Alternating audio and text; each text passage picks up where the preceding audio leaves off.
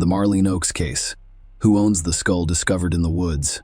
A crime is considered perfect when its primary goal is met and the perpetrator is not punished or even suspected. However, with the advancement of technology and scientific approaches, it is becoming increasingly difficult to commit such an act. Furthermore, even old, unsolved cases that appeared perfect in the past are now being successfully resolved decades later. In 1980, an auto mechanic named William Bill Major believed he had committed the perfect crime that could never be solved. Hardly a man could have predicted that more than 2 decades later, he would still have to face trial and receive a well-deserved sentence. And the new investigation was launched by his own daughter, whom he had deprived of a mother in her early childhood.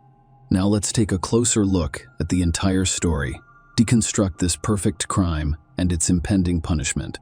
To be fair, it should be noted that this high-profile and very cruel case of the disappearance of a young mother, Marlene Oaks, could have been solved back in the 1980s because the victim herself, who had a premonition of her impending death, left many clues for the police that for some reason, law enforcement did not pay attention to. Marlene Oaks. The early years. Helen Marlene Oaks was born on December 7, 1954, in the small town of Martinsville, Virginia, and was the middle of 3 children for Lorraine and William Oaks. She was raised alongside an older brother and a younger sister. Their family lived modestly, but the parents always tried to provide for their children and raise them to be worthy people. Today's childhood heroine preferred to go by her middle name, Marlene, which she preferred over Helen. She was petite and adorable, blonde with brown eyes and a charming smile, so it was no surprise that she drew a lot of attention from an early age. At the age of 16, barely out of school, the girl, eager to begin an independent life and escape parental care, hurriedly entered into the bonds of marriage. Her chosen one was a man named William Major, who was 10 years her senior, but the two were in love.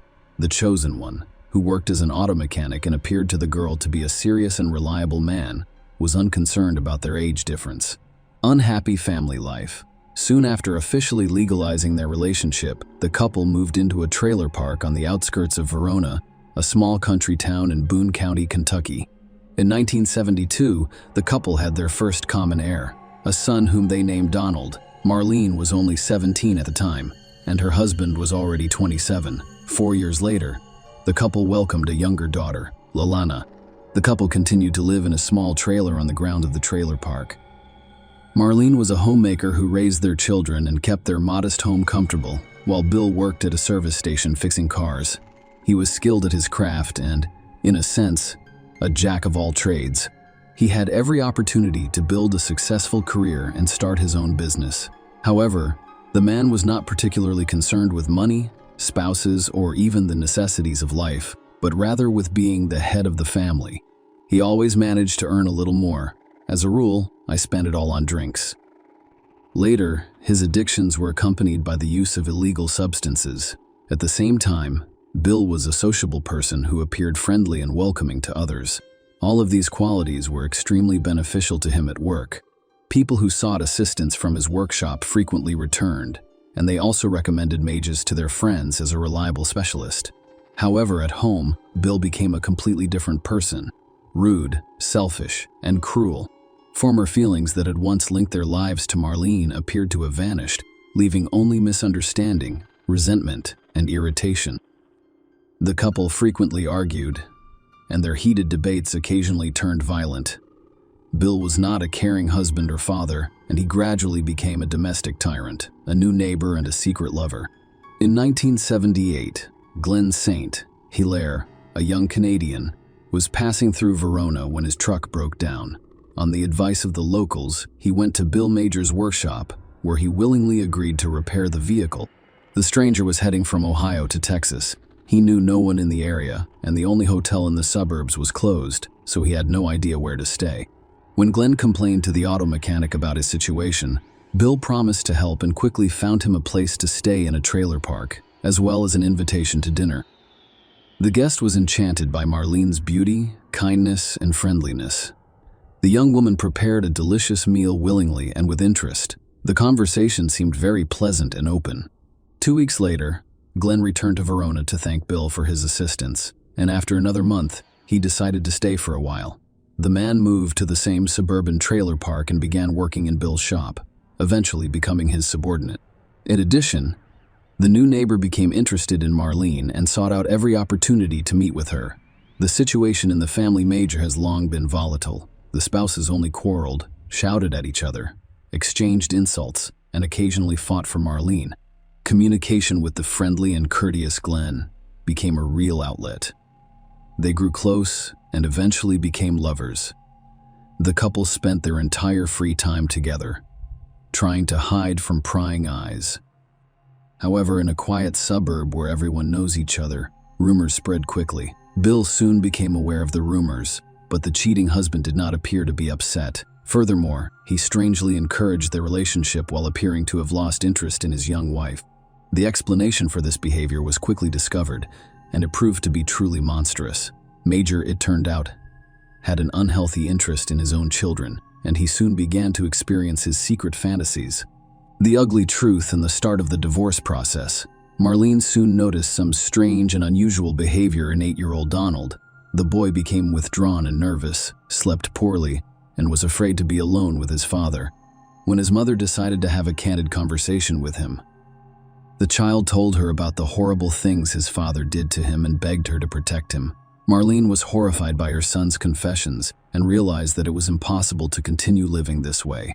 She had long intended to divorce Bill, obtain sole custody of the children, and relocate with Glenn and the children to her native Virginia, closer to her parents. Her lover also suggested that she do this, giving her a legitimate reason to expedite the divorce and move. Marlene told her husband everything she had learned from her son about his unacceptable behavior, declared her intention to divorce, and threatened to report him to the police. The scandal quickly escalated into manhandling, with Bill repeatedly hitting his wife in the face. From that point forward, spouses were literally at war. Marlene began the divorce process but separated from her husband. She couldn't yet, because she wanted to legally gain sole custody of the children. Her husband beat her nearly every day, insulted her, and threatened to kill her, and threatened to kill her. He promised to kill her, that he would ensure that the body was never discovered, and that he would stay with the children. The unhappy young woman simply didn't know what to do. She secretly kept a personal diary in which she recorded everything Bill said to her, including his threat to kill her and cover his tracks. Furthermore, while intoxicated with alcohol, Bill described in detail how he would kill his wife, dismember her, and hide the remains in various locations. The most important role he played in concealing the crime was to remove all of the teeth so that the body could not be identified by dental records. It is worth noting that all of these terrible things, both major and minor, describe not only his wife, but also some of his friends who did not take him seriously. Meanwhile, the situation worsened, and the trailer park neighbors became daily witnesses to the tumultuous marital conflict. Marlene flees, leaving behind no children or lover. Everyone was aware that Marlene had filed for divorce and was planning to relocate to another state with Glenn and their children. Nobody judged Marlene. Everyone was aware of the difficult and unhealthy situation in her family. However, relatives and neighbors expected everything to be resolved in a peaceful and civilized manner. On October 11, 1980, around noon, the spouses were once again outraged, but things quickly calmed down. Towards nightfall, an agitated and angry Bill led the children to one of the nearby trailers and knocked. He explained that his wife had fled with her lover, leaving his son and daughter behind, and asked him to watch the children until tomorrow while he searched for Marlene and brought her home. The neighbors agreed to shelter the children for the night, and they assumed the young woman had fled with Glenn, but they couldn't understand how a loving and caring mother could abandon her adored children. What was everyone's reaction when Glenn walked out of his trailer in the morning? And when asked about the escape, he simply stared at those around him, incomprehensibly. He had not seen his beloved since yesterday and was unaware that she had disappeared somewhere. Then Glenn went to Bill to clarify the situation, but the enraged husband only yelled that his wife had found another lover and lost her mind. Glenn, on the other hand, did not believe his words because he knew for certain that no other man was at Marlene's side and she would never abandon the children.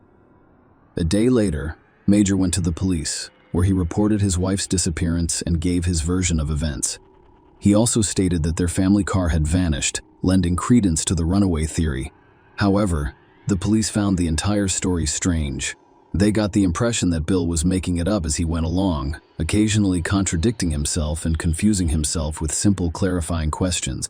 Look for the missing woman. Interrogation of witnesses. The police decided to begin their investigation into this case by surveying the couple's neighbors and relatives, as well as researching the circumstances surrounding the young woman's disappearance. All agreed on the difficult relationship between the spouses, but claimed that Marlene would never have abandoned Donald and Lelena because she loved them more than life. There were also those who heard Bill's creepy stories about murdering his wife and disposing of her body.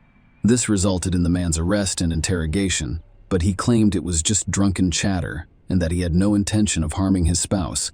The next oddity was that a search of the house turned up the missing woman's passport, wallet with cash, driver's license, and all of her personal belongings. It appeared that she had just gotten into a car and left without her belongings, money, or documents. But where are you going? Marlene's relatives were unable to respond to this question, but her sister mentioned during their last disturbing phone conversation that Oakes was afraid for her life and kept a diary in which she recorded everything that happened to her. The detectives were eager to learn more about the diary, but when they searched the trailer, they discovered nothing similar. A few days later, Glenn arrived at the police station with the diary. He explained that Marlene had left him notes to keep in case something happened to her or she vanished without a trace. When the woman went missing, he waited a few days before taking the notebook to the station, realizing she was unlikely to return. The pages contained some truly horrific entries, such as beatings, humiliation, and threats. There was also a detailed account of how Bill promised to kill his wife. Marlene also mentioned the husband's unhealthy interest in children. In this regard, it was decided to speak with Marlene's son, but he provided no useful information, did not answer any questions, and simply asked to be allowed to go home. For some reason, the detectives ignored the fact that the boy was scared and unable to answer questions truthfully. Donald's father had interviewed him beforehand, and he was afraid to say anything unnecessary for fear of angering his parents. They chose not to traumatize 4-year-old Lelena and did not question her. For the next few weeks, police officers searched the neighborhood for any leads or clues. Marlene and her car were wanted across the state, but both appeared to have vanished. There was no reason to think she was dead or murdered. The investigation has come to a dead end. The move appears to be an escape, despite the fact that relatives and neighbors testified against Bill, and the man himself was repeatedly summoned for questioning. No reason for his arrest was ever found. No body or conclusive evidence that Marlene had been seriously injured was discovered, and she remained missing. Major began quickly selling off his property, explaining that he was moving closer to his parents because it was difficult for him to manage 2 children following his wife's escape. Among other things, he sold his weapons, which included a rifle, a shotgun, and several pistols. His strange behavior resembled an ordinary escape for the children, rather than a preparation for moving. Bill kept telling them that their mother never loved them and therefore abandoned them. He claimed that Marlene was an alcoholic and that she had numerous lovers who were more important to her than her family. Bill worked hard to turn his son and daughter against their own mother, attempting to make them despise the person they loved the most. It should be noted that he did quite well because Donald and Lelena were still young and blindly trusted their father. Soon, Bill and his children relocated to Rhode Island, where his parents lived. They bought a trailer and settled there for many years. However, with Marlene's disappearance, Donald and Lelena's lives began to spiral downward. Their father brutally beat them, abused them, humiliated them, and did even worse things. Initially, these tortures were primarily directed toward Donald. However, as Lelena grew older, the bitter fate did not spare her. About a year later, the man met a new lover named Pauline and began living together, but they were unable to legally marry because the Major was still married to the missing Marlene. Nonetheless, the couple had a child together, and for a while the family lived a quiet life until one day. Pauline did not see what Bill was doing with his own son. She immediately went to the police and told them everything, then left with her child. Bill was eventually arrested, and his children went to live with their maternal grandparents in Virginia. A grisly discovery in the woods. Around a year and a half after Marlene's mysterious disappearance, a hunter discovered a terrifying sight in a wooded area near a Verona trailer park. He noticed that his dog had begun digging in the ground, revealing what appeared to be a fragment of a human skull. The man immediately reported it to police, and the arriving experts confirmed his suspicions. It was indeed a severely damaged skull. The discovered remains were immediately sent to forensic experts for a thorough examination, and the experts' conclusions were extremely frightening. The skull was missing its lower jaw and lacked any teeth. There were 2 bullet holes, and the shots were fired at point-blank range. Experts also discovered chop marks from a large knife or axe on the bones, indicating that the head was likely separated from the body. It was impossible to say for certain who this skull belonged to, but based on the size and condition of the bones, it was assumed to be a young woman under the age of 30. The story of Marlene's disappearance immediately came to mind. The entire area within a radius of several kilometers was thoroughly searched, but no other remains or belongings were found. So the discovery was dubbed Jane Doe, which means unknown, and the search was halted. A new investigation 20 years later. When Donald and Lalana moved into their grandparents' home, their lives gradually improved. Most of all, they feared the day their father would be released. However, after his release, Bill showed no interest in his adult children and did not contact them for a long time. Lalana avoided talking about her mother because she was angry at her for abandoning them with a tyrant father. However, during a candid conversation with her grandmother, Lalana inquired as to why her mother had abandoned her and her brother after falling out of love. The old woman responded that she did not believe the story of the escape and believed that her spouse had dealt with her. At this point, the girl's world flipped upside down. She looked at the situation from a completely different perspective and realized the grandmother was correct. The girl decided to conduct her own investigation to solve the mystery surrounding her mother's disappearance. Lalana began by keeping a notebook in which she recorded everything she could recall from her childhood, as well as everything her older brother knew and remembered. When the girl was 22 years old in 1998, she decided to return to her hometown, Verona, to speak with former neighbors and see if any of them had any useful information. As it turned out, Glenn still lived in those places, and he remained hopeful that one day the mystery of his beloved's disappearance would be solved. His personal life hasn't developed. The man was lonely, worked at a local factory, and was obsessed with the investigation into Marlene Oak's case. Glenn Lalana learned about her mother's diary, which she gave him to keep safe before her disappearance. This diary was later added to the case file and eventually lost on the shelves of the police archives. Lalana was able to obtain permission to view her mother's writings and was astounded by the contents of the diary. Not only did her mother know she was about to die, but she also revealed the identity of her killer, the method of death, and the process of concealing the evidence. After reading the notes, the girl rushed to see her father, whom she hadn't seen in over 10 years. In order to discover the truth, it should be noted that Bill remarried after being released from prison, but in 1995, he suffered a stroke and has since been confined to a wheelchair. When he discovered the reason for his daughter's visit, he simply laughed in her face. Lalana begged him to tell her where he had hidden Marlene's remains so that she could give her mother proper burial. The girl promised not to go to the police and that everything Bill said would be kept between them, but the father only insulted his daughter, called her crazy, and said she would never know what happened to her mother. Layla discovered from her mother's diary that her father was planning the perfect crime, which included dismembering her, removing all of her teeth, and burying the remains in various locations. Also, Lalana, who, like her brother, was bullied by Bill as a child, discovered some horrific details in her father's biography. Bill had already served time for harassment prior to meeting their mother. However, for some reason, police officers overlooked this circumstance when they entrusted Majaru with the children following their mother's disappearance. In 2000, 2 decades after Marlene's disappearance, her daughter launched a new investigation into the case, providing all of the evidence she had gathered on her own. Lalana and her brother were re-interviewed, and this time they described everything their father had done to them, with the beatings being the least of their concerns. At the same time, Lalana learned of an unidentified skull fragment with no teeth or lower jaw discovered in the nearby woods a year and a half after her mother's disappearance. She began to insist on DNA testing, but the procedure was prohibitively expensive at the time, and government agencies refused to pay for it.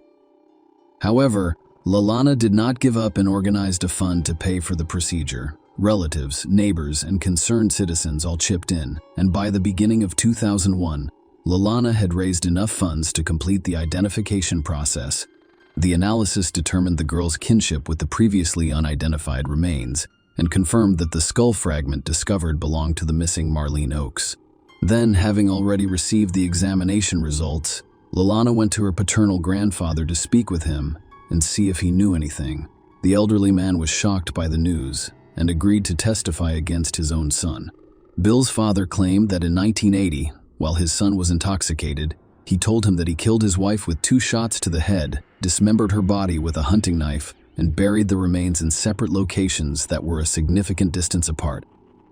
At the same time, he removed the lower jaw and teeth with great care. Marlene's car was thrown off a cliff into the river, but the police were unable to locate it or its fragments for more than 2 decades. The turbulent mountain river either carried the vehicle far downstream or completely destroyed it, grinding it against sharp rocks. A trial and a fair verdict, regardless of the new circumstances and evidence discovered. There was still no probable cause to arrest Bill. The police then decided to play a trick, asking Bill's father to bring his son to a frank phone conversation in which he confessed to everything. The trick worked, and when Major learned that his daughter wanted to resume the investigation, he told her that she would be unsuccessful because he had safely hidden all of his wife's body fragments, her car, and the instrument of crime. Bill's words became the reason for his arrest as he confessed to everything. The man was arrested in July 2001 after listening to a recording of the telephone conversation and learning about the skull's identification. He admitted what he had done. However, he blamed everything on his late wife, claiming that she drove him to scandals, cheating, and threats to take his children and prevent him from seeing them. At the trial, Bill told his version of the story, claiming that he and his wife had a fight in the car and she began threatening him with a gun, but he grabbed the gun from her and allegedly accidentally shot her twice in the head, except that the shots were fired into the back of her head at point-blank range, implying a premeditated crime rather than self-defense. Bill's trial did not begin until the summer of 2003, 23 years after the crime. The 59-year-old defendant arrived at the hearing in a wheelchair. He himself remained calm and confident that he would be able to avoid punishment. The lawyer he hired insisted that this crime was committed in self-defense and that Lalana and Donald's claims of harassment were false. Despite the defense's best efforts, the court convicted Major of the brutal premeditated murder of Marlene Oakes. The man was surprised to learn that he had been sentenced to life imprisonment. In December 2016, Bill attempted to apply for parole but was denied. A year later, he died in prison from a second stroke. Share your opinion with us in the comments and subscribe to the channel for more.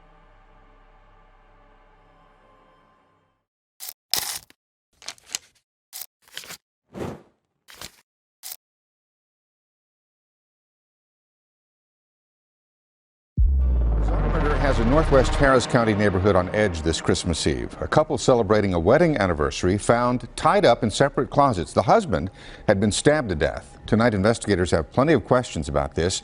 And it happened, as we see on this map, at a home on Kelsey Meadows Court and Village Terrace. And that's where Local 2's Andy Sirota is joining us live with the latest on this story.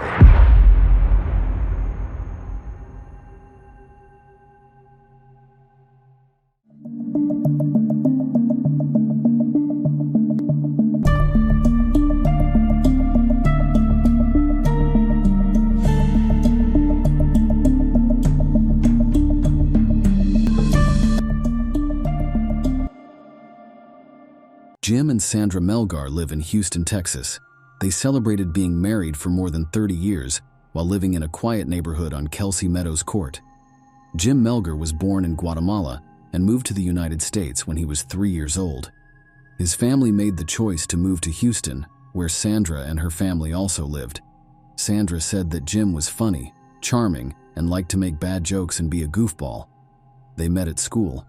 He kept asking Sandra to go ice skating with him for weeks, and she finally said yes. As they say, the rest is history. In 1980, they got married. Jim went to work as a computer programmer, and Sandra ran a successful business doing medical billing and coding. Even though they were successful, they liked living a quiet life with their daughter Elizabeth, who went by the name Liz. Liz said that her parents were like best friends who were meant to be together. The three of them loved to travel and do outdoor activities like hiking and fishing, but their love of nature faded over time. Sandra endured various physical challenges, including lupus, epilepsy, hypothyroidism, and hip replacements. Liz recounted witnessing her mother suffer violent seizures, a terrifying experience for the entire family. Jim, desperate to help his wife, spent entire days researching her conditions in search of treatments and cures. On December 22, 2012, Jim and Sandra were out having fun to celebrate 32 years of marriage. They ate at their favorite Mexican restaurant, and then around 9:30 p.m., Jim stopped by CVS to get some candy for drinks. When they got home, they sat in their jacuzzi with drinks and snacks and talked about their plans for the future. Jim was excited to make plans for their time together because he was only 5 months away from retiring. Also, they talked about the small party that Jim's family was planning for their anniversary. The narrative takes a dark turn on December 23, 2012, at 7 a.m., when a neighbor noticed the Melgars' garage door open throughout the day, an unusual occurrence. Jim's family arrived at the house around 4:30 p.m., finding it eerily quiet.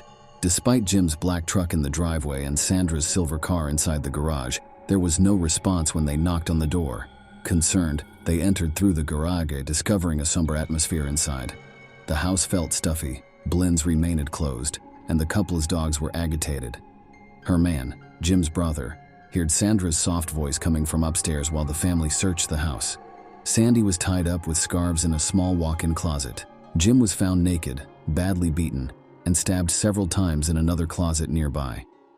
Jim Melgar, who was 52 years old, was pronounced dead just 2 minutes after the police arrived. He had over 50 injuries, including defensive wounds that showed he had been in a fierce fight. Sandra woke up to the horrifying truth, but she couldn't remember what had happened after 1 a.m. Open drawers, jewelry boxes that had been searched, and prescription pills that had been taken but not found were all signs of a crime scene. The police reports didn't say anything was missing or stolen, even though the house was in bad shape. They found a white blouse and a kitchen knife inside the jacuzzi, which they knew was the murder weapon. It was locked, but there was blood on the handle of Jim's loaded gun that was in the closet. When paramedics checked on Sandra, she showed signs of physical distress that reminded them of a seizure. However, there were no major cuts or scrapes on her hands or arms, which raises questions given how tightly she was tied up and for how long. Bizarre murder has a northwest Harris County neighborhood on edge this Christmas Eve. A couple celebrating a wedding anniversary found tied up in separate closets. The husband had been stabbed to death. Tonight, investigators have plenty of questions about this.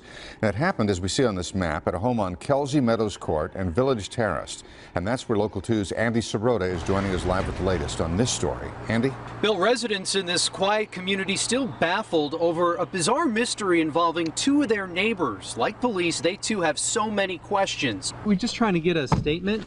Sandra Melgar sought comfort today in the arms of a friend in the wake of her husband's bizarre murder. She was unable to speak from the back seat of this car, where we saw her wrapped in a blanket laying down, still in shock after her 52-year-old husband was found dead and tied up in a closet.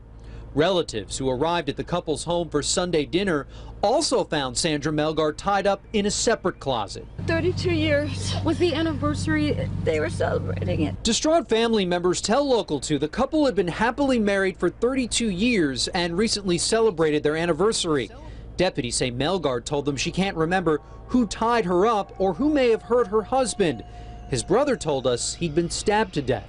They were in the bathroom together, her and her husband, at approximately 1 a.m. this morning, and at some time she blacked out, and the next thing she remembers is waking up in the closet. Relatives told us off camera the Melgars are devout Jehovah's Witnesses, own some rental properties, and insist there was nothing going on in the couple's lives to indicate trouble was on the horizon. Now, tonight, we're still not sure what caused Sandra Melgar to black out, but relatives tell us she does have a medical condition, and they say it appears that she may have been hit over the head with something. Investigators haven't released information on any possible suspects. They took Sandra Melgar to homicide headquarters to interview her. Andy, thank you, sir. Relatives got to the Melgar house yesterday. They said they noticed that the garage door was open. Investigators haven't said anything yet about any possible signs of forced entry or about whether the couple's home had possibly been ransacked or if anything was missing. She was taken to the hospital for more tests, but was quickly sent home. They then took her to the Harris County Sheriff's Office to question her. The police thought Sandra's account of what happened was not quite right because of how strange the scene was.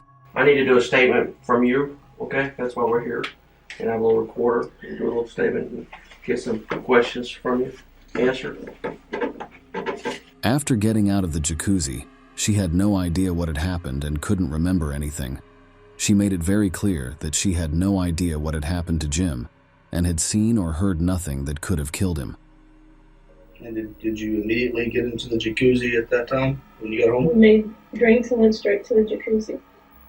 He got out once to go get ice and then came back. And then said he was going to move the dogs because they were barking too much.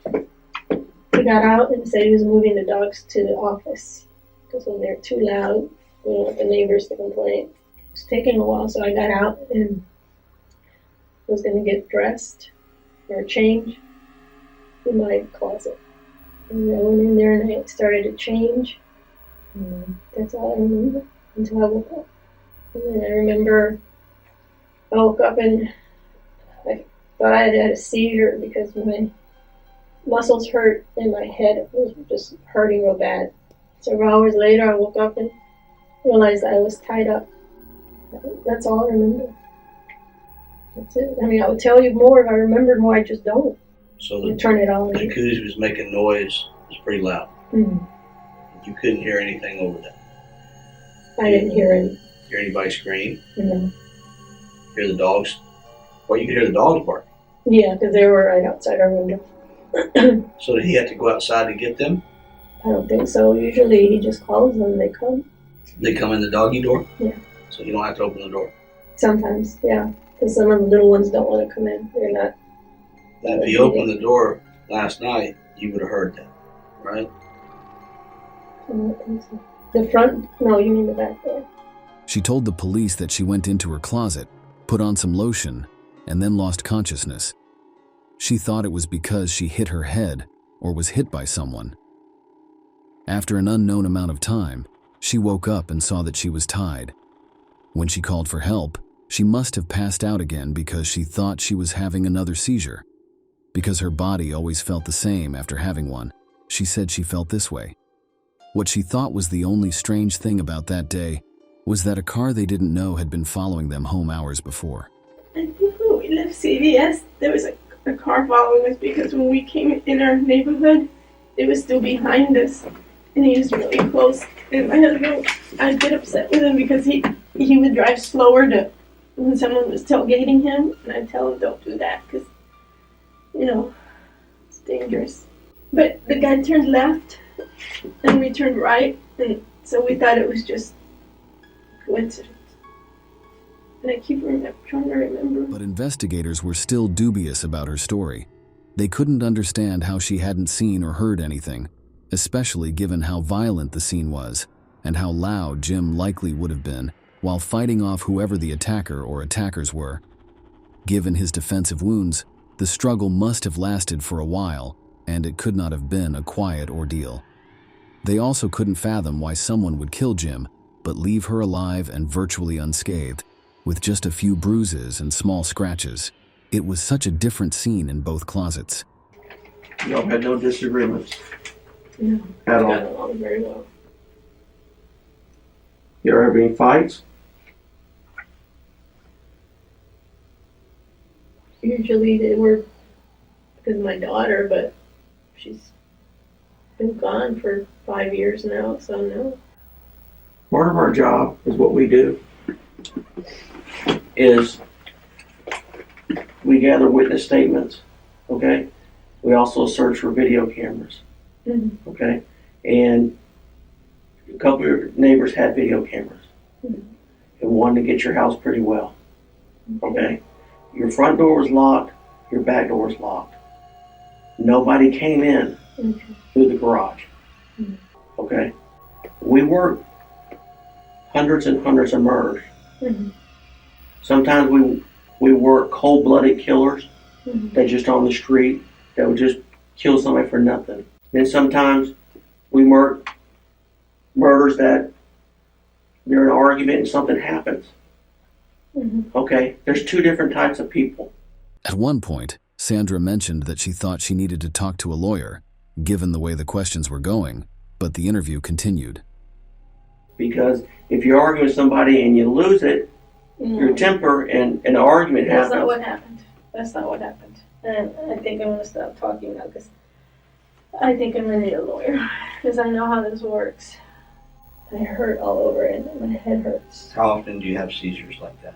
And I'm not able to drive anymore. How frequent? At least once a month, maybe. When was the last time that you had one of those before today?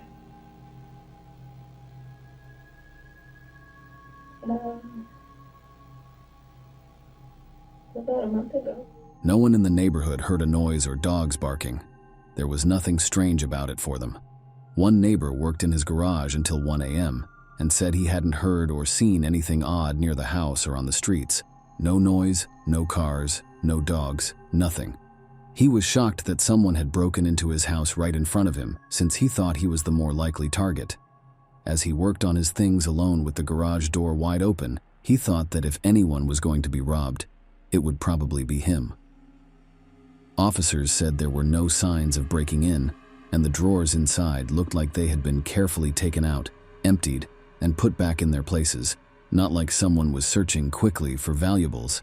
They thought it was strange that the murder weapon, which came from the Melgar's kitchen, was left in the jacuzzi at the scene of the crime. Investigators also saw that Sandra could have easily used a bath mat or a pillowcase to push a chair against the door. It was interesting that neither Jim nor Sandra had any ligature marks, since that's what they would have seen if they had been tied down. This led them to believe that Jim had been tied up after he had died, not before he was killed. Even though Liz and Sandra said that things were missing, police and experts said that the evidence did not point to a home invasion and that Sandra had set up the scene. When Sandra was asked to take a voluntary polygraph test, she said no because she was scared that being cold and shaking might hurt her chances. I'm not trying to cause you trouble or cause you pain. But we have a procedure. Are you familiar with a polygraph exam? Mm-hmm. We have a person that's going to come here. He's probably here I can't now. do it now. I'm just a nervous wreck right now. Okay, well let me I just explain. can't do Let it me now. explain this. And I'd rather talk to a lawyer about it because I already feel like, I know where this is going. Okay, well I want you to understand. Now I understand that you're upset. I understand that you've been through a lot. This person that does this is a professional and is able to filter for that.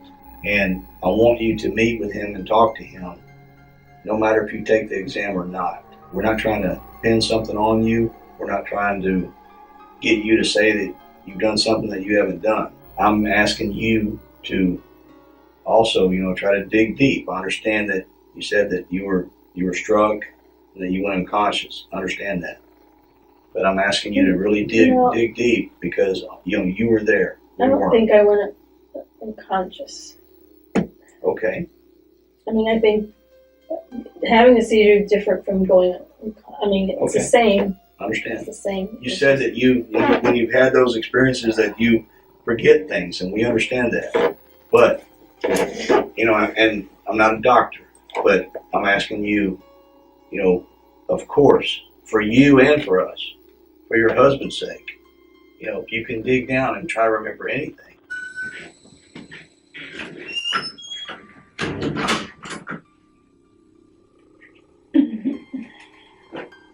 How you feeling? Freezing. How did the meeting go? Guess okay. Did you take the polygraph? No. How come? I needed to wait because I'm just too shaky right now. Something I want you to understand is that we go to all extremes. Mm-hmm. We don't quit. You're going to see a lot of me. You're going to see a lot of my partner. We're going to learn everything. And I hope you're We're looking somewhere processing. else too, because it's not me. We're processing this. You're seeing your house too. And you know, we didn't just walk into this ball game yesterday. I did ask you to take a polygraph test. Yes. I did. And I know I'm too shaking and I'm freezing. And what's your explanation though? What's your excuse for not taking one? It's not holding water, Sandra. I'm just going to be honest with you. I just don't want to take it and then it's used against me. That's not possible. Yeah, it is. It is. Those are not even admissible in court. What do you think should happen to the person that, if we catch that did this to your husband, what do you think his punishment or her punishment should be? Do you think they should get a second chance? No. What do you think should happen to him or her? They should go to prison. Isn't that what they normally do? They go to prison? Do you love your husband? Yes, I love my husband. Do you care about him? Yes. She wants to find the killer. Of course. I don't think you do. Did you kill your husband?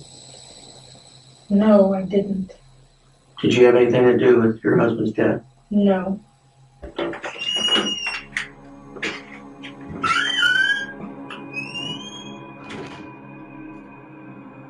The detectives were sure of what had happened that night, so on December 24th, they called the office of the Harris County District Attorney to ask that Sandra Melgar be charged with murder.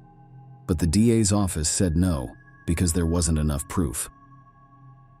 As tests from the scene started to come back, they showed that there was no blood other than Jim's, which was strange. An expert pointed out that someone might leave the house pretty clean. On some door handles, dresser drawer handles, the safe handle, and the scarves that were tied around Sandra. DNA profiles of men and women were found. These profiles didn't match any Melgar family members, but they weren't fully tested to find out where the DNA came from. Liz sent a message to the police saying she found a backpack in the garage with an Xbox inside. She thought someone had put it in a bag to steal it and then dropped or left it on their way out. This item also had the DNA profile of an unknown female. A tip came in a few days later about a man named Chad Sullivan who was acting strangely in the neighborhood that night. Sullivan, who was recently released from prison on assault charges after being convicted of theft, never answered when police tried to talk to him. Sandra later said that bits and pieces of her memory were starting to come back to her.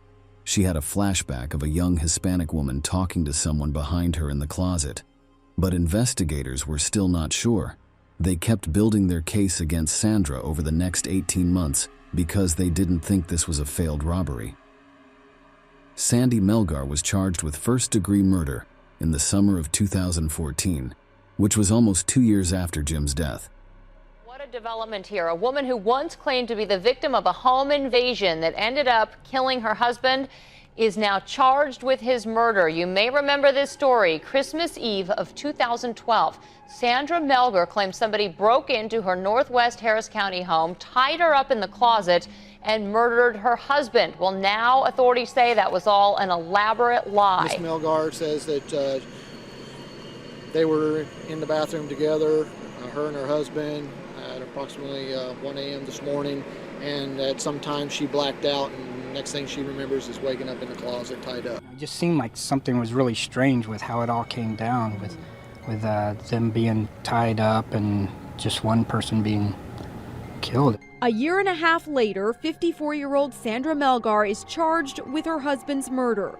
We were wondering, I mean, it was so weird that what happened and how it happened, didn't seem like we heard anything like anything had been stolen or anything like that.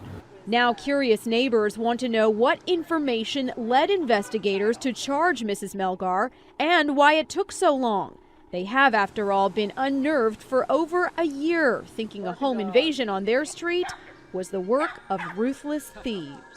Her defense team said that there was no physical evidence against her and that everyone was missing a very important point.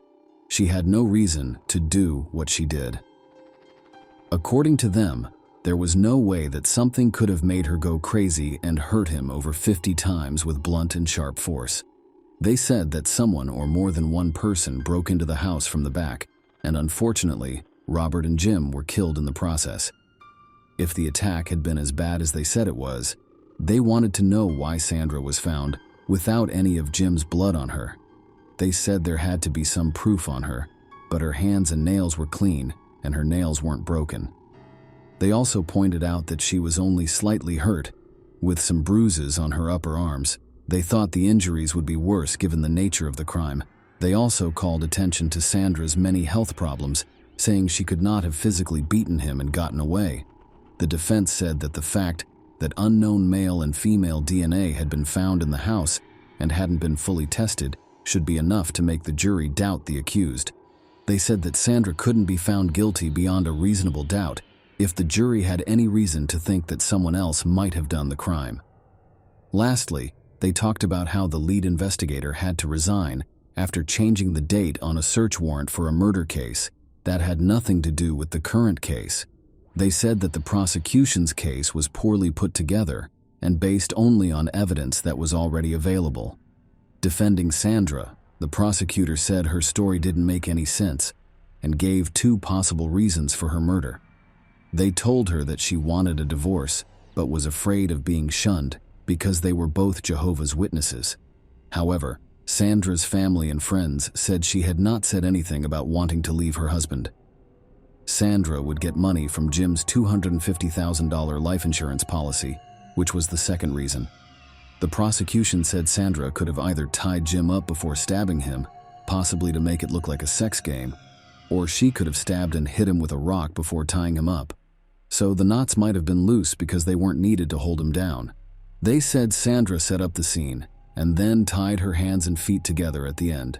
Celestina Rossi, a researcher who looks at blood spatter and breaks down crime scenes, was called as a witness by the prosecution. She said in court that the crime scene did not look like a home invasion because there were no signs of forced entry and the dresser drawers were all over the place.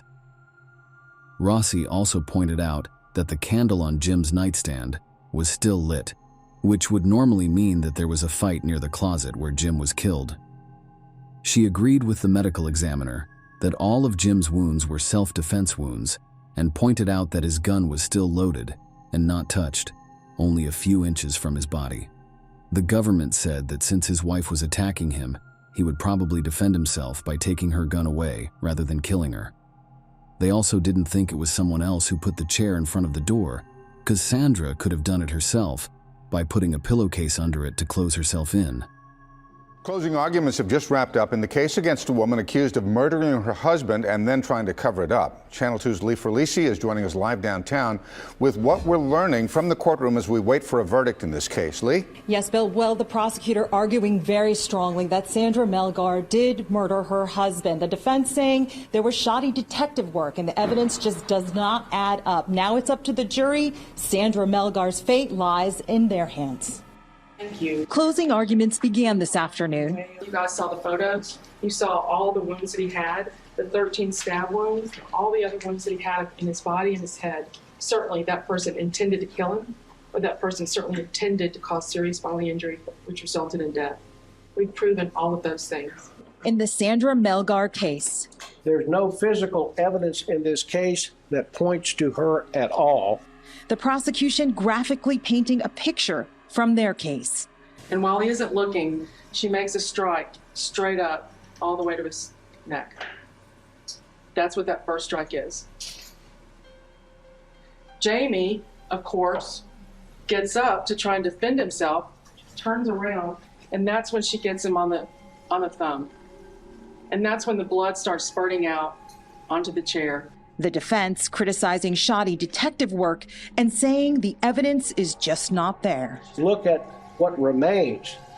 No broken nails, no problems with the hands, no bruising here where you would expect it if a knife was used. So the jury is expected to deliberate for only a few more minutes until about 5:15. Then they'll be back at it again tomorrow morning. We're live at the Harris County Criminal Courthouse. Lee Ferlisi, KPRC, Channel 2 News. In August 2017, the jury thought about the case for 8 hours. They couldn't agree on what to do on the first day, but by the second day they had made up their minds. Sandra Melgar killed her husband Jim and was found guilty. She was given 27 years in prison. Liz said that when the verdict was read, there was a gasp that could be heard throughout the courtroom. Sandra sobbed and almost passed out. She said that for a moment she thought about her mother killing her father, but now she didn't think that was possible. In court, no one really thought she would be found guilty. Jim's family and Sandra's family both believe her story and support her claims that she is innocent. Being fair about it is hard because these are my parents, but I tried to look at the evidence first. I still want justice for my dad in the end. It wasn't my mom who did this. I want to know. I'm sure she didn't do this. Liz said, "I'm going to keep fighting until we can prove that." The prosecution was pleased with the outcome and the sentence that was given. As later said by the jury foreman, they said Sandra told a story that didn't make sense or add up. The jury also didn't believe her. Both mine and probably my fellow jurors' pendulum, guilt or innocence, swung back and forth throughout the entire trial. What was your first impression of Sandra? Was how could this diminutive-looking middle-aged lady possibly have committed this crime? It was frankly incredulous to see it at first. Didn't compute. I didn't think she could have done it at first. One, I'll say the prosecutor's testimony, right? It all made sense. Now, was it absolutely provable? No, but it's the only thing that made sense. During the trial, the prosecution had acquired all the medical records and showed and just listed the dates up there and everything else of her doctor's visits. No seizure, no seizure, no seizure, getting better, that kind of stuff. So we watched almost all the police video over again during deliberations, and that's what brought the other people over until we had a unanimous verdict. A couple of months later, Sandra's team filed an appeal requesting a retrial. However, their request was denied. New at 6, a celebrity defense attorney is taking on the case of a Houston woman convicted of murdering her husband, Kathleen Zellner, who was featured in the Netflix. In 2018, well-known defense lawyer Kathleen Zellner said she would be taking on Sandra's case because she thought she was innocent. Kathleen Zellner has helped 19 people who were wrongfully convicted get their freedom. When she started working with Stephen Avery, after he was convicted of killing Teresa Halbach in 2005, the Netflix show Making a Murderer brought her a lot of attention. We are ready to hear argument in cause number PD 024320, Sandra Jean Melgar versus the state of Texas. Good morning to the court. I'm George McCall Seacrest Jr. from Houston, and along with Allison Seacrest, we represent Sandy Melgar on appeal and represented her at trial. The state did not prove Sandra Melgar's guilt beyond a reasonable doubt, and I contend, based upon a fair and full reading of the record in this case, and based upon its unique facts, the evidence is legally insufficient as a matter of law. Yeah, let me ask you a question real quick. Sure. So I know the state doesn't have to prove motive. They speculate about what your client's motive might have been. But if there's anything in the record or in the briefs I missed, is there any evidence of any, what would the motive to kill Jaime have been? Zero. Let me no, not for your client. I mean for someone else to kill him. Oh, we believe it was home invasion, and that would be the motive. We believe that, in fact, people entered the home. We think this business about no breaking and entering, the garage door was up. It was an unlockable interior door, and there was, contrary to the Court of Appeals opinion, there was evidence that property was missing. Opioids were missing, a television set, jewelry, cash. That is the motive. For why someone else did it. Why would they not have killed your client too?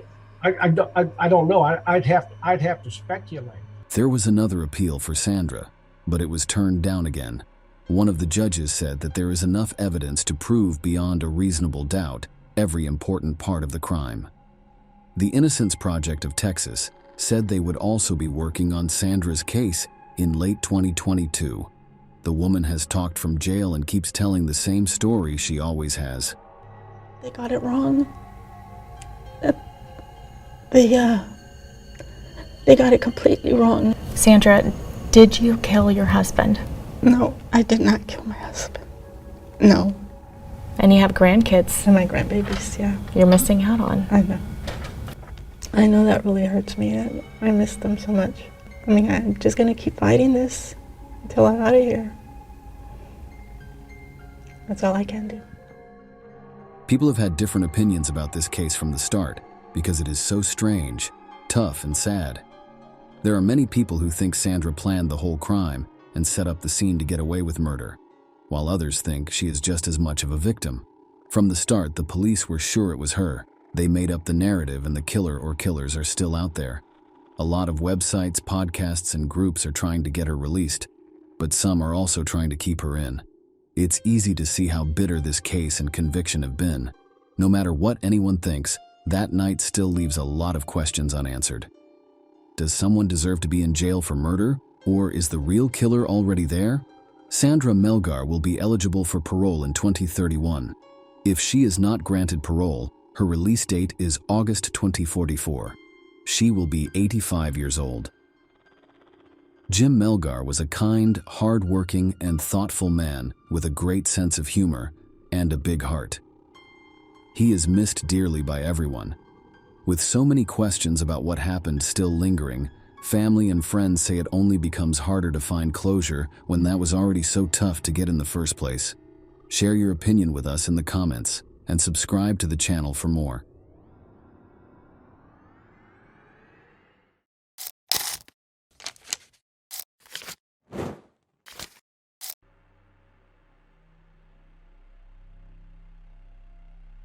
Daniel and David, twins, have always made important decisions together since they were children.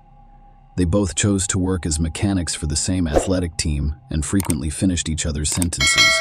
Nobody could have predicted that the brothers would one day conspire in an almost perfect crime together. After all, even if the police had discovered DNA, the prosecutor would not have been able to persuade a jury of Dan or David's guilt. Standard forensic DNA analysis cannot distinguish between identical twins because their genetic profiles are nearly identical, and a jury will always have room for reasonable doubt. It took law enforcement officials 10 years to apprehend the brothers. Only because David agreed to a deal with the prosecutor and testified against Daniel were the police able to resolve the case that will be discussed today. On July 22, 2003, her husband, with whom she was divorcing, drove up to Heather's parents' house. The final divorce hearing was only 1 week away. The man got out of the car carrying a large bouquet of flowers and a card with a touching picture, hoping to reconcile and avoid divorce. The reason he kept the marriage alive was not because he loved his wife or wanted to keep the family together. Daniel realized that the court's decision to pay alimony would not leave him with enough money to live his normal life. Maybe he even lost his house. The man was desperate for an escape and expected to solve the problem with a bouquet of flowers and promises, but the plan failed. Heather flatly rejected Daniel's proposal. Heather's father, Dave Springer, had to intervene after the conversation became violent. Only after Dave promised to call the cops did Daniel angrily yell that Heather was ruining his life and abandon the house sprayer. A former Denver Police Department officer realized instinctively that his son-in-law was a danger to his daughter. He asked her not to see him during the remainder of the divorce proceedings. He later stated that I was concerned about what my son-in-law Dan Wild might do as the final divorce approached. He wanted to keep everything under his control. However, control was slipping away from him. He was becoming increasingly desperate and hostile. I advised Heather not to date him, and I didn't believe she would, but she did. Dan called Heather 2 days later and offered to pick up the children's medical records, as well as the assigned child support check. Initially, the almost ex-spouses agreed to meet at McDonald's. The young woman did not want to be alone with her ex-husband and planned to meet in a crowded location, taking her 2 children, aged 5 and 3 at the time. She said nothing to the father, only alerting the mother to the meeting. Clearly, something went wrong. To appease her mother, she changed the plan and named the nearest fast food restaurant as the meeting place. Heather went to Daniel's home in Edgewater, Colorado, where he lived with his identical twin brother David and David's then girlfriend Roseanne, rather than McDonald's. Heather believed that in the presence of the children, Jacob and Hannah, their father would not be aggressive, and that he was not alone at home. And then the young woman vanished. She was not seen alive again. Heather Springer was born on April 21, 1973, in Arvada, Colorado. Her father, David Springer, worked for the Denver Police Department and was well respected by his colleagues. The man did everything he could to ensure his beloved wife, Carol, Heather, and her two older sisters, Rebecca and Jennifer, had everything they needed. The family provided a friendly, warm environment of mutual understanding for her sisters. Their father exemplified masculinity, responsibility, and care. During her youth, Heather attempted to form relationships with her peers, but nothing came out. When she met Dan, Wild was 10 years her senior. Heather saw in him an adult, responsible, caring man who made her feel as calm and safe as her father, Daniel. Being a mature man won Heather over his peers. The 23-year-old young woman fell in love and did not look back. The couple started dating in 1996. A year later, Dan made Heather an offer, which she gladly accepted. She grew up in a family where her father was always in control due to his professional activities, and she saw the same quality in the groom as a manifestation of love and protection. Unfortunately, she was mistaken.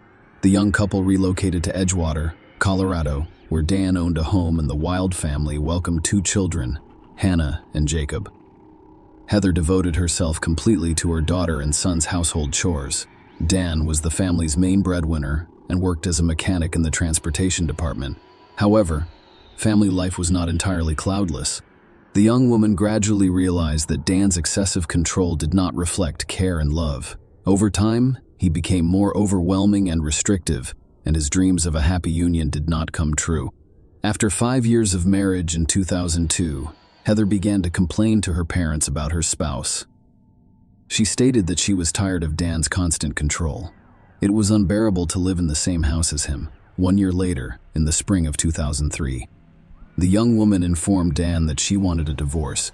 She packed her belongings and moved with her children to her parents' home in Arvada. Dan reacted negatively to her legal spouse's actions, even threatening her, which strengthened her resolve to protect her interests and those of her children.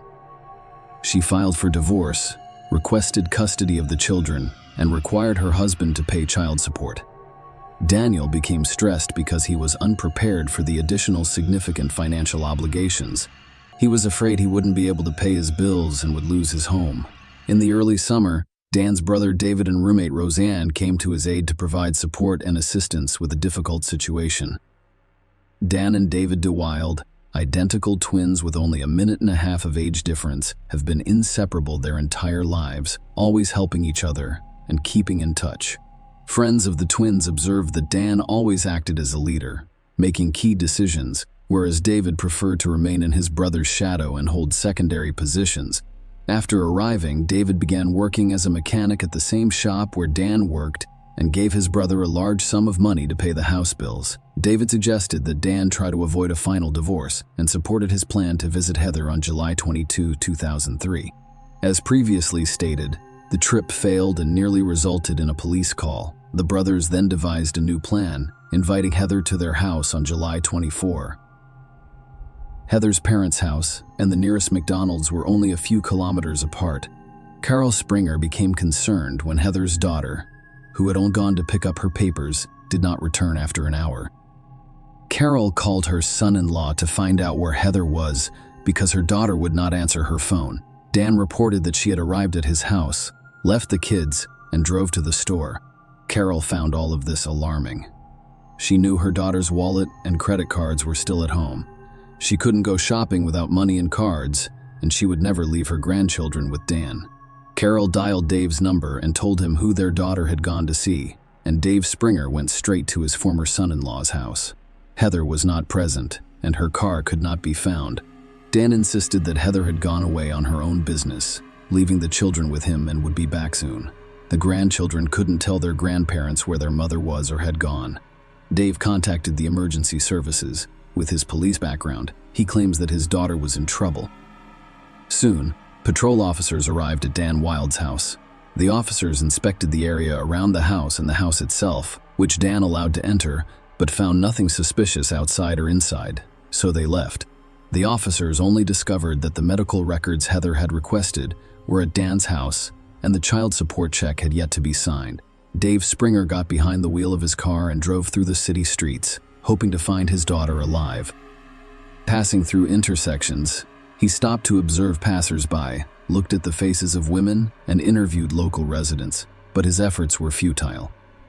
Heather D. Wild was officially reported missing the following morning, on July 25. Detective Mark Kreider of the Denver Police Department has joined the search for the woman. The detective took Dave's suspicions seriously. Nobody believed Heather would simply decide to flee her family after the trial and go on vacation. Lidar told reporters that Dave was obviously very concerned.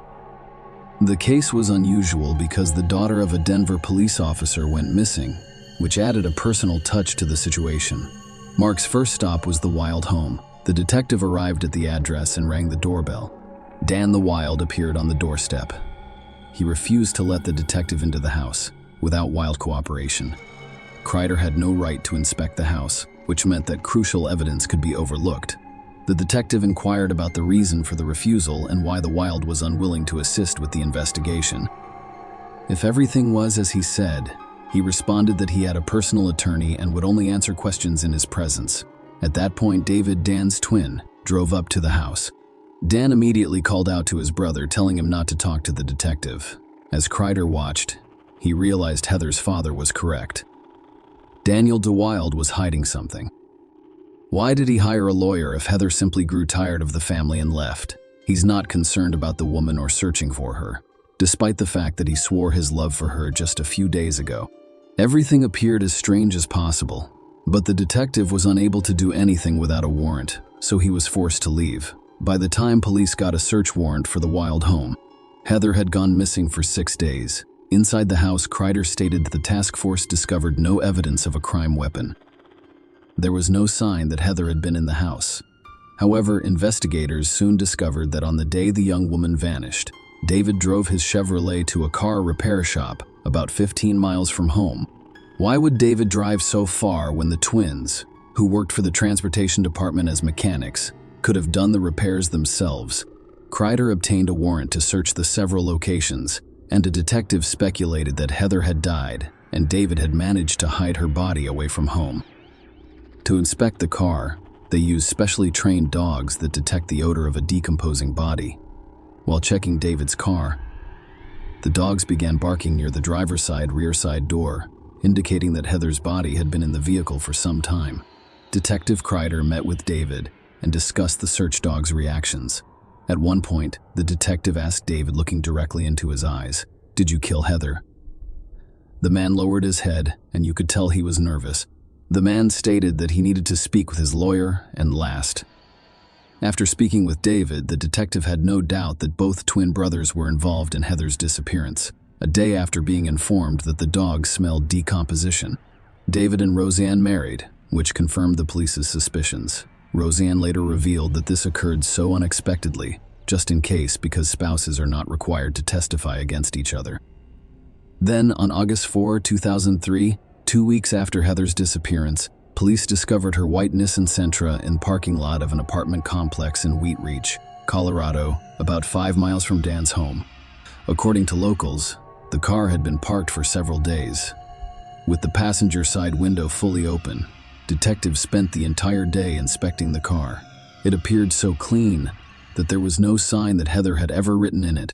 We discovered no evidence of Heather's DNA inside or outside the car.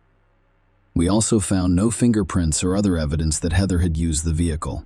The expert explained to Detective Kreider, apparently the perpetrator or perpetrators were meticulous in wiping out all traces qualitatively. Investigators searched the wooded area south of the apartment complex where the car was discovered. They utilized trackers, thermal imaging cameras, and a police helicopter. The search turned up nothing that could lead them to Heather. Carol and Dave realized at that moment that they had lost their daughter for good. Exactly 1 month later, on September 4, 2003, Heather's body was discovered by a road worker while shoveling dirt on the canyon road. He noticed a large trash bag on the ground and called the cops as he approached. Meanwhile, the body had decomposed to the point where dental records could be used to identify it. The woman's face was covered with a duct tape mask, and rope was wrapped around her neck and wrists. The body was wrapped in garbage bags and duct taped before being buried in a shallow grave. Heather's clothes were identified by family members as the ones she left in to meet Daniel on July 24. Heather's exact cause of death could not be determined by the medical examiner, but the nature of her injuries suggested that she was strangled or died of asphyxia. Investigators discovered that the twins were involved because the body was discovered on the same day in Brooklyn, which is the workshop that David visited on the day Heather went missing. The trash bags in which the body was wrapped had the same general class characteristics as the bags taken from the Wild home. However, it was circumstantial evidence. Direct evidence was lacking, and Kreider was unable to apprehend either of the brothers. Dave Springer felt crushed by the inability to do anything. Heather was buried. Her parents placed a note in her casket that read, "All she wanted was to love and be loved." There was a language barrier. Nobody informed Heather's parents or sisters about the investigation's details. It even appeared to them that no one was dealing with the case at all. In fact, the investigation determined who was guilty, but a lack of evidence limited the detectives' options after 2 years. In 2005, Denver's district attorney changed, promising the Springer family assistance in the investigation of the case. The investigation team thoroughly reviewed 1,500 pages of documentation and re-examined all of the case's evidence and details. However, these efforts produced no new results. There was no physical evidence, and DNA analysis found no link between the brothers and Heather's death. Detective believed that, in addition to the brothers involved in the case, David's wife Roseanne, who also lived in the house, could be involved, but as an official spouse, she had the right not to reveal information about him. After another 4 years, Heather's family had still not found a place. The deceased's father admitted that he sometimes screamed at night. He was sick and that Dan was sleeping peacefully on the loose while the rest of their family was subjected to daily injustice. Ross Boot took over the Heather DeWild investigation in 2009, correct? The new prosecutor approached the task with extreme seriousness. Within 6 years, the volume of documentation increased from 1.5 to 30,000 pages. There were 15 additional boxes containing important information. A DVD of home movies eventually piqued the interest of the new investigative team. Dan and Heather had engaged in unusual practices during their marriage. Dan played the dominant role and Heather willingly submitted. Dan likes to tie Heather up. When detectives examined the home videotape, they noticed a significant coincidence. The way Dan was tying Heather up in this video was very similar to how the woman was tied up when her body was found. Detectives also discovered Dan's profile on a dating site where he claimed to be a widower, despite the fact that Heather had been reported missing and her body had yet to be discovered. During the investigation, they were able to locate a witness who saw Dan, David, and Roseanne early one morning near the location where Heather's body was discovered. Furthermore, using new technology developed in recent years, experts were able to reinvestigate phone conversations between David, Daniel, and Roseanne on the day of the crime. All three made 14 calls to each other, and detectives were able to determine each caller's geographical location. David's cell phone was discovered near Heather's car, and from there, he called his brother and then Roseanne. Using all of the information gathered, detectives apprehended the perpetrators more than 8 years later, with only circumstantial evidence. Dan, David, and Roseanne DeWild were arrested on December 14, 2011. Both were charged with first-degree murder and conspiracy to commit first-degree murder. As prosecutors prepare for trial, investigators hope to provoke the Wild. They speculated that Roseanne could be the weak link and attempted to turn her against the brothers. It did not work. The woman maintained that neither she nor the twins were involved in the crime. Dan, David, and Roseanne spent 8 months in jail awaiting trial, with Dan being the first to fall out with David. 9 years after the crime, the man admitted to Heather that he killed his twin brother Dan. Maybe it was the arrest, the billing records, or he genuinely loved Roseanne and wanted to keep her safe by making a deal with the prosecutor. Or perhaps he simply weighed all of his options and chose freedom after 12 years over a lifetime of sentencing. Regardless, David accepted the deal. Without his testimony, the brothers would likely have gotten away with the crime. David described the gruesome details. According to the man, his brother Dan began planning the crime in April 2003. After he was ordered to pay child support, he carefully considered every move he made. Don told David about his plan and asked for assistance. He stated that if Heather refused, he would still get rid of her, but only on her own. David acknowledged that he was concerned for his brother. He assumed Dan couldn't do it alone. He would be apprehended and put in jail right away. David agreed to help. Heather and the children arrived on July 24, 2003 at noon, as planned. When Dan went to meet them, David allegedly tried to stop his brother, but he ignored him. While the kids played in the house, Dan took her to the garage, promising to return the now almost ex-wife joint videos that were allegedly kept there. In the garage, Dan grabbed her by the shoulders and threw her to the ground.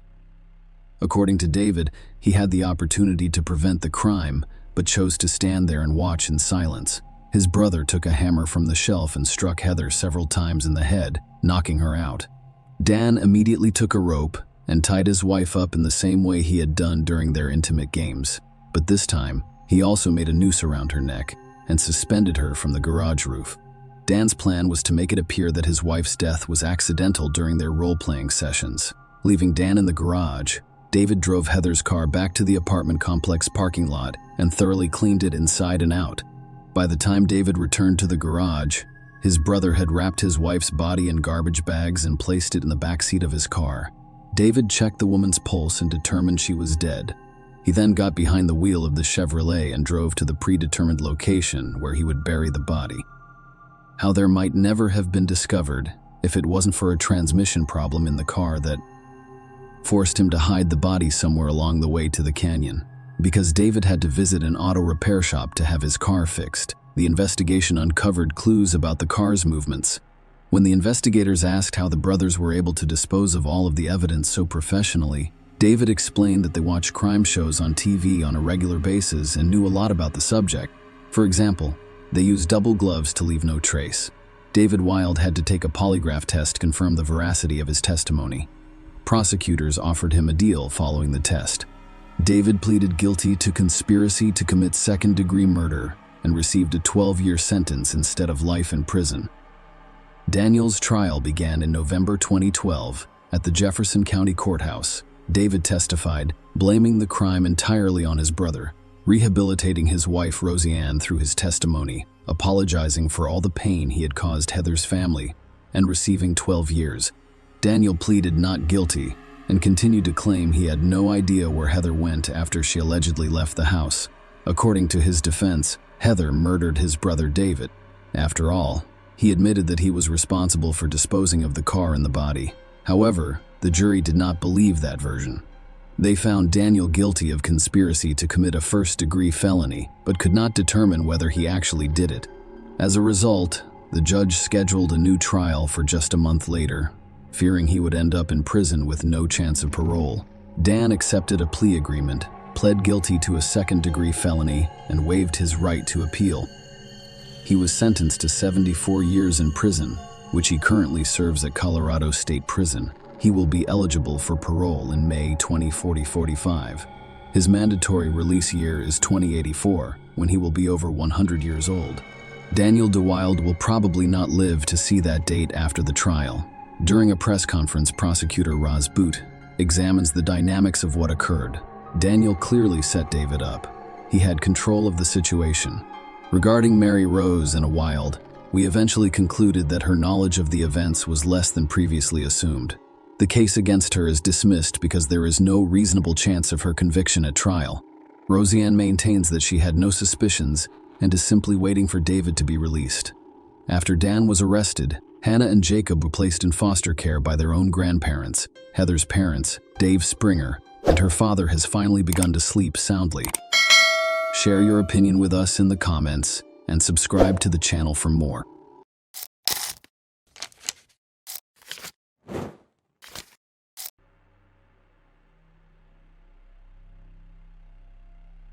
The Beverly Liggett case exemplifies madness by inheritance when a favorite son becomes an executioner. Unfortunately, genetics is inextricably linked to a wide range of inheritable diseases. These include some mental illnesses. However, an existing predisposition is only a risk and probability, not a guarantee that the child will inherit this or that disease. Naturally, every parent hopes that his children will inherit only the best, and that diseases will avoid offspring. Many experts believe that there are no specific genes for the transmission of mental illness, meaning that no single gene is necessary or sufficient to cause the disease. Nonetheless, mental illness is often passed down through families. This is precisely the issue confronting our heroine today, Beverly Liggett. who sincerely believed that her children would be unaffected by such a condition. And while Beverly, his daughter, grew up to be a perfectly healthy and balanced woman, the son appears to have suffered a double blow, which he blamed solely on his mother. It should be noted that this man's intelligence was unaffected by his mental disorder. On the contrary, Beverly Liggett was very clever and calculating, which makes his atrocities even more sickeningly creepy.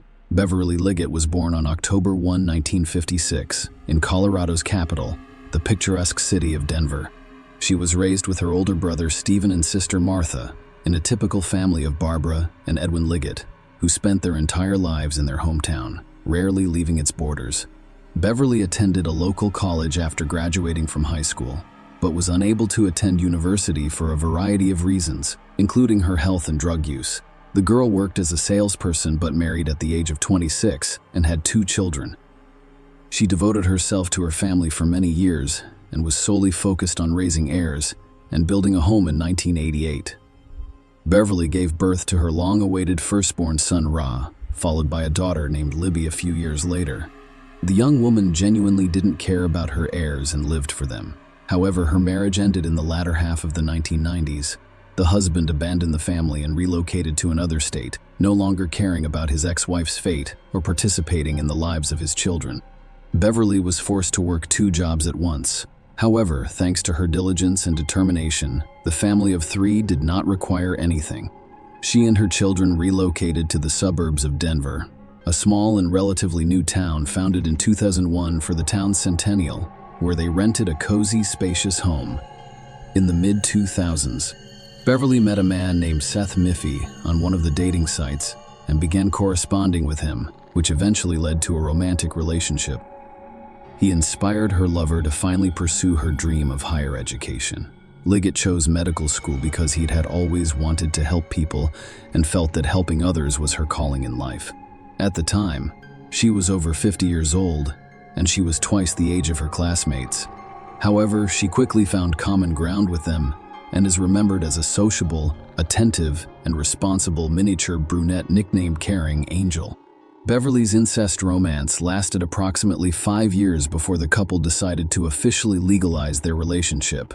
For the 2 of them, the step was serious, but they were prepared. Beverly was overjoyed because she finally had a college degree, a higher-paying job, and was about to marry the man she loved. Her children had reached the age where they could live independently. However, her son's area was a source of genuine concern and apprehension, and there were several good reasons for this. A hereditary disease. The Liggett family had a sensitive issue that they tried to keep hidden from others and never discussed with outsiders.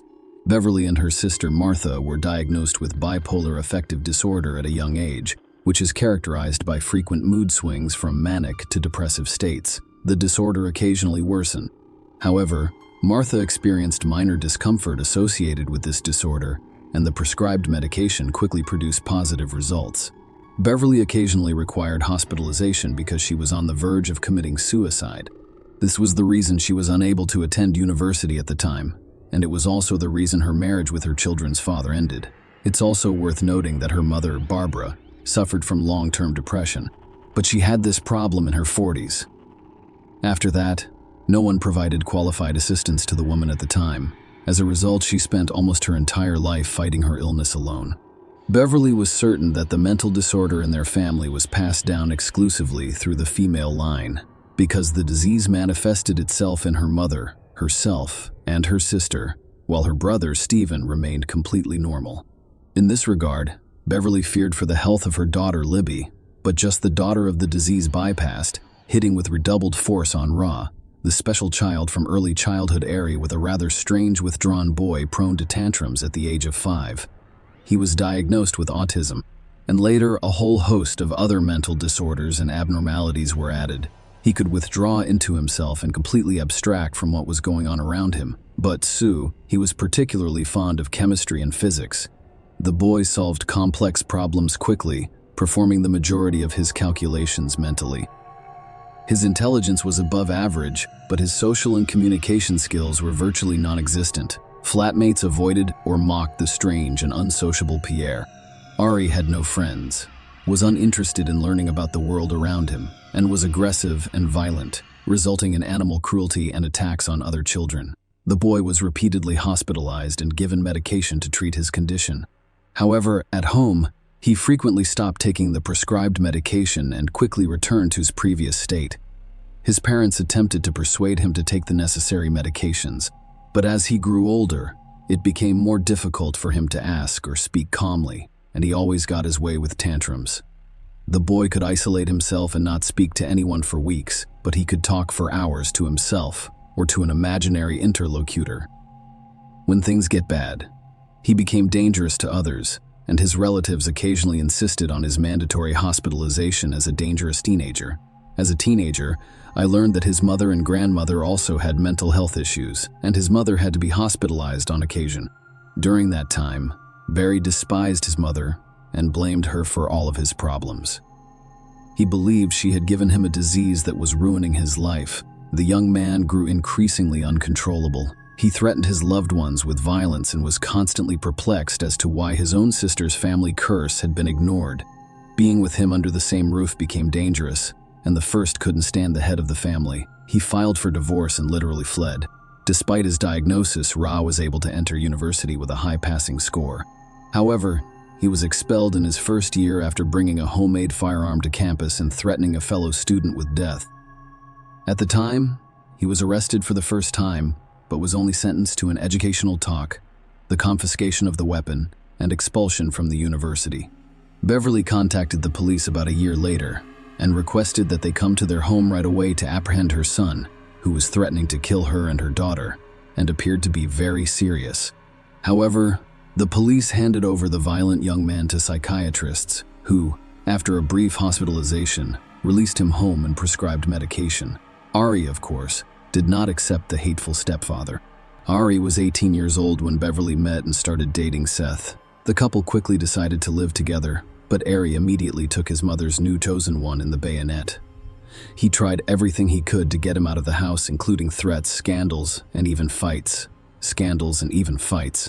The appearance of another man in the house, which his mother perceived as a personal insult and betrayal, prompted him to do his best to support his beloved. He looked for a specialist who could assist the young man in paying for his clinic treatments, but the more he tried, the longer he despised him. The thought of this man becoming his stepfather and a member of their family, combined with his fear and depression, makes him aggressive and dangerous. That Missy repeatedly told his wife that her son was old enough to live independently. He could study or work normally if he took his medication correctly. Beverly Leggett was well aware of this, but she loved her son and could not abandon or take him mount, so she continued to endanger her own life through her obsession with guns. The young man's hobbies evolved over time, becoming increasingly bizarre, sophisticated, and dangerous. He had a weakness for weapons, and more specifically, he was obsessed with them. In the basement of his own home, he gathered homemade firearms, literally from improvised materials, on his knees, demonstrating once more that the man was very smart, clever, and enterprising. However, Ari was not limited to a single weapon and came up with the idea of creating an explosive device. He found all of the information he needed on the internet and purchased or ordered the components he required, as well as the substances he couldn't find. He made the decision to synthesize at home himself. Using his extensive knowledge of chemistry, Beverly was suspicious when she found her son in the backyard of the house, and because he refused to answer questions and behaved strangely, she immediately called the police. As it turned out, she did it just in time, because the police discovered an almost ready bomb in the house during their search. In addition, they discovered and seized a modified rifle, several pistols assembled from various model parts, a silencer, and a large number of spare weapon parts. Our computer search history from the previous few months was reviewed and studied. The FBI became seriously interested in the young man because they suspected he was planning a large-scale crime. In Ari's room, there were also numerous jars of poisonous substances on the shelves, such as arsenic and potassium cyanide. He could not explain why he bought them. The young man was arrested the same day, but he was only charged with misdemeanor possession of weapons and careless handling of dangerous chemicals that could result in death or serious injury.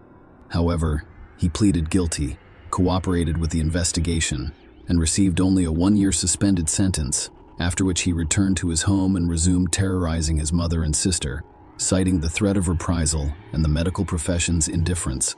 Ari became enraged and hateful following his arrest and suspended sentence. Not a day went by without him threatening to kill his family in their sleep or burning down their home after locking everyone inside. He was then hospitalized again, this time for 3 months, in a psychiatric hospital. In addition to previous diagnoses, doctors found signs of schizophrenia and acute psychosis in the young man. Following another course of treatment, the young man became quiet for a while before returning to himself. He didn't talk to anyone, spent most of his time in his room on his computer, and appeared to take his prescribed medication faithfully. However, only a month later, he had another breakdown, triggered by the news of his mother and Seth's impending wedding. Ari also overheard his mother and stepfather discussing their plans to buy a house in another state, relocate, and restart their lives. Libby's sister had already moved out with her boyfriend, leaving Ari on his own. The 25-year-old man was upset about it. The young man went completely crazy. He threw a tantrum at his mother, screamed her, waved a knife in front of her, threatened to kill her, and ensured that the body was never discovered. Beverly immediately called the psychiatric hospital, told them everything, and asked for her son to be forcibly hospitalized again. But the attending physician dismissed her request, believing that there was no reason to do so and that the previous course of treatment had yielded positive results. So he did not believe that Aria posed a threat to others. Beverly had one last conversation with Seth that evening, who was working in another city and couldn't get to her right away. Beverly Hill's mystery disappearance occurred on October 14, 2012, less than 2 weeks after the woman celebrated her 56th birthday. She failed to report for hospital duty that day, which had never happened before. Colleagues were the first to sound the alarm after failing to call his lover and receiving no response to his numerous messages. Sat dialed Libby's number to find out when she last spoke with her mother. As it turned out, Libby had been attempting to call her unsuccessfully since the morning. He called the house phone and was horrified by what he heard. Ari picked up the phone and unsuccessfully attempted to imitate his mother's voice, pretending to be her and claiming that she was fine. Seth immediately called the cops and asked them to send a unit to their house as soon as possible. When the police arrived, they discovered that no one was home and that there was no reason to break in at that time. Therefore, the only attempts made that day were to trace Beverly's phone signal and check her bank card activity. Beverly's car had also gone missing, prompting a statewide manhunt, and it was the vehicle that led to a lead just 2 days later when a patrol officer saw it in a Denver suburb and decided to check the paperwork to see if it was the right car. A creepy discovery in the boot. Even before checking the license plate number to ensure it belonged to the missing woman, the police officer noticed something strange about the car. When the last outs were gone, the police officer approached the driver and requested identification. The driver was a young man whose long hair partially obscured his face. He was visibly nervous, and when asked to show his documents again, he simply pushed the gas pedal to the floor, accelerated, and sped down the road at full speed.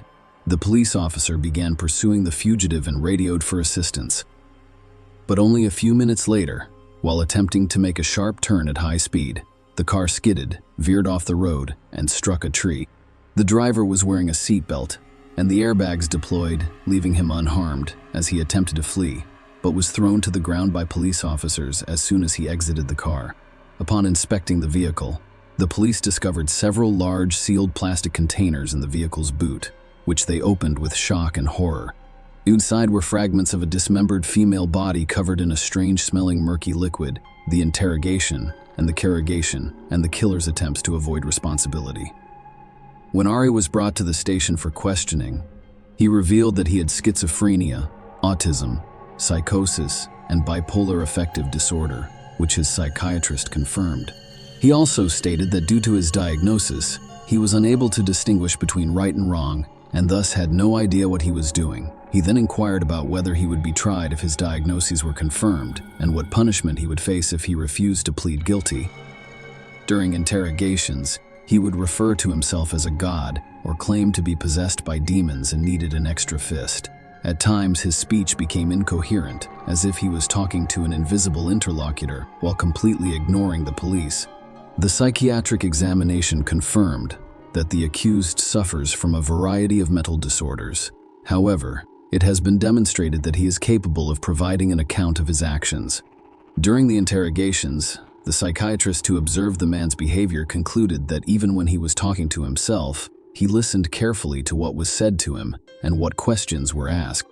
This was evident in his reactions, clarifications, and abrupt mood swings. Ari's main motivation for displaying his insanity in such a vivid and demonstrative manner was to avoid severe punishment and minimize his responsibility before the law. He was clever and intelligent enough to attempt to confuse the investigation and persuade others of his insanity, the investigation, and the unexpected results of the search. Despite the fact that everyone knew he had committed a terrible crime from the start, his guilt had to be proven. This required hard evidence. It was decided to begin with a search of their family home, where, as expected, the murder occurred. The police discovered washed-up traces of blood on the kitchen floor, corridor, and bathroom. A bloody hacksaw was found in the dishwasher, which the young man had apparently used to cut up his mother's body. The bathtub, with its jagged edges, served as the setting for this heinous act. Beverly was poisoned with potassium cyanide, according to the expert examination, and her body was dismembered with a hacksaw before being packed into a container. Vials containing the aforementioned poisonous substance were discovered in the kitchen of Ari's room, as well as in the basement of the house, where the man had a sort of chemical laboratory. In addition, under the bed in his bedroom was the corpse of Beverly's favorite cat, which had also been poisoned. This implied that the perpetrator had practiced on the animal before killing the mother. Remember the strange liquid in which the dismembered body's fragments were placed. As it turned out, it had a special chemical composition that can accelerate the process of tissue decomposition. The killers had already found the recipe on the internet and decided to literally dissolve the corpse and hide the bones in the mountains so that they would never be discovered. Based on all of the evidence found, the following picture of the massacre emerged. On the eve of the tragedy, Ari had a heated conversation with his mother, threatening to kill her again. He was so convincing, but Beverly, terrified for her life, called her son, the psychiatrist, with a request to immediately hospitalize him. However, the specialist ignored the request, believing that his patient posed no threat to others.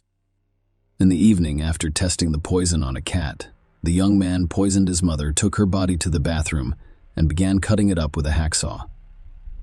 It's still unclear how he got his mother to take potassium cyanide. It probably took me all night to finish the gruesome job because when Sass called the house phone in the morning, the perpetrator was still in the house. Aries and carelessly cleaned up the blood stuffed into the saw into the dishwasher and packed the body into several chemical-filled containers. He placed the containers in the boot of his mother's car, which he used to leave the house. The following events are already known to you. When this version was presented to the defendant backed up by hard evidence, he began to justify himself and change his testimony. He claimed that his mother committed suicide by voluntarily ingesting the poison and that he only discovered her lifeless body. According to the guy, he was terrified of being left without a source of income because he did not work and lived at her expense. He then decided to dispose of the body so that she could be considered missing. According to his plan, he would continue to live in the house and use the deceased's bank cards and accounts. The young man's story sounded crazy, and no one doubted that he was mentally ill, but it was also clear that he had meticulously planned the crime in advance. It was not a temporary insanity, a state of affect, or an outburst of rage. He had carefully planned each step and carried it out. Arias's possession of chemicals that accelerated the decomposition of the body, which he had purchased in advance, was one of the most compelling evidence that the crime was premeditated. Furthermore, according to his search history, he thoroughly researched them months before the crime, trial, and sentence. As I previously stated, the psychiatric examination confirmed our diagnoses. However, experts concluded unequivocally that he was aware of his actions and had carefully planned the massacre of his mother. He continued to insist on his insanity, despite realizing that it was pointless to pretend to be insane. The trial was held in November of that year, a month and a half after the crime that shocked the entire state. Lawyers worked tirelessly to demonstrate that the defendant cannot be held criminally responsible due to his illness and requires treatment. Ari claimed that his mother hated him and therefore passed on the hereditary disease to him, whereas his sister was completely normal. He also described himself as a victim of crazy Beverly and blamed all of his problems on his parents. Seth testified in court, saying that his late lover and he were both afraid of Ari because they didn't know what to expect from him. He was extremely cruel to others, exhibited sadistic tendencies, and refused to take prescribed medication to control outbursts of aggression. He also stated that Beverly's fear for her son had evolved into her fear of her own son. The court convicted every Liggett of first-degree premeditated murder and sentenced him to life in prison without the possibility of parole. The jury unanimously concluded that his actions were cold-blooded and calculated. The 26-year-old defendant listened to his verdict in silence, his head down and seemingly unconcerned. Following the trial, Libby Liggett admitted that she believed her brother was completely guilty of what he had done. However, she noted that the tragedy could have been avoided if the specialists to whom the family repeatedly turned for assistance had performed their duties and responded to the alarming messages in a timely manner. Beverly, as of today, Ari Liggett is serving his life sentence in a Colorado state prison. All of his attempts to appeal and challenge the court's decision have been unsuccessful. Share your opinion with us in the comments and subscribe to the channel for more.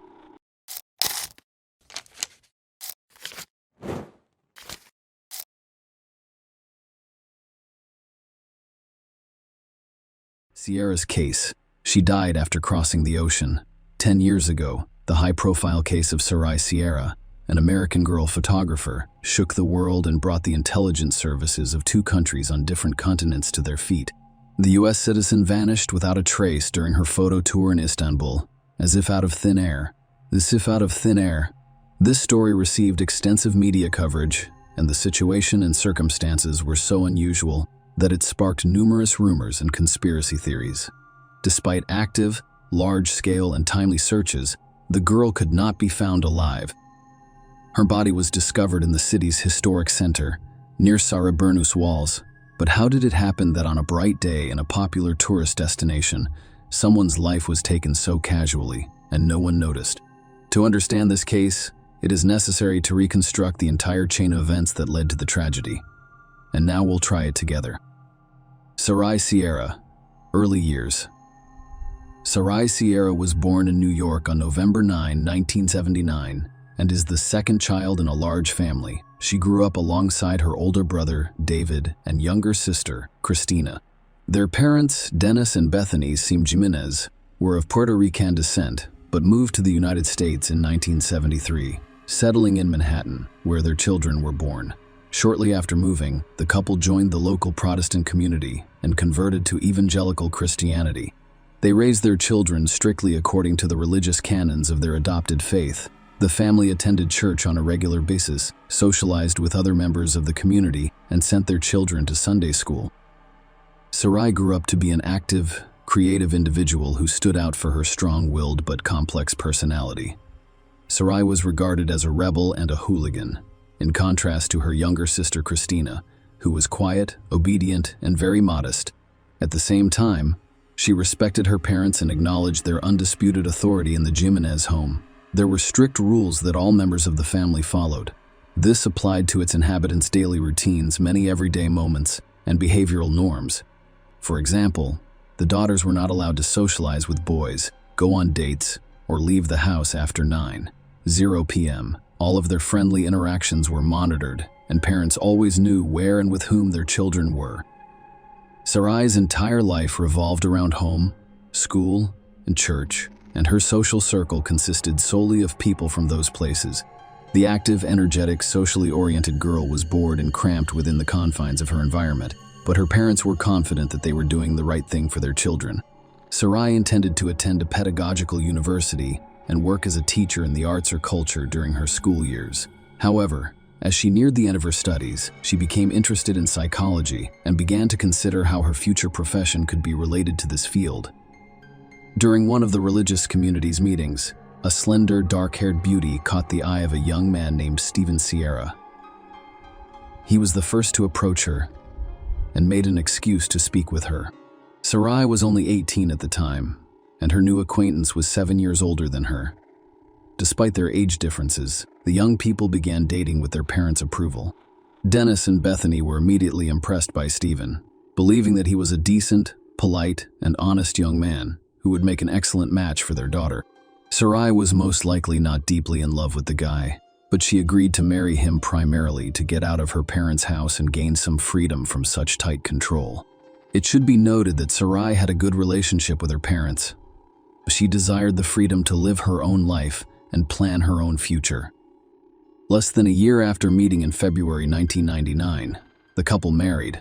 The bride was 19 years old at the time, while the groom was 26. The couple soon moved to Michigan, where Stephen's parents lived.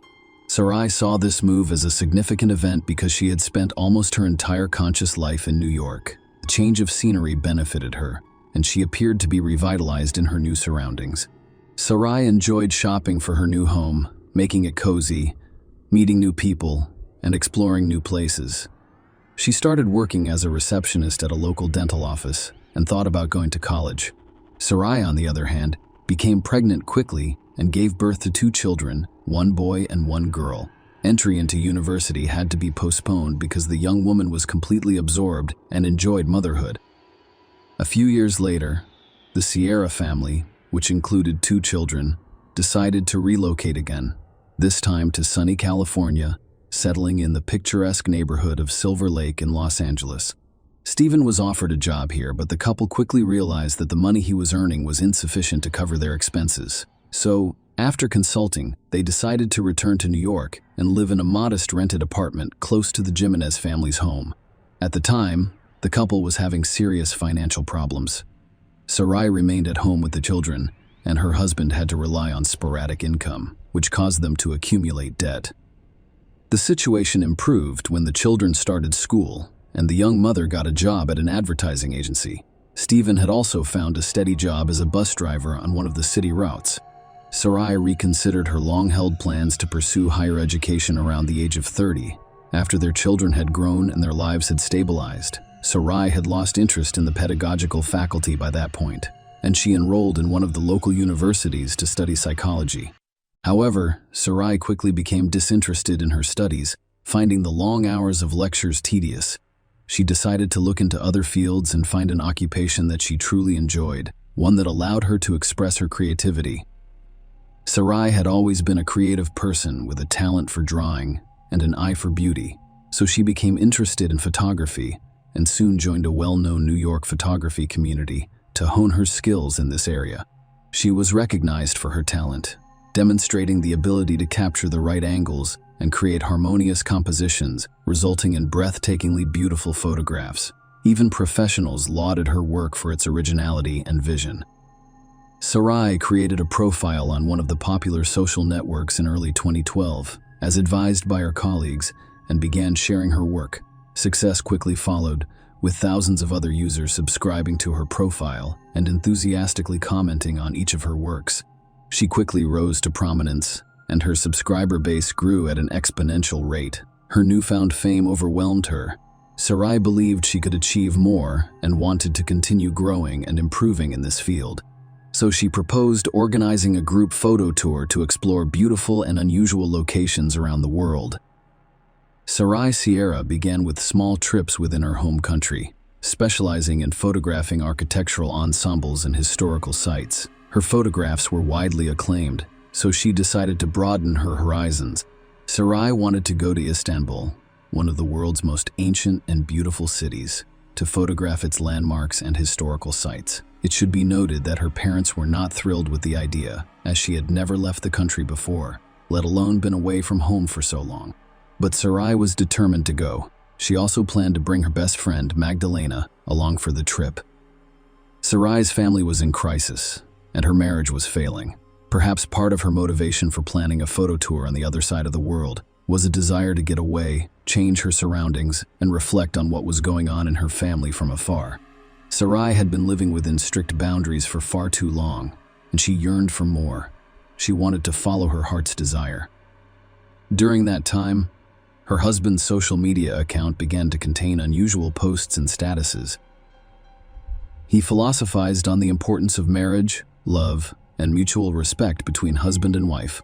He also hinted that he would stay faithful even if their marriage was shaky. Stephen cryptically suggested in one of the posts that his spouse had been unfaithful, but he deleted the post a few hours later, leaving concerned followers with unanswered questions. Stephen seemed unhappy and unloved, and he expressed this on his social media page. Sarai was going through similar turmoil, but she kept her emotions to herself. trying not to complain and focusing on her creative pursuits. The long-awaited trip. Sarai learned shortly before the planned tour that her best friend would be unable to accompany her due to work obligations. The young woman was disappointed, but she did not change her plans because she had anticipated it for too long. Sarai's family was worried about her flying alone to a foreign country across the ocean, but she assured them that everything would be fine and promised to call, write, and send photos every day. Sarai also planned to visit Germany and Austria, where she already had several commercial photography assignments scheduled. Her entire trip was literally planned by the hour, and she was not going to deviate from it. On January 7, 2013, a young American woman took a flight from New York to Istanbul. She was carrying a small amount of cash, a smartphone, a tablet, a low-cost DSLR camera, and several lenses designed for professional photography. Sarai called her family to let them know she had arrived safely and was on her way to check into the hotel she had reserved ahead of time. It should be noted that she had a limited budget, so she had to stay in a remote location that the locals deemed unsafe. Sarai Sierra went straight to the nearest metro station to reach the historic city center after leaving her belongings in the room and changing her clothes on the road. She wandered Istanbul's streets until nightfall, photographing its beauty and savoring each shot. During the evenings, she would call her parents and husband via video call to share her impressions and plans for the following day.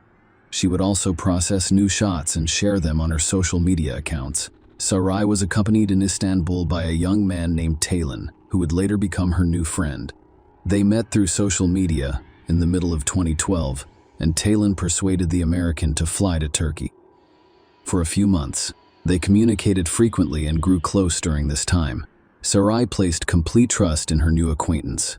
They saw each other almost every day and visited a variety of attractions. The guy was an Istanbul native who knew the city like the back of his hand and arranged for Sarai to go on exciting excursions to the most interesting and sometimes unusual places.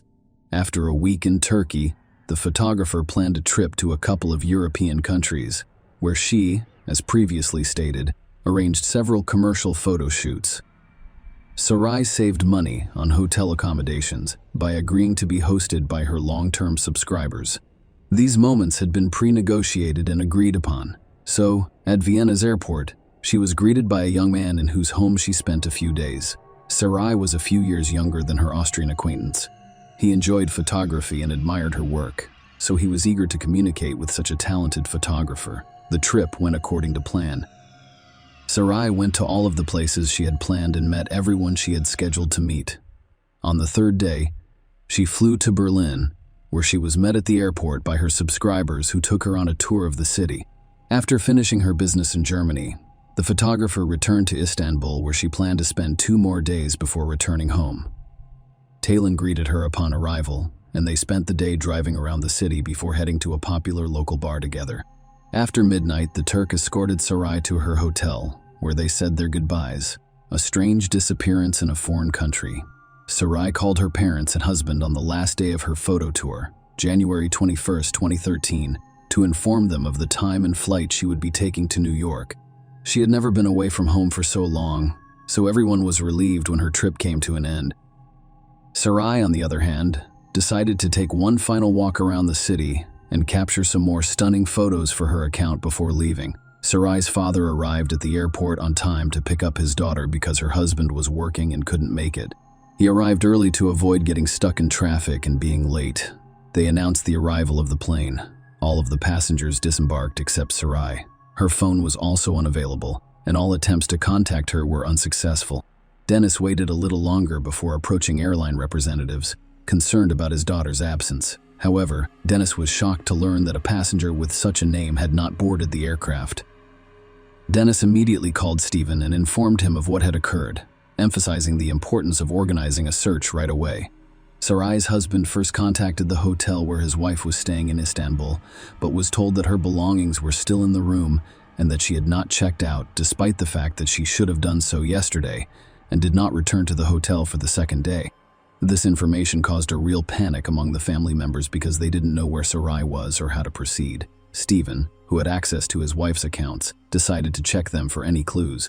He discovered his wife's correspondence with Talon, which seemed very suspicious to him. Nonetheless, he decided to contact the Turk directly to find out what he knew, but Talon claimed to have seen the missing woman the day before the planned departure and flight. She did not call him, despite her promise.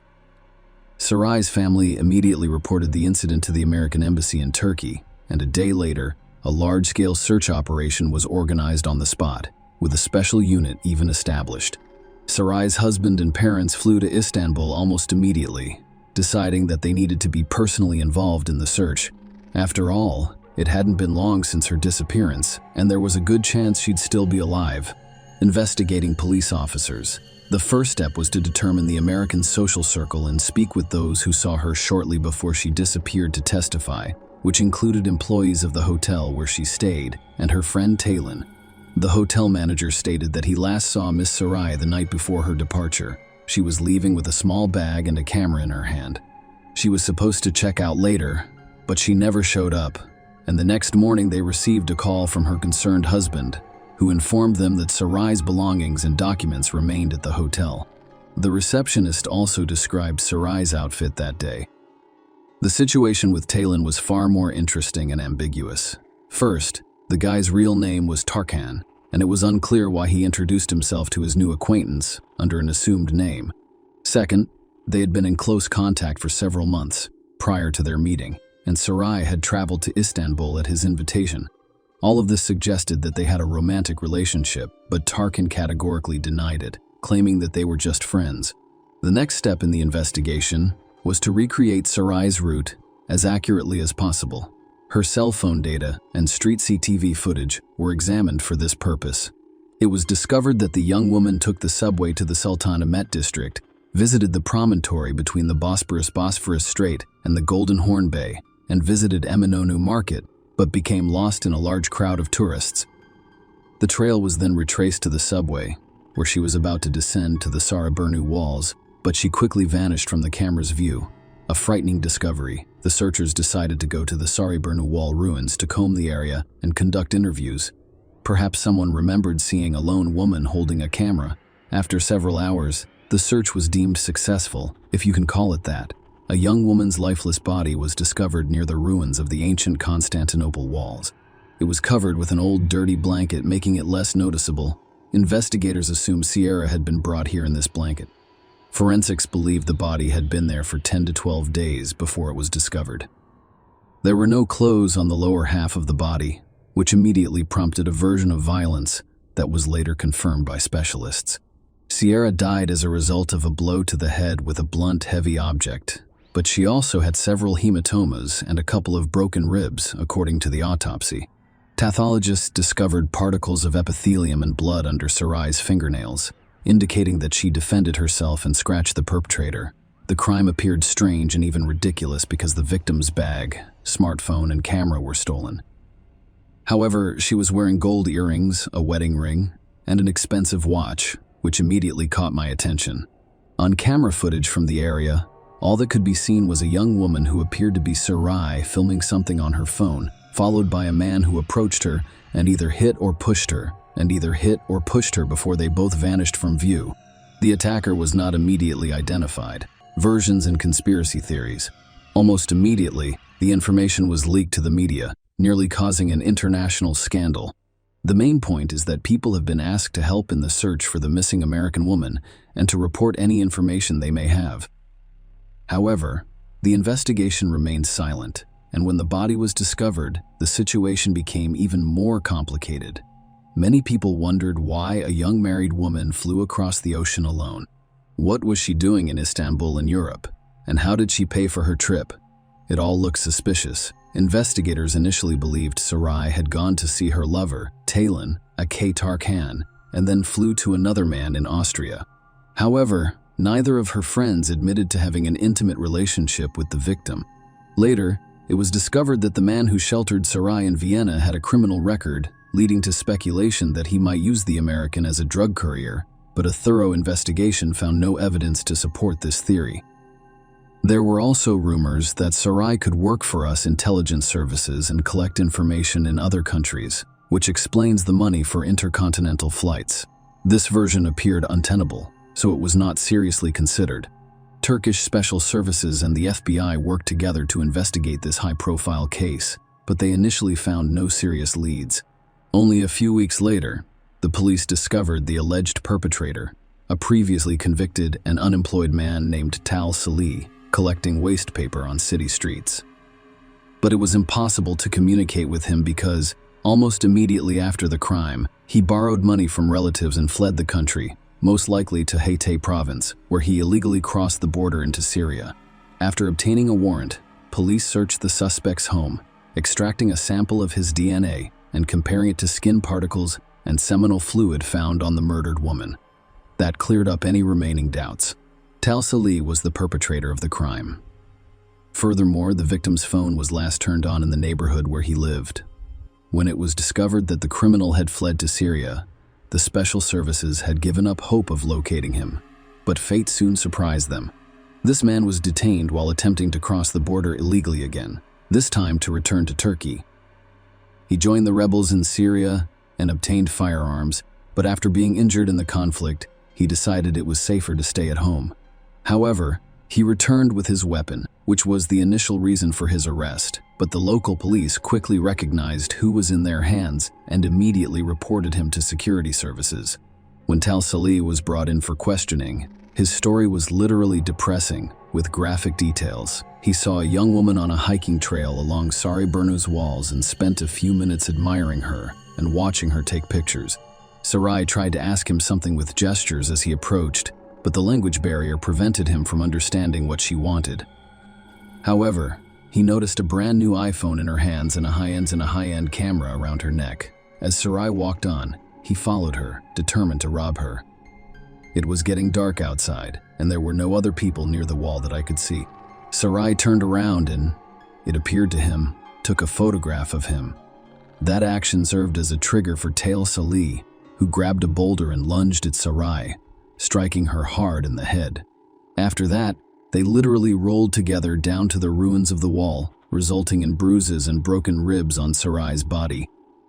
Tal Salih then decided to commit intimate-related violence while the victim was unconscious. The perpetrator then delivered another severe blow to Sarai's head to finish her off. Tal Salih took the victim's bag, camera, and phone before walking away. On his way, he came across the same blanket that had been discarded and decided to use it to cover the victim's body again. It was finally dark outside, and there was a chance of meeting someone at the wall. Normal. When the perpetrator returned, he dragged the body to the side, making sure it was not visible from the hiking path. He then covered it with a blanket and departed. Surprisingly, while the search for the American woman was ongoing, the perpetrator returned to the crime scene to ensure Sarai was dead, and her body was where he had left it. When Tal Salih heard that his victim had been found, he realized that the police would soon be on his trail, so he fled the country, borrowing money from his sister, who always felt sorry for him. By the way, he was never able to realize the stolen goods. The camera was broken in the process of falling, and the smartphone had a password that the criminal unsuccessfully attempted to unlock while at home, resulting in the signal and all of the other stolen items he threw away when he fled. The defendant did not deny his guilt, and according to his accounts, he had no regrets about what he had done, nor did he experience pangs of conscience, which was key evidence. DNA forensic evidence was presented, confirming that his skin was found under the murdered woman's fingernails, as well as his seminal fluid on her body. In addition, Sarai's cell phone was last turned on near his home. In addition, the case file now includes a video surveillance camera recording of the attack. After all of the evidence was presented, it was determined that a psychiatric examination was required due to the belief that Tal Salih was insane. This idea was supported by his actions, behavior, and the calmness with which he described the atrocities he had committed, but experts concluded that he was seen and fully aware of his actions when he attacked his victim in the summer of 2014. The judge eventually delivered the final verdict. Tal Salih was found guilty of all charges against him and sentenced to life imprisonment. Sarai's relatives thought this was a fair decision. After all of the necessary expert examinations, the body of the murdered American woman was transported to her homeland in New York, with a Turkish airline covering all associated costs. Sarai was buried in accordance with all religious rituals and traditions. The deceased's family members created an internet site dedicated to her memory, where they published previously unpublished works. The photographs were a huge success, with people from all over the world eager to purchase them. The proceeds from the sale of pictures were saved by the family for orphaned children's college education. Sarai, Stephen categorically denied that there was a crisis in his and his wife's family life that prompted the young woman to embark on that fateful journey. Stephen quickly became close to a girl from the Christian community who helped him through a difficult time and frequently visited his home to assist him with his children and household chores. 2 weeks before his wife's first funeral anniversary, Stephen walked down the aisle with his new chosen one. When the perpetrator was finally sentenced, Stephen was already married and about to become a father again. Sarai Sierra's story inspired a number of television programs, talk shows, and detective documentaries. It has also served as the foundation for several feature projects. Share your opinion with us in the comments and subscribe to the channel for more.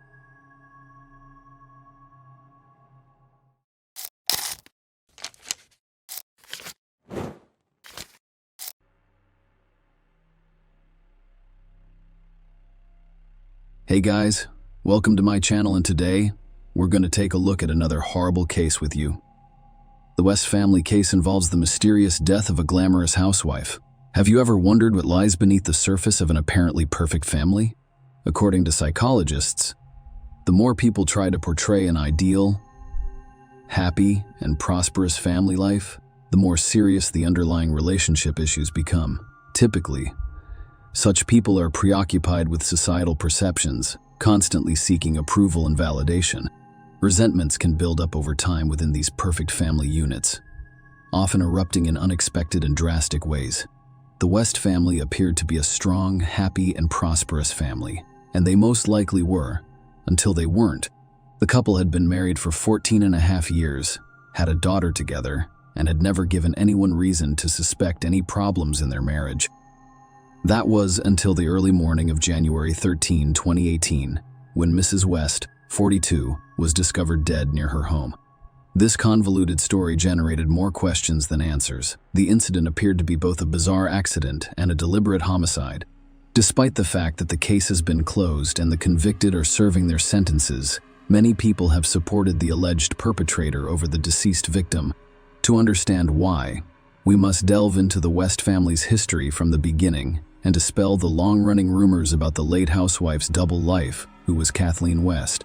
Kathleen Dawn West, aka Martin, was born on February 15, 1975, in the small town of Davie, Florida. Nancy and Jonathan Martin's only child grew up in a humble and modest family environment.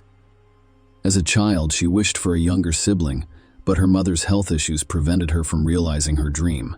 Perhaps this is why Kathleen was so attached to dolls, treating them as if they were living beings, singing to and cradling them at school. Kathleen was well known for her beauty and sociability, and she was an avid sports and dance fan. However, during her adolescence, she began to exhibit symptoms of bipolar affective disorder, which included depression and anxiety, as well as periods of hyperthermia, persistently elevated mood, and motor agitation. Unfortunately, her parents did not notice her condition until later. Kathleen had already turned to alcohol to cope with her emotions. In her 20s, the root cause of her problems was only discovered while she was receiving alcoholism treatment. Kathleen was able to overcome her alcoholism.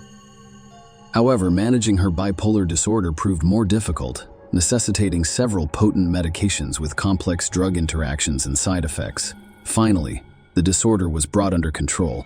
Although she had to continue taking medication until her untimely death, Kathleen wished for a family, marriage, and children, but her personal life was fraught with difficulties, possibly due to her psychological disorder and alcoholism. Nonetheless, the attractive blonde had many admirers, as she was the life of the party and enjoyed being in the spotlight. Kathleen wanted to be a model when she was younger, so she went to castings and experimented with different looks. Marilyn Monroe, the iconic 50s movie star and style icon, piqued her interest especially. She watched Monroe's films several times, collected posters, and emulated her style and image. It's worth noting that Kathleen bore a striking resemblance to her idol, which she proudly exploited and treasured, even though Kathleen's dream of becoming a famous model never came true. Her photographs were frequently published in local magazines, earning her some recognition, a fan base, and the odd mention on the streets of her hometown. At 28, she finally met William West, the man with whom she planned to start a family. William Jeffrey West, better known by his middle name, was born in 1970 in Alabama to a typical family. He aspired to work in the military or law enforcement from a young age, was a hard worker in school, and was an avid sports fan. He was strong, fit, and very focused. William joined the U.S. military in the early 1990s, starting as a military police officer. His dedication led him to work as a military recruiter, enlisting people in the Army and Navy. Eventually, he became the head of the recruitment division. William dedicated 2 decades of his life to military service.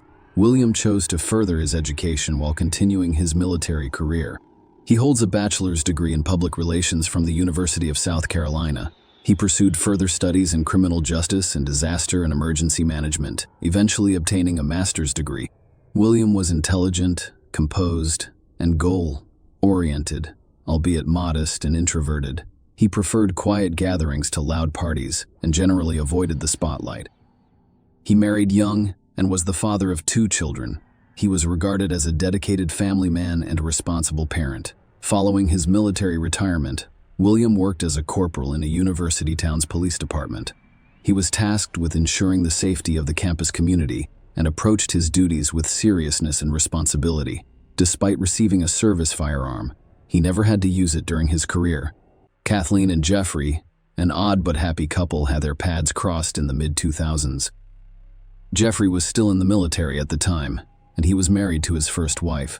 It appeared unlikely that the stern, quiet military man had anything in common with the flamboyant, bold, attention-seeking blonde, but they felt an instant mutual attraction.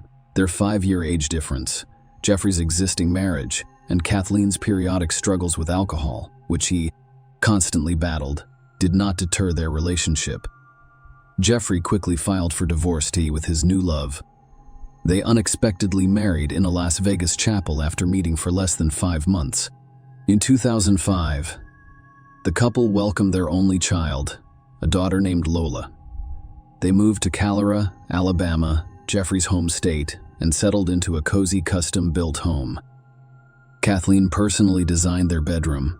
Neighbors praised the West's home, which was decorated with portraits of her idol Marilyn Monroe, and described them as a happy couple.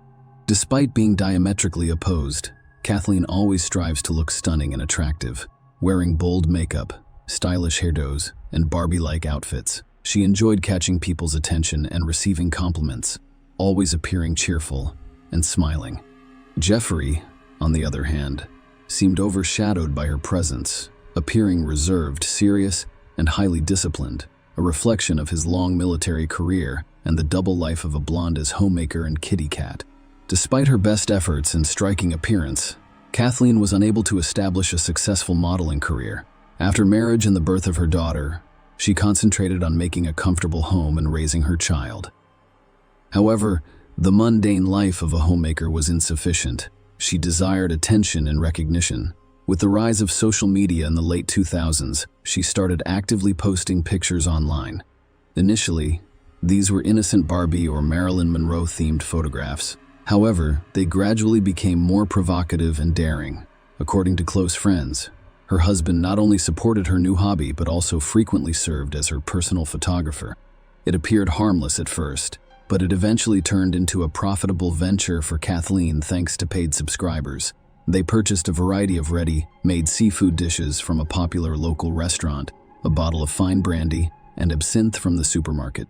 Kathleen had chosen aromatic candles from a nearby store to set a romantic mood, and they appeared happy and carefree, smiling and joking, with no hint of the impending tragedy as captured on surveillance cameras at each location. After returning home with their purchases, the couple ate dinner and drank alcohol. Kathleen, who had previously struggled with alcoholism, was transformed by it into her online alter ego, a kitty cat. She asked Jeff to do a hot photo session, first in lingerie and then without any clothes. Jeff, who was not opposed, took several revealing photos, which were posted on Kathleen's private profile, only for fans by around 10 p.m. However, the romantic evening that was supposed to end in a passionate night quickly turned into nightmares, resulting in a tragic outcome. The body was found on the road early on January 13, Around 5 a.m., a young neighbor of the West was on her way to work. The sun had not yet risen, but it was bright enough outside. As she passed the west side of his house, she noticed something slowing down, but it took her a moment to figure out what it was. She quickly noticed an almost completely naked woman lying motionless on the road. She also thought she saw someone standing on the house's doorstep, who quickly vanished into the shadows when she approached during questioning. She couldn't tell whether this person entered the house or fled down the street, startled and unsure of what to do. The young woman hesitated before approaching the body. She returned home, informed her parents, and they all called emergency services to report the horrific discovery. While waiting for assistance, they reluctantly approached the woman on the ground, whom they recognized as Mrs. West, and checked for a pulse. Unfortunately, there was none. Her body was cold and exhibiting signs of rigor mortis. Kathleen was found face down, mostly on the sidewalk, wearing only a bright pink bra top. A pool of blood had formed under her head, and there was an absinthe bottle nearby. Some of its contents spilled on the road, leaving bloodstains on the bottles. Her smashed smartphone lay nearby. Because it was a quiet residential area, there were no other witnesses that night. Thus, the time interval between the last sighting of the West's car around 8:30 p.m. Kathleen's lifeless body was discovered by a neighbor at 5 a.m., and it remains a mystery, likely witnessed only by her husband. What is Mr. West hiding? Detective Michael Melhoff, one of the first to arrive on the scene, proceeded to the house where the woman's body was discovered. A man answered the door, appearing anxious but claiming ignorance of the circumstances. When asked about his wife's whereabouts, he explained that he had just awoken and did not find her in bed. The detective then asked him to step outside, telling him that a woman's body, identified by neighbors as Kathleen West, had been discovered near the house. The man wearing a jacket pursued the officer and confirmed that the deceased was indeed his wife. However, Jeff's reaction was unusually calm. He didn't rush to the body, crying or screaming. When questioned about his whereabouts and activities that night, Mr. West stated that he had slept soundly because they had been drinking the night before, and was asked what he thought had happened. He simply shrugged, implying that it could have been an unfortunate accident. Mr. West also revealed that his wife had bipolar affective disorder, needed medication, and struggled with alcohol, behaving erratically while intoxicated. He mentioned that she used to jump on their backyard trampoline, occasionally missing it and injuring herself. A search of the house yielded no evidence of a struggle or violence. 2 glasses and a half-empty brandy bottle sat on the kitchen table, alongside plates of leftover food. Her high heels, captured in her last photos, lay beneath the table, and underwear matching the bra she was wearing when discovered was on the floor. However, several blood-stained napkins in the trash and an open bottle of cleaner raised concerns. That day, Jeffrey was arrested as the primary and sole suspect in the case. Jeffrey noted, in the chronology of events describing his last evening with his wife, that she drank heavily, which he disliked. After the revealing photo shoot, he hoped they would move to the bedroom for a more intimate setting. He stepped away to shower for a few minutes and returned to find his wife still sitting at the table, drinking absinthe straight from the bottle and texting on her phone. Kathleen ignored Jeff's requests to put the gadget away.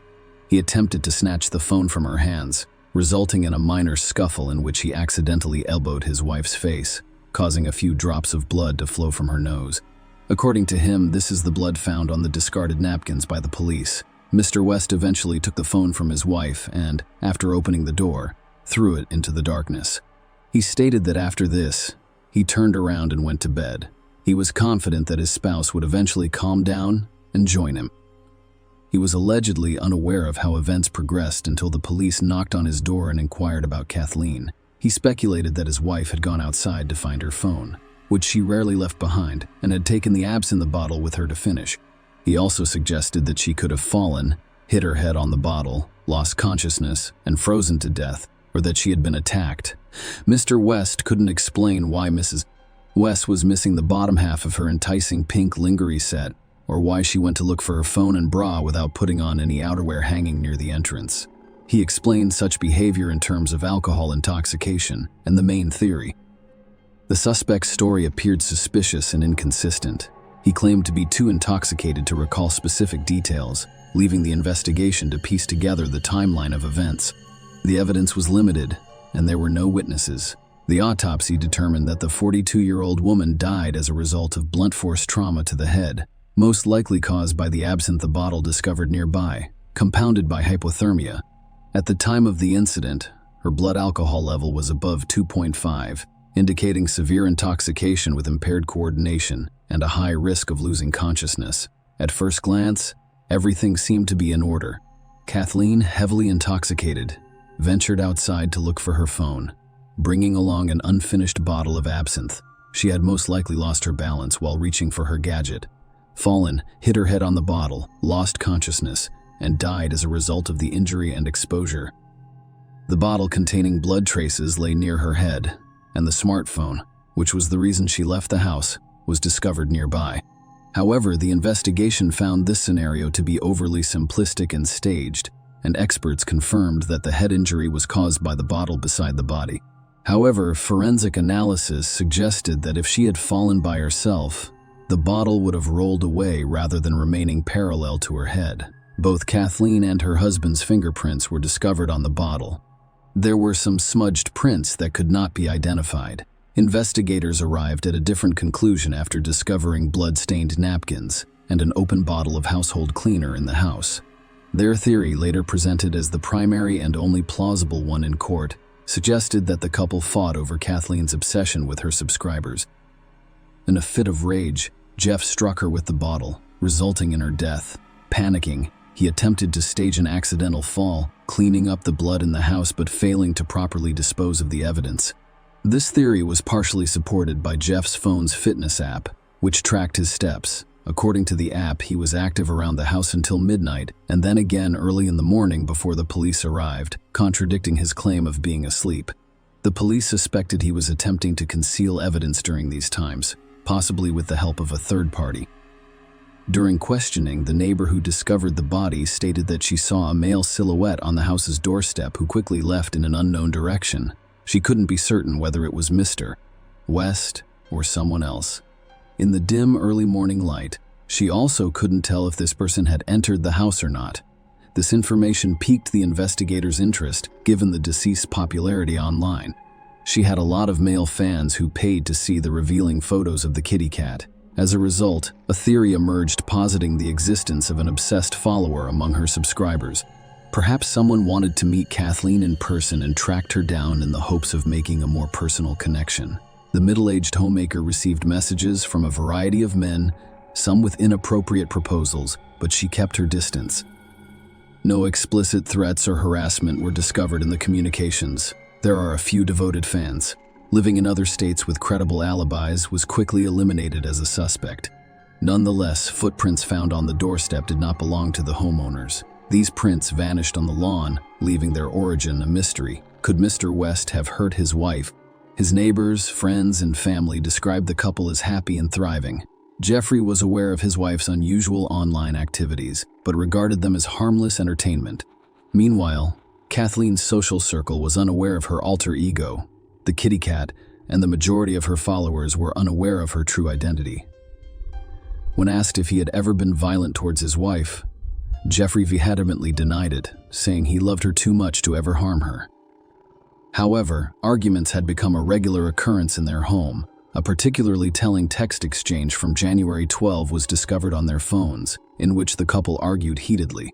Kathleen chastised Jeffrey for not matching her vivacity and temperament, even suggesting that they were incompatible. Jeffrey remained the primary suspect with forensic evidence and gathered information only hinting at his guilt. Notably, following his arrest, not only his parents, but also his daughter and in-laws came to his defense, firmly convinced of his innocence and claiming he could never harm his wife. Trial and verdict. After being arrested, Jeffrey West was unable to afford the $500,000 bail set, forcing him to remain in custody until his trial. This wait lasted nearly 3 years. He was offered a plea bargain, admitting guilt in his wife's death in exchange for a shorter sentence. However, Jeffrey steadfastly refused, insisting on his innocence. The trial, which began in November 2020, received a lot of media attention, thanks in part to Kathleen's online reputation. This publicity put significant strain on the judges and jurors. By this point, third-party involvement in the events of that fateful night had been ruled out. The prosecution maintained that all evidence pointed to Mr. West. They believed he was jealous and struck his wife with a bottle while under the influence of alcohol, resulting in fatal injuries. In a panic, they suggested that he staged the scene to look like an accident and remove evidence from inside the house. Jeffrey's defense team contended that Kathleen's death was unintentional, citing her extremely high blood alcohol levels as a factor influencing her balance and coordination. Kathleen's mother gave a heartfelt testimony in support of her son-in-law. She described her daughter as eccentric, but insisted that Jeffrey loved her unconditionally and would never hurt her. She also asked the court to consider their granddaughter Lola, who had lost her mother and was about to lose her father. On January 11, 2021, the jury returned a guilty verdict for involuntary manslaughter. Jeffrey received a maximum sentence of 13 years, taking into account time already served. Notably, if he had accepted the initial plea deal, he could have been released sooner. Jeffrey and his lawyers' appeals have all been unsuccessful thus far. Share your opinion with us in the comments and subscribe to the channel for more.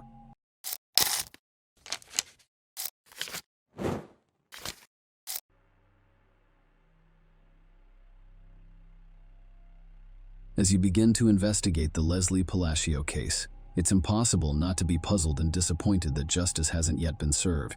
Despite the fact that the police have all of the evidence and know who the killer is, he remains at large. Today's story highlights the difficulty of investigating crime when suspects are outside the jurisdiction, and victims can only hope that the perpetrators are apprehended and brought to justice. The morning of the 29th brought anxiety to the home of Australia Philosophia, mother of 5 beautiful daughters. Taylor, her eldest daughter, came down to the kitchen and reported that the bed in Leslie's room remained untouched. Her belongings were gone, and it was clear she had not spent the night at home. One of the sisters joked that it must have been a good night at the club. Leslie had probably spent the night at Eric's. In fact, everyone became alarmed because Leslie had never done this before. Kyla kept looking at her phone during breakfast, expecting Leslie to text her soon. Leslie remained silent despite the passage of time. By noon, it had stopped appearing normal. By late afternoon, the reseller had decided to go to Eric's house on her own to find out where her daughter had gone. When the Palacio family arrived, they noticed Eric's mother and sister actively removing furniture and other items from the house. Obviously, taking furniture out of the house is normal, but the situation in Mrs. Ibarra's crying face gave Rosella a strange feeling. Something wasn't right here. When asked where Leslie was and why Eric's phone was unavailable, Eric's mother and sister pretended they were unaware that the couple had spent the evening together. Ursula clarified whether Leslie had slept over at their house that night, citing her daughter's messages indicating her intention to visit Eric. After receiving a negative response, Leslie's family realized how serious the situation was. Fears became reality, and the family took immediate action. The older sister, realizing that Leslie could not have vanished so easily, began calling local hospitals and searching the internet for reports of accidents in the previous 24 hours. However, both the search and attempts to contact Eric were unsuccessful. He had either turned off his phone or it had died. Kayla couldn't even hear her voicemail. With Sally, I had no choice but to contact the police.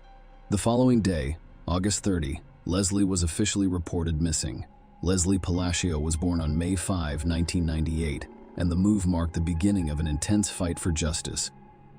In Las Vegas, Nevada, USA, her short but full life was filled with love and care for her family. The girl was always open and friendly, and she brought joy to any company. She valued everyone she met in her life, and they reciprocated. Leslie wished to connect her life with medicine. After graduating from high school, she enrolled in Las Vegas Medical College at 20 West 20. She was already confidently pursuing her dream of becoming a phlebotomist and working part-time as a laboratory technician, combining theoretical knowledge and practical skills. Leslie proved herself to be a gifted student. Her academic achievements were commendable. She had a natural ability to absorb new information and was always eager to expand her knowledge. That is why the girl chose to work part-time as a laboratory assistant. Leslie unexpectedly realized she had found her calling and quickly became an integral part of the team. Colleagues thought the student was not only a responsible and professional lab technician, but also a warm-hearted person. The girl's responsibilities included conducting various analyses and tests. However, Leslie saw this work as much more than just a way to fulfill her duties. She saw her calling in making patients test, taking experiences as comfortable as possible. Her caring and patience fostered a sense of trust. Even those who were concerned about the procedure felt at ease in her presence. When the youngest of the nurses asked if Leslie was afraid of having her hands pierced all the time, she laughed and replied that she now had the superpower to poke people. Vital, a young optimist, already has evidence in her every action. Leslie, by all accounts, had the potential to become a highly sought after and valuable specialist in the field of medical laboratory diagnostics. And she would have, if things hadn't turned out so dramatically. Leslie has always helped and cared for others since she was a child. Rosella Palacio, the second of 5 daughters, took on the role of mother when she worked as a hotel cleaner. Rosella recalled her daughter kicking her out of the kitchen when she attempted to cook dinner after cleaning more than 15 hotel rooms in one shift. Take some rest. Leslie gently encouraged her desire to alleviate her mother's burden after work. Her daughter took it upon herself to prepare dinners and, in her usual easygoing style, found cooking to be a source of inspiration. From then on, she always ensured that her family members were well fed. Even if she was away and couldn't prepare the family dinner herself, she was always calling home to ensure that everyone had eaten, because Leslie's family came first. She easily inspired her sisters with her enthusiasm and ideas. For example, even during the pandemic, Leslie continued to participate in sports by organizing workouts in her backyard. She praised her mother's various exercises, and she and her sister danced daily in front of a mirror to music. Her love of experimenting with hair color and image led to a joint business plan with her older sister to open a boutique. The sisters started designing and sewing dresses at home in their own distinctive style. When the coronavirus pandemic struck, Rosella was laid off due to downsizing. Leslie suggested that her mother start her own small cleaning business and assured her that she would gladly assist her with the cleanings in her spare time from work and school.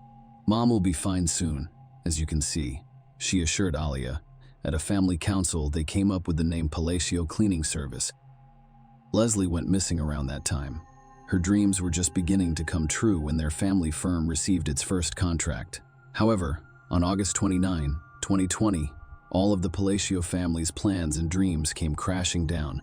Leslie finished the lab assistant program at the end of August 2020, and the family firm received a large order, so she decided it was time to unwind from the stresses and worries with an evening of dancing and fun. The pandemic-related restrictions were gradually lifted, and Las Vegas began to come alive. Unfortunately, none of Leslie's friends wanted to keep her company. People were beginning to let go of their fears and resume their normal lives. They were still nervous and anxious about being in a closed space with so many people. Leslie didn't give up hope of convincing someone to have fun, so she posted on Instagram about her desire to spend the evening somewhere. Unexpectedly, she received a message from Eric Rangel, i.e. Bara. Leslie and Eric's parents had attended the same church for 14 years and occasionally socialized. So the children had known each other since childhood but had never had a close relationship. Leslie knew what Eric liked. The guy who texted her showed interest, but Leslie never reciprocated. She was polite to him. On any other day, Leslie would have declined Eric's request to keep her company, but not this time. She was looking forward to a fun evening to break up her usual routine. The entire day was filled with anticipation. When none of Leslie's friends wanted to keep her company, she accepted Eric's polite and warm invitation to reminisce about Las Vegas nightlife. A night out with Eric seemed like a better option than going nowhere at all. We anticipate a fun adventure. Leslie had no idea what terrible things waited her, but she probably had a premonition about something and was trying to convince herself that there was no reason to be concerned. Anyway, Leslie agreed with her sister to send her regular messages informing her where she was. She also told Kyla in great detail where she was going, who she would be with, and where she might end up. After a while, the elder sister received an unusual message. "Can you believe Eric is not going to drink this evening? We're at a party, but it looks like I'll have to celebrate alone." Afterward, the sisters exchanged joking messages about the subject. To live a healthy lifestyle. The first place Eric and Leslie went was the casino at the Longhorn Hotel. Police officers later discovered surveillance footage of the couple getting out of a white Ford F-250, owned by Eric at 0:30 a.m. on Ayub 29 and entered the casino before leaving shortly after at 1:56 a.m. The couple then left the casino. Leslie kept in touch with her sister, telling her what was going on. At 4:40 a.m., Leslie sent her sister another strange message. "I need to talk to you about something unpleasant." Kyla inquired as to what had occurred, and she stated that a text box appeared, indicating that Leslie had begun to respond, but no response was received. The girl's life ended with that text message. The morning of the 29th came. Leslie still hadn't returned home. The more time passed, the more concerned the Palacio family members became. The certainty that Leslie had stayed the night at Eric's house was replaced by confusion, and the family went to a familiar house where they found a strange thing. Mrs. Diabara and her daughter were taking out furniture, pretending that they had heard for the first time that Leslie and Eric had spent the evening together. In fact, Leslie's family arrived at Eric's house just in time that they had arrived a few hours later. The investigation would have been significantly delayed. The police found traces of blood in the house, a mess in the bedroom, which suggests that Eric's mother and his sister spent the whole day, strangely enough, not to clean up the traces of the crime, but to pack things down to the pieces of furniture. The family was clearly not going on a picnic, but planning a long-term and thorough absence. Most likely, they had arranged to reunite with Eric and his father Jose in Mexico, where the two had traveled in order to escape justice. Upon seeing the Palacio family, Mrs. Ibarra probably realized that the chance to leave was gone, leaving evidence in the house that no one would take the time to clean up. Panicked mother and daughter began to simply deny knowing about Leslie and Eric's evening together. It was this behavior that led to the suspicion that something irreparable had happened. Fortunately, the Las Vegas police took immediate action and sent out a billing inquiry intending to track Leslie's movements since the previous night. But unfortunately, it takes some time to get that data, while the Palacios couldn't sit back and wait. The family started a campaign to spread the word about Leslie's disappearance. People responded and began actively sharing the information on social media. No one expected that there would be so many people who cared. Eric's mom especially didn't expect it. Detectives kept asking more and more questions, and on August 31, Mrs. Ibarra went to the police station and filed a missing persons report for her husband and son. Mrs. Ibarra told police that her son Eric left home late in the evening on August 28, and when he returned the next morning, he was acting strangely. She saw him walk out the door and never returned. The police noticed a strange circumstance. Not only was Leslie missing, but Eric was also missing as well as his father. Based on this, an investigation into the triple disappearance began with the Las Vegas police involved. Detectives turned to the residents of the neighborhood with the hope of finding surveillance cameras that recorded something important. Luck smiled. It was discovered that just across the street from Joe's borrower's home, there were surveillance cameras. In addition to the CTV footage, police obtained billing data that allowed them to track Leslie's movements in the early morning hours. Of the 29 detectives, found that the couple went to the casino and afterward to a grill bar, which they reached around 02:15 am accidentally or not. Leslie's cell phone was left at the bar, and the records show that Leslie left the establishment around 5:50 am, which is quite early in the morning. At 06:05 am, neighborhood cameras captured Eric's car pulling up to the family home. The nature of his assistance to Leslie and getting out of the car and on the way to the house clearly indicated that the girl was heavily intoxicated. At 07:25 am, Eric and his father Jose are seen carrying Leslie's body out of the house, wrapped in a sheet and placing it in the trunk of the car. Eric then drives away while Josie hoses down the door driveway to their house. These actions clearly indicated that Eric and Josie were not missing, but were fugitives from justice. After police saw the footage, a search warrant was obtained for a borrower's home.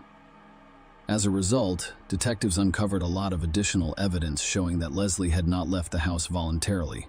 The house had been cleaned with cleaning products in an unsuccessful attempt. Latex gloves and trash bags were also found. But the most important piece of evidence was the discovery in Eric's room. Traces of blood were found on the floor and on Eric's bed, an obvious sign of assault. And without DNA testing, it was clear to investigators that the blood belonged to Leslie.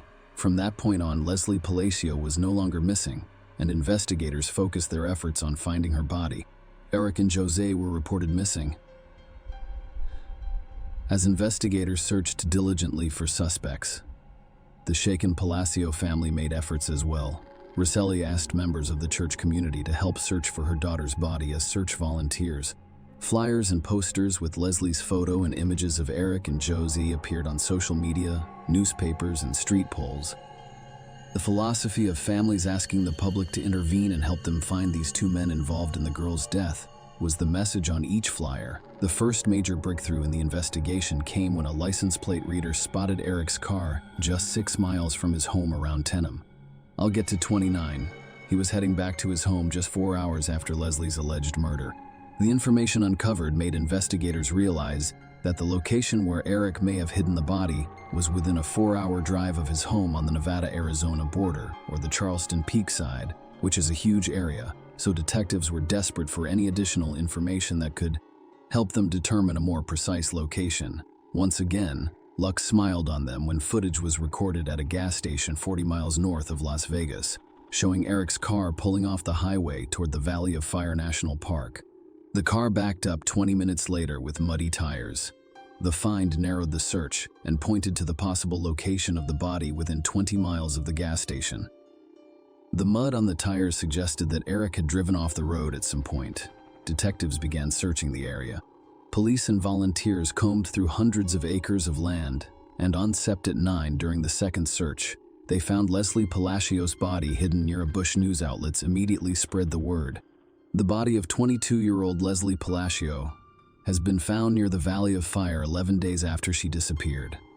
A reporter joined the report, providing additional details about the prime suspect, 25-year-old Eric Rangel Ibarra. The Valley of Fire, where the body was found, is known for its hot climate, which led to rapid decomposition of the remains, and forensic experts were unable to determine the exact cause of death. Locals reacted to Leslie's death with horror and fear. Some became afraid to go outside because of the cons down south of the unquote criminals involved in the murder. The day after the body was discovered, September 10, many friends, relatives, neighbors, and just random people in the area gathered to honor Leslie's memory. People took candles that were used for the nightly vigil and placed them in front of the girl's house. They also said they wanted the man responsible for her death to pay for what he did. The fight for justice was not even close to being over at this point. The next major breakthrough came when Eric's car flashed in Mornado Valley, California. Police eventually contacted Eric's cousin, and he reported that he had driven Jose and his son to Santa Sidra, where he believed they planned to cross the border into Mexico. The Las Vegas Police Department requested assistance from the FBI because it was not possible for them to resolve the jurisdictional issue on their own. The investigation slowed down. Then on January 19, 2021, 4 months after the discovery of the girl's remains, Eric's father, Jose, turned himself in at the border. Everyone was greatly relieved that at least one fugitive was now in custody. The man was quickly extradited back to Clark County and charged with destruction of evidence and accessory to murder during interrogations. Jose tried to minimize his involvement in the crime, explaining the story of the trip to Mexico by his son's strange behavior on the morning of August 29, however. Investigators showing surveillance video footage debunked his false claims. The footage clearly showed him helping carry Leslie's body out of the house and washing the driveway. Faced with the evidence, Jose changed his testimony. He said he was working in the garage when Eric brought Leslie's body wrapped in a sheet into the garage. According to Jose, he panicked and helped his son load the body into the truck, assuming that Leslie had died of an overdose of illegal drugs because he saw no visible injuries on the body. Court documents indicate that Jose initially told police that according to Eric, Leslie died of an overdose of illegal drugs.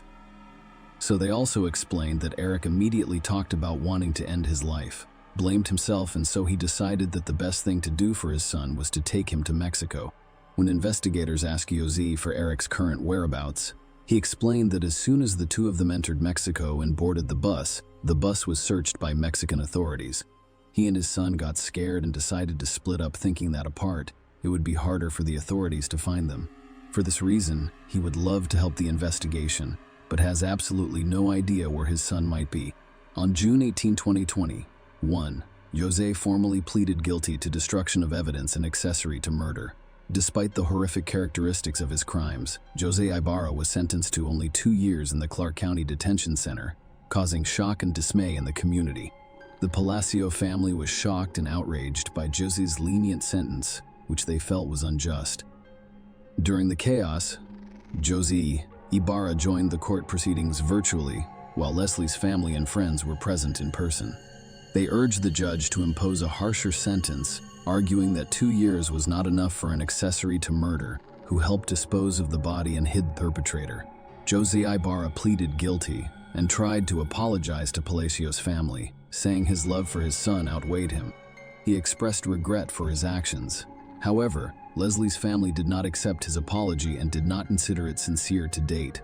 Eric's whereabouts are unknown, and he continues to live freely in Mexico. Jose was released to Ophelia Marketing on April 28, 2020. An attorney and Palacio family representative commented as follows: "I'm absolutely furious. This is clearly unfair. Not only is the primary suspect not in custody, the person involved in the cover-up of the murder is now back in custody after serving 8 months and 15 days over the last 3 years. The family philosophy has never received adequate recognition. Leslie's story demonstrates flaws in the justice system and raises concerns about fairness in dealing with serious crimes. The family philosophy is determined to fight to change Nevada's laws because they believe that whoever was involved in the murder should face a prison sentence of more than 2 years. They hope that the perpetrator will be found and prosecuted in the United States, where he will be charged and punished appropriately." Ophelia Market Eon is directly contacting those who may know Eric's whereabouts in Mexico. In every media interview, she advocates for the Palacios family to receive some measure of justice. Share your opinion with us in the comments and subscribe to the channel for more.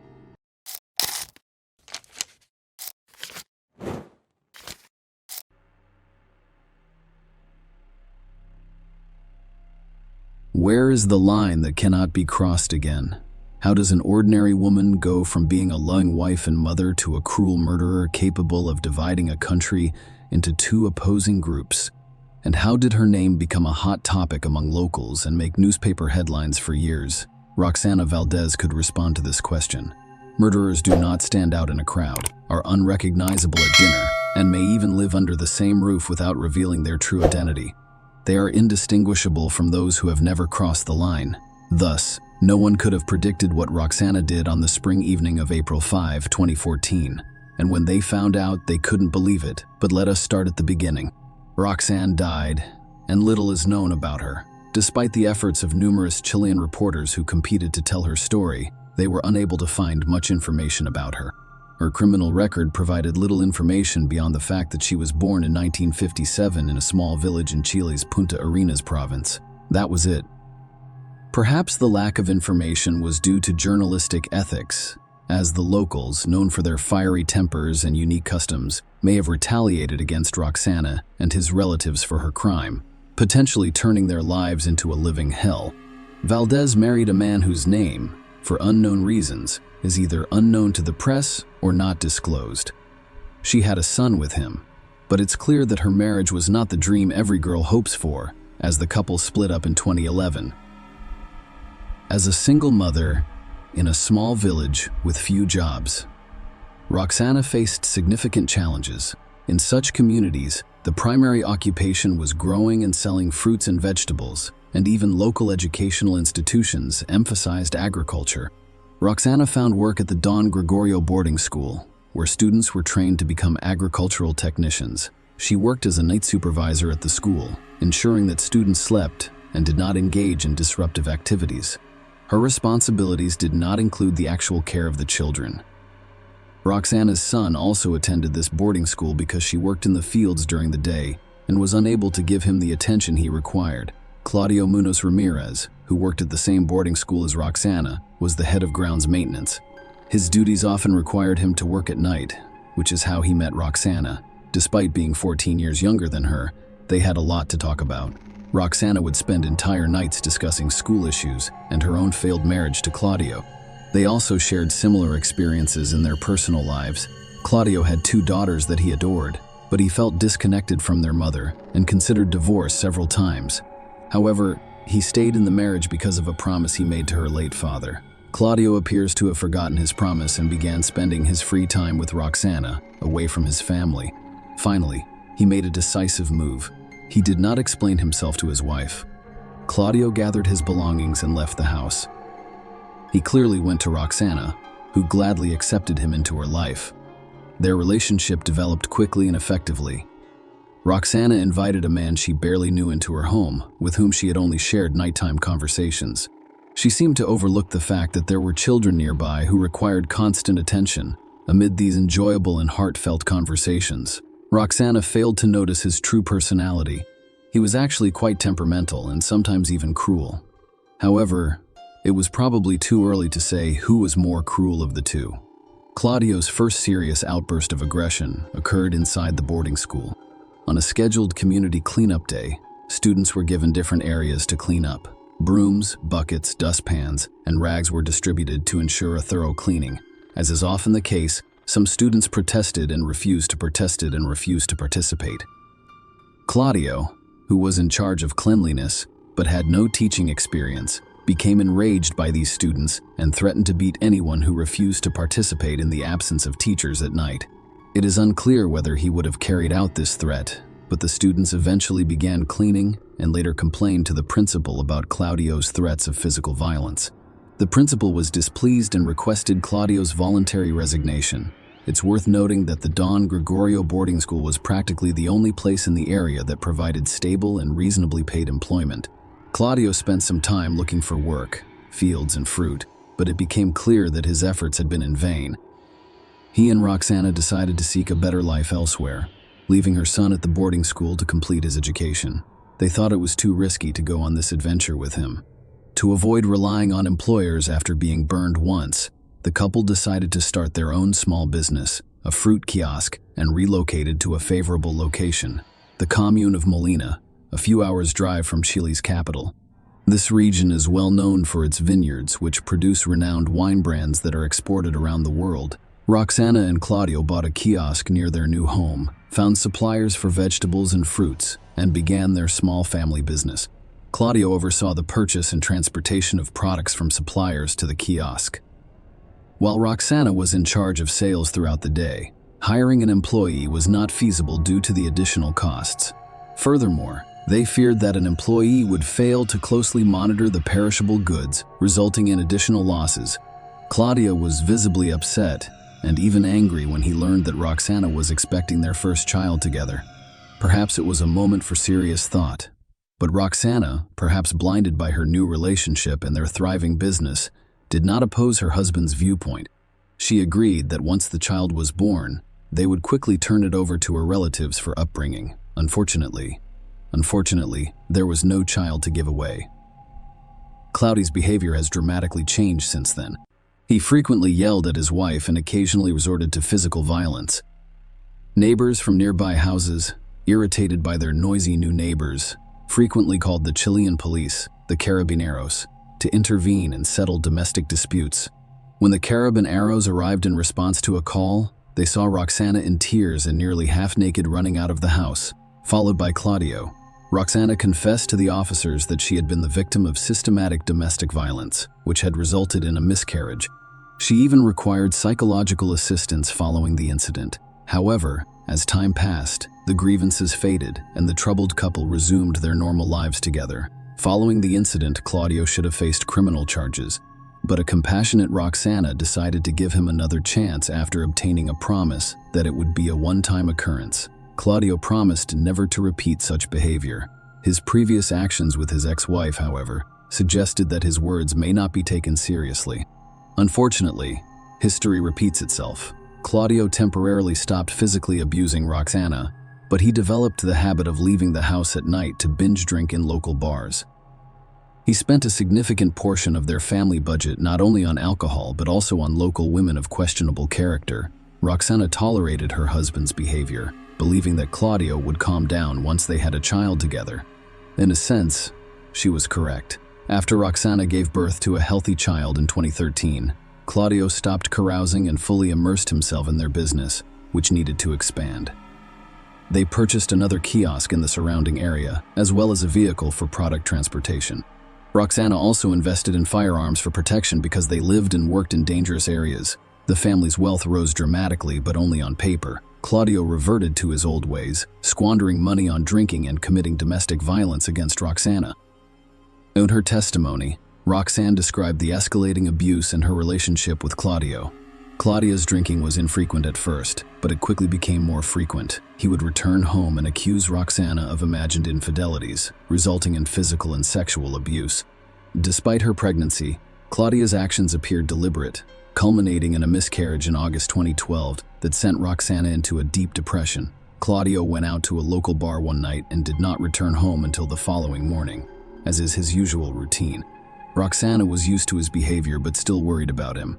Claudio had stolen 5 million Chilean pesos, approximately $6,000, from Roxana's sale of her mother's house to spend on alcohol and brothels.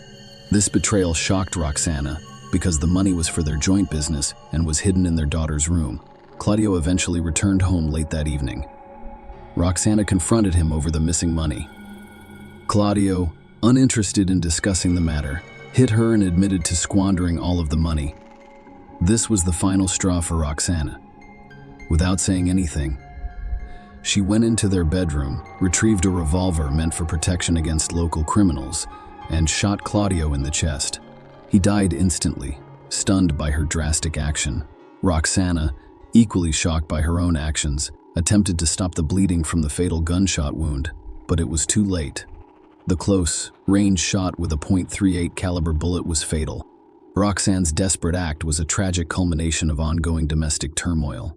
Roxana's testimony reveals her deep regret and awareness of the immorality of her actions. She admits that when she reached for the revolver, her intention was not to intimidate Claudio, but to kill him. She recalls Claudio abusing and assaulting her numerous times, as well as her failure to report him to authorities or retract her complaint due to fear. She dreaded being alone even before they had a child together. After shooting Claudio, Roxana's immediate concern was the potential impact on their daughter, particularly if Roxana was imprisoned and the child was placed in an institution. That night, Roxana determined that the best way to handle the situation was to dispose of the body and report Claudio missing. He was aware that the police knew about his frequent disappearances during drinking binges. Disposing of the body was a difficult task for Roxana, a delicate woman who decided to remove it piece by piece. She began by severing the limbs and head with kitchen knives designed for cutting meat. This process required 5 knives because they kept doubling. Then she boiled the dismembered parts in the largest pots she had, all while playing with her young daughter, who was completely unaware of her mother's actions and her father's fate. Roxana's calculated approach to disposing of the body while maintaining a sense of normalcy for her daughter exemplifies the complexities and desperation of her situation. The day following cooking and cooling of the body parts, Roxana organized them into plastic containers by hand, leg, head, and torso. The containers were then placed in garbage bags. She loaded the bags into her car and drove to St. Lucia, where she scattered them on a vacant lot. Before leaving, she thoroughly cleaned her home with bleach. Despite finding a suitable location, she lacked the courage to dispose of the bags from her car once she arrived in St.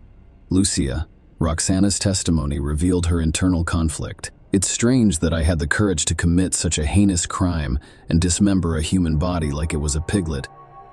But I couldn't bring myself to get rid of the evidence. I was nervous the entire drive, fearing that police would stop and search my car at any turn. This fear caused panic, despite the fact that I had a backup plan in place, which involved my daughter pretending to rush her to the hospital if she was stopped. I even considered pinching her to make her cry more loudly." Unable to discard the remains, Roxana returned home with them and hid the bags in the garage. She cleaned the interior of her car with bleach again and went to see Claudia's relatives, claiming that he had stolen a large sum of money and hadn't been home in days. They simply shrugged in response. She then went to see her mother and brother. Her mother was extremely concerned about Roxana's behavior. She was not eating, had a glassy-eyed expression, and kept asking the same questions. The only question she promptly answered was about Claudio's absence, stating that he had gone to buy goods for their store, but was delayed due to a flat tire. Returning home, alone with her thoughts and the hidden evidence, Roxana broke down and called her brother for assistance. When he arrived, she confessed all and showed him the containers. Her brother was understandably shocked. Roxana called her brother to vent and share the nightmare years she had with Claudio, but most importantly, she needed his assistance in disposing of the containers containing the body. However, her brother refused, fearing police involvement and being charged as an accomplice. He urged her to confess to the Caribou Narrows, with Chilean police insisting he would do it if she refused. She was disappointed but realized she had no other option. Roxana complied. That night, Roxana went to the 4th police station and announced her intention to make a significant statement. Officers who knew her assumed she wanted to report her troublesome husband. However, they were taken aback by her confession. Roxana was immediately arrested. The news quickly spread throughout the area, attracting a large number of journalists to the station. They waited eagerly to photograph Roxana as she lay down, hoping to capture a few images, and, if they were lucky, ask her some questions in front of the officers. As the journalists waited, Roxana was eventually brought out handcuffed and in distress. She stated, "I'm afraid he'll kill me one day," before being led into a police car. The case appeared straightforward. Roxana had confessed, provided evidence, and voluntarily surrendered. However, prosecutor Monica Ballesteros requested a more thorough investigation. She was skeptical of Roxana's easy confession and requested an extended arrest to conduct a forensic examination. Ballesteros wants to prove that Claudio was still alive during the dismemberment, which would significantly increase Roxana's sentence. The judge authorized a 60-day detention for further investigation. Meanwhile, Roxana's attorney, Carolina Gutierrez, claimed that Roxana acted out of extreme emotional distress, which was likely exacerbated by postpartum depression and chronic domestic abuse. She highlighted Roxana's cooperation and voluntary confession as mitigating factors. However, the prosecution's theory that Claudio was alive during dismemberment crumbled when forensic results revealed that Claudio died from a gunshot wound to the chest. The bullet from the .38 caliber revolver ruptured the heart and damaged vital organs, disproving the prosecution's initial hypothesis. Given the developments, the aggravating circumstances were dismissed. Another lawyer, Juan Pablo Cardenas, who sought to make a name for himself in this high-profile case, stated that the firearm used in the murder was legally registered. He also mentioned that Roxana's first report of domestic violence to the police was filed only 20 days after the couple began living together. Following a medical examination, psychologist Rodrigo Valenzuela presented documents to the court indicating that Roxana was severely mentally unstable at the time of the crime. This meant she wasn't fully aware of her actions, and her emotional instability was linked to the deaths of 2 children, one in August 2012 and the other only 3 weeks before the crime. Furthermore, a forensic examination requested by the prosecutor revealed that Claudio had a high blood alcohol level of 3 grams per liter at the time of his death on April 17, 2015. Following a year of various examinations, investigations, and evidence gathering, Roxana's trial began. The media frequently sensationalizes tragedies and dubbed the case the Molina Cooks case, alluding to Roxana's dismemberment and boiling of her former husband. Some unscrupulous journalists, seeking to draw attention to their publications, even made up stories that Roxana had eaten a portion of the remains, despite the fact that this was purely a product of their imaginations. Roxana refused to make any statements during the trial, citing her awareness of the media portrayal and her deep distress over it. The prosecutors attempted to persuade the judge that Roxana committed a serious crime under Chilean law and patricide standards. However, they were unable to prove that the murder was premeditated. The defense attorney argued that his client acted in self-defense, protecting herself from a brute who had brutally mistreated her for years. The court hearing lasted several weeks, and the entire Chilean population followed the case closely. Prosecutor Monica sought a 15-year prison sentence for the accused. However, after carefully listening to the defense and the jury's opinions, the judge sentenced Roxana to 6 years in a lenient correctional facility. Claudia's relatives, who had already protested when they heard the prosecutor's request for only 15 years, were utterly disappointed by the final court decision. They attempted to deny any family violence and claimed that Claudio, as a businessman and financially independent, could not have stolen $6,000 from Roxana. They also claimed that Claudio had admitted to them that Roxana frequently took out the revolver from the closet and told her husband that she would kill him someday. In an interview with the press, Claudio's sister attempted to blame Chile as a state, claiming that there is no justice and that the judicial system is completely corrupt, given that such brutal criminals receive such short sentences, equivalent to minor robberies. Even Giselle Claudio, his first wife, defended her ex-husband, assuring everyone that there could not have been any violence on Claudio's part. She had lived with him for years, and he had never dared to touch her. Meanwhile, Roxana frequently instigates arguments out of jealousy and possessiveness. Regarding Roxanne's subsequent imprisonment, she served only 2/3 of her sentence in the colony before being transferred to a semi-open education center in Tulsa due to good behavior. Roxana was able to communicate with her daughter and was eventually released early. The press, of course, became interested in this case again, and the public was outraged that the cook from Molina was released so early. However, there were those who, while considering Roxana a murderer, justified her actions by viewing her as a victim in the overall situation. The case is still being debated in the country today. Overall, this story highlights the serious consequences that can occur if domestic violence is not addressed early on. Share your opinion with us in the comments, and subscribe to the channel for more.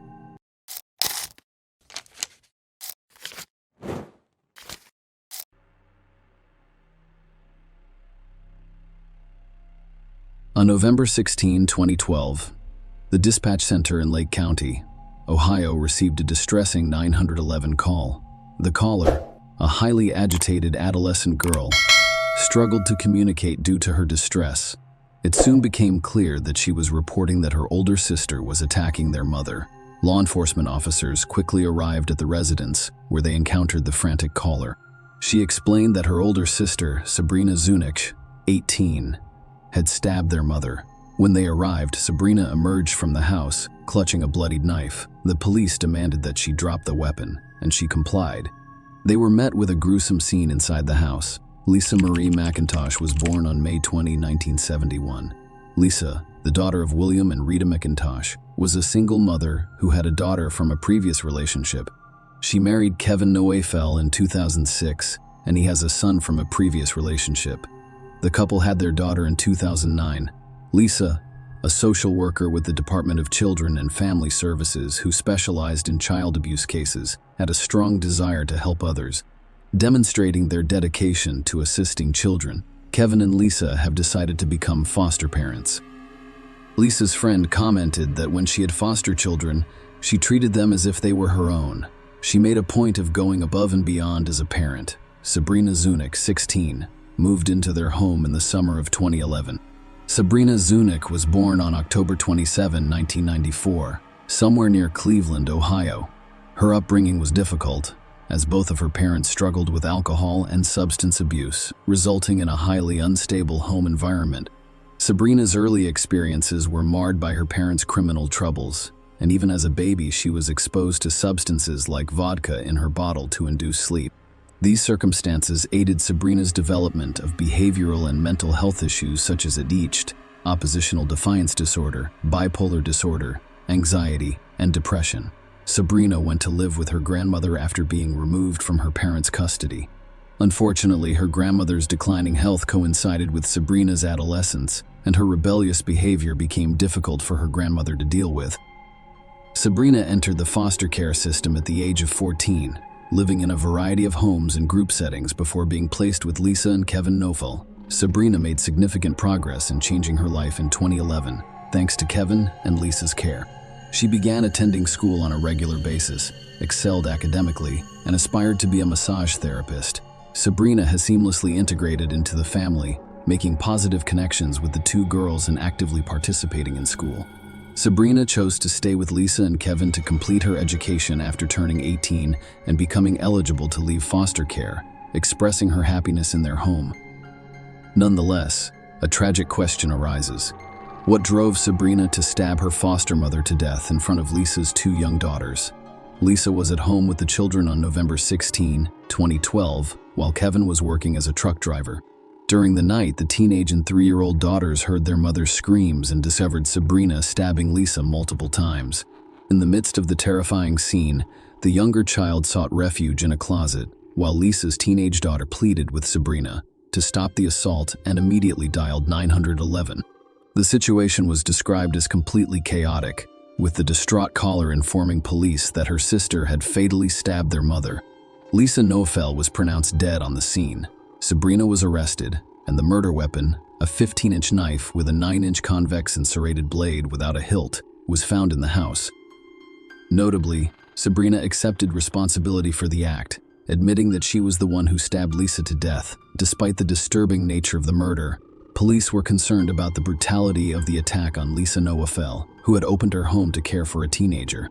The assault resulted in almost 200 stab wounds, indicating a vicious and violent act. The police informed Lisa's husband, 42-year-old Kevin Noafel, who worked as a truck driver and was away in Michigan at the time, about her death.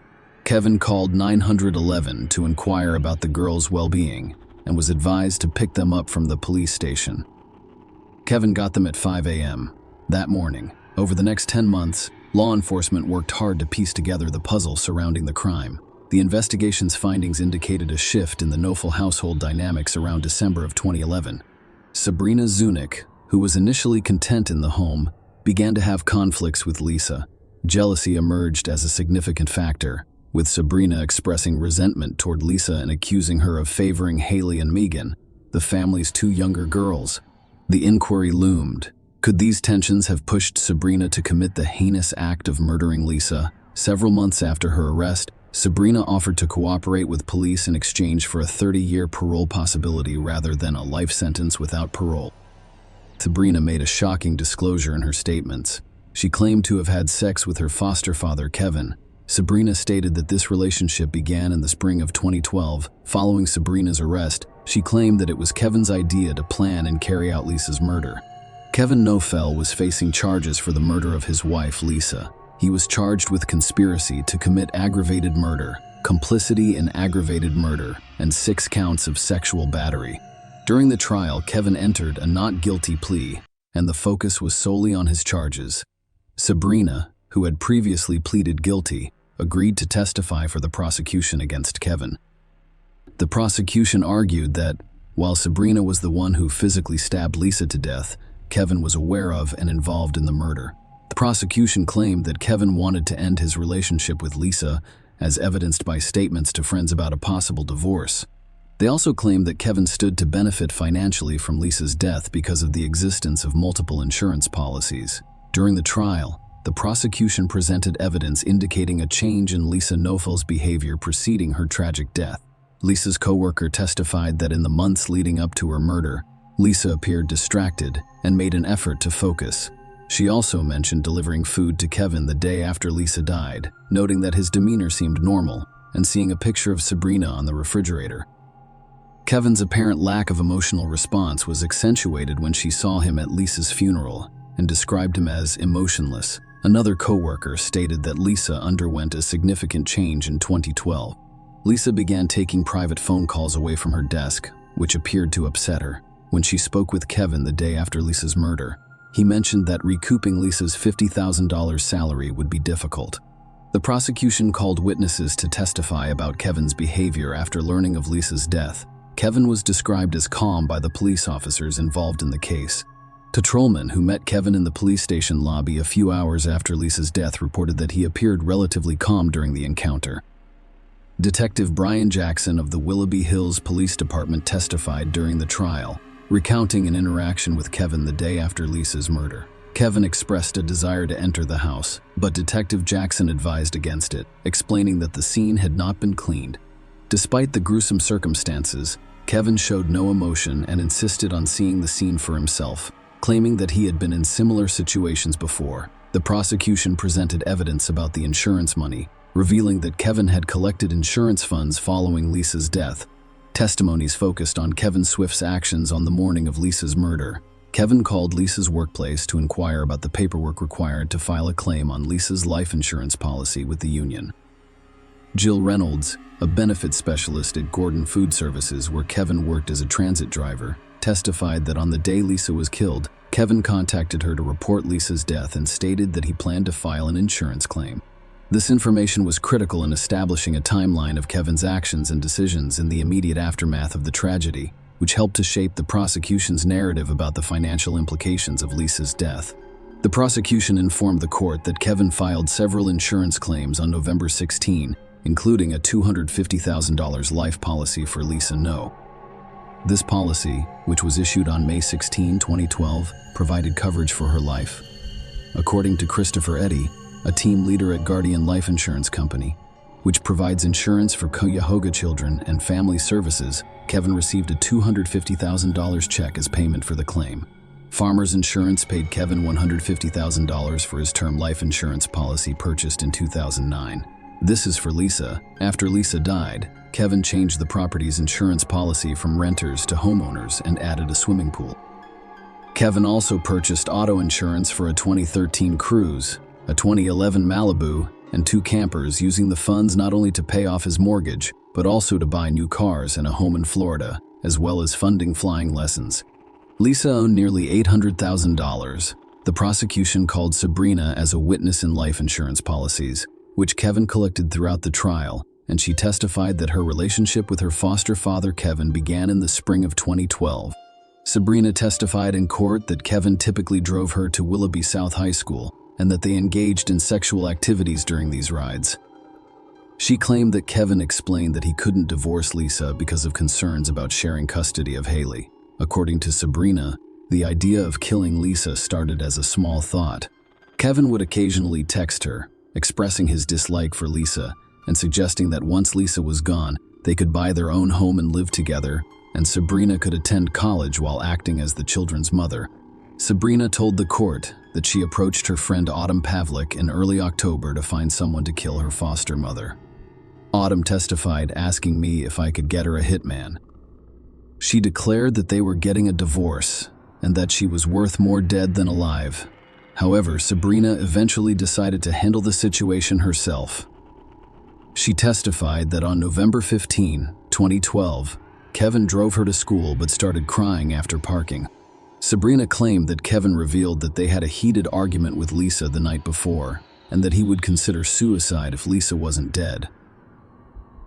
Sabrina told the court that I was scared for him because I had fallen in love with him. Sabrina responded by assuring Kevin that she would take responsibility for killing Lisa, and Lisa died less than 24 hours later. The prosecution called Dr. Joseph Andrew Philo, a forensic pathologist at the Cuyahoga County Medical Examiner's Office, to testify about Lisa's severe injuries. Lisa's autopsy was overseen by Dr. Philo. According to Dr. Philo's testimony, Lisa died as a result of a mandible jaw injury that penetrated deeply enough to sever the carotid artery connecting the brain. Another lethal wound was discovered in her breast, which penetrated and collapsed the underlying lung. Dr. Philo described several cuts on Lisa's body as intricate and complex, implying that either the knife was twisted upon entry or the body was in a twisting motion. One of Lisa's fingers and one thumb were almost severed. Lisa's body also showed signs of defensive wounds. Dr. Philo concluded that the death was caused by at least 178 stab and incised wounds to the head, neck, torso, and extremities, along with musculoskeletal, vascular, and visceral injuries. The brutality of the assault was highlighted by the fact that the knife used had bent as a result of the extreme violence inflicted during the attack. The defense argued that Kevin was not guilty and that Sabrina bore sole responsibility for Lisa's death. They emphasized the lack of physical evidence supporting Kevin and Sabrina's sexual relationship, as well as the prosecution's reliance on Sabrina's testimony, which they argued was untrustworthy given her agreement to a plea deal in exchange for a reduced sentence. The defense claimed Sabrina's motive for killing Lisa stemmed from a conversation 2 weeks before the tragedy.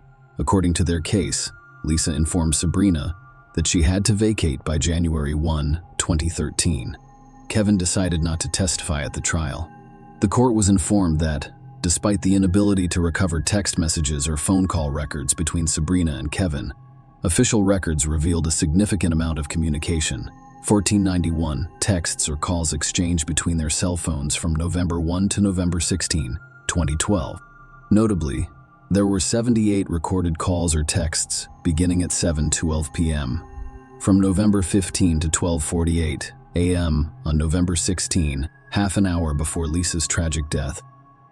After nearly 10 hours of deliberation, the jury found Kevin guilty of all 11 counts. The charges included 6 counts of sexual battery, 3 counts of complicity in aggravated murder, and 2 counts of conspiracy in aggravated murder. Kevin was sentenced to life in prison, with the possibility of parole after 30 years. Sabrina, who pleaded guilty to aggravated murder, was sentenced to life in prison, with the possibility of parole after 30 years. The legal proceedings concluded with both individuals facing substantial penalties for their roles in the tragic events. As a result, Kevin's currently incarcerated at the Lake Erie Correctional Institution in Conneaut, Ohio, with a parole date of 2043. Sabrina is currently incarcerated at the Dayton Correctional Institution in Dayton, Ohio, with a parole date of 2042. Share your opinion with us in the comments and subscribe to the channel for more.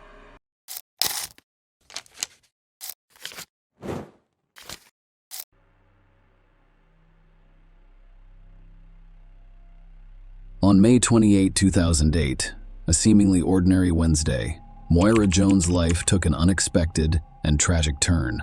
Moira, a vibrant 40-year-old woman, went out on the town that evening with her boyfriend of 4 years, Paul Thompson. Moira chose Glasgow, Scotland, and the United Kingdom as her home. Her flat overlooks a lovely park in Glasgow's south. In 2003, she left her previous life in London to work as an executive at Britvic. Glasgow quickly captured her heart, and she formed strong bonds with the city and its residents. Moira's fondness for Glasgow stemmed from the residents' warmth and friendliness, as well as their infectious sense of humor. The city, with its abundance of outdoor opportunities, proved to be an ideal place for someone who cherished the open air, trails, hills, glens, and beaches of Moira, providing her with numerous opportunities to explore and enjoy her love of the outdoors. Moira had intended to stay at Paul's house that fateful evening. She arrived with an overnight bag ready for a shared night. However, their argument changed her mind. Determined to sleep in her own flat, she set out for home, not realizing it would be a journey she would never complete. On the morning of May 29, 2008, a grim discovery was made in Glasgow's Queen's Park. A park ranger discovered a lifeless woman's body concealed behind a privet hedge. The tragic scene was nothing short of terrifying. The woman lay face down in the bushes, her lower body exposed, wearing only a pair of socks. Her jacket and bra had been torn, and her trousers were discarded between her legs. Moira's name and personal information were discovered nearby, leading the police to her apartment. To their dismay, there was no sign of Moira at home. They were concerned that the lifeless body they discovered could be hers. The authorities took immediate action and contacted Moira's parents, Beatrice, Bea, and Hubert Hugh Jones, who lived in Weston, Staffordshire. The agonizing message they delivered was that they believed Moira's body had been discovered, but they couldn't be certain. They needed the bereaved parents to identify their daughter with heavy hearts and unfathomable grief. Beatrice, Bea, and Hubert Hugh Jones made the somber trip to Glasgow. Their worst fears were confirmed when they saw the lifeless body. It was Moira, their beloved daughter. The unimaginable had become a harsh and cruel reality. Moira not only died tragically, but she also suffered the most horrifying fate. She was raped and beaten to death. Moira's younger brother, Grant, who lives all the way in Perth, Australia, received heartbreaking news of his sister's tragic death. He boarded the next available flight back to the United Kingdom, driven by a desire to be with his family during this extremely difficult time. As the investigation into Moira Jones's murder continued, the police faced a perplexing challenge. They had positively identified Moira, but her assailant remained unknown, elusive and unidentified. DNA evidence found on the lawyer's body had definitively ruled out her boyfriend, Paul, as a suspect. Nonetheless, the DNA profile obtained from the crime scene did not match anyone in the United Kingdom's extensive database. In their search for answers, the police cast a wide net, investigating the activities of 22 registered sex offenders living in the area and conducting interviews. They also spoke with people who had committed crimes near the park and underage drinkers who were known to frequent the area. Unfortunately, none of these conversations resulted in significant progress in the case. However, the investigators were able to piece together a timeline of events and obtain crucial CCTV footage showing a man in Moira's company. This unidentified man became the focus of the investigation, and police were eager to find and question him. The investigation's turning point occurred during door-to-door inquiries. When the police spoke with a woman named Lucy Pechlova, her information would prove to be the key to unraveling the mystery surrounding Moira Jones' tragic death.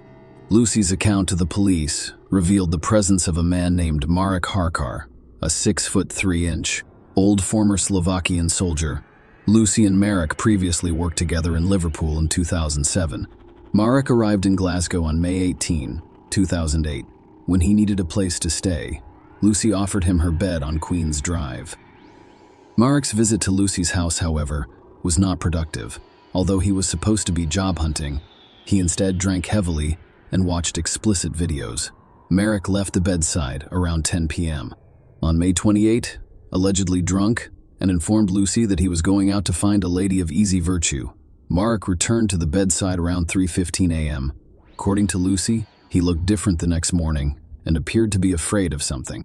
Surprisingly, Marek left the bedside on June 1, abandoning all of his belongings without warning. Later investigations revealed that Marek flew to the Czech Republic and then traveled by bus to Slovakia.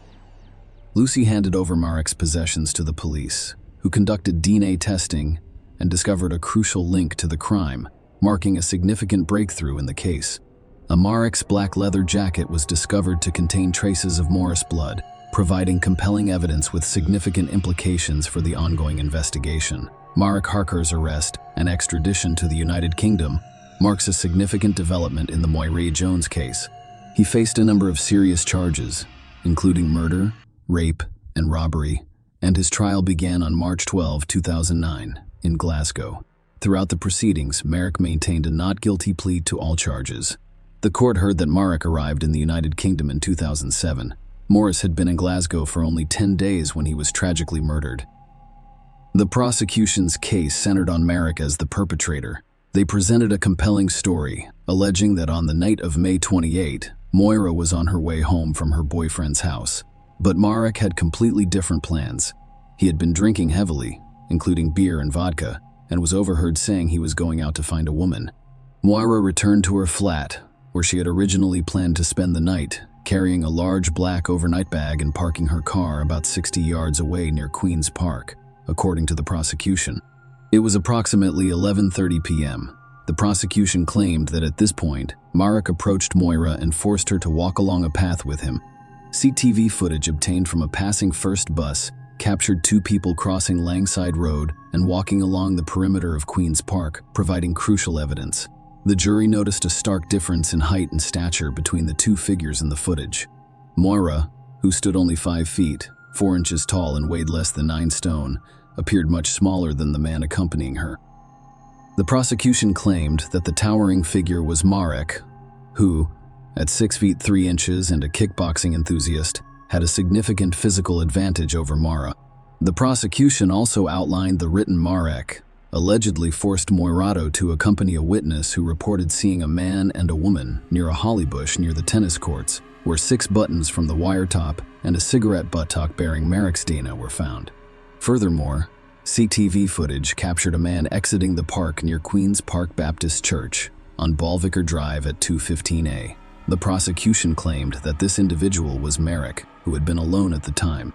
The prosecution's case painted a bleak and distressing picture of the events at Queen's Park. According to their account, Marek Harker forced Moira into the park, assaulted her violently and sexually, and stole some of her belongings. The autopsy findings revealed the horrific extent of Moira's injuries and shed light on the harrowing attack she had to endure. Moira's autopsy results indicated that she did not die from her injuries before 2 a.m., implying that she may have survived her ordeal for about 2.5 hours. Moira had sustained 65 distinct blunt force trauma injuries as a result of punches, kicks, and stomps, according to the examination. These injuries were the result of severe and sustained blunt force trauma. A forensic pathologist identified 65 external injuries, including a broken nose and 2 black eyes. Moira suffered brain damage, fractures to her right cheekbone and larynx, and bruised ribs. She had extensive bruising on her head and face, and one of her front teeth had been knocked out. Bruising spread to her chest, back, legs, and buttocks. Dr. Black's compelling testimony, which revealed the tragic details surrounding Moira Jones' death, captivated the courtroom. Dr. Black, an expert witness, revealed that Moira's head and neck injuries were the primary factors contributing to her tragic death. In a chilling revelation, she suggested that small hemorrhages in Moira's eyes indicated a possible asphyxiation factor in her death. The presence of bruises on the backs of her hands and arms raised additional concerns, which Dr. Black described as common defensive injuries. Dr. Black's expert testimony also highlighted the distressing aspect of the case. There was no evidence of a weapon being used in the attack. Instead, she believed the injuries were caused by physical blows to the fists or feet. Moira speculated that the extensive bruising on her neck was caused by an arm, leg, or knee compressing more of his neck while she was on the ground. As Dr. Black described additional distressing findings, the courtroom atmosphere became increasingly somber. Moira's brain was bleeding between layers, and there was a moderate amount of blood in her windpipe, indicating the gruesome ordeal she had been through. It was later discovered that she had swallowed some of the blood during the attack. Dr. Black also revealed that Moira had consumed other items during the assault, including bark fragments, grassy fragments, plant cuticle fragments, and leaf skeleton fragments. The implications were chilling, implying that Moira had been forced to consume these items while alive. The final damning piece of evidence was the DNA discovery.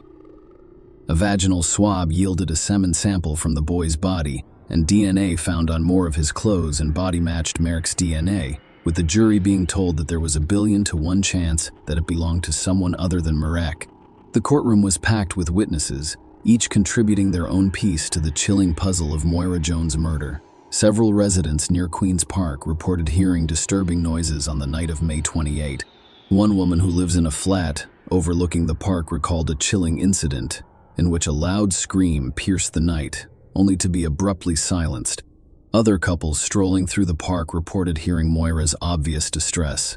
Even a cab driver turned to his partner and said, "If there was a murder, we just heard about it."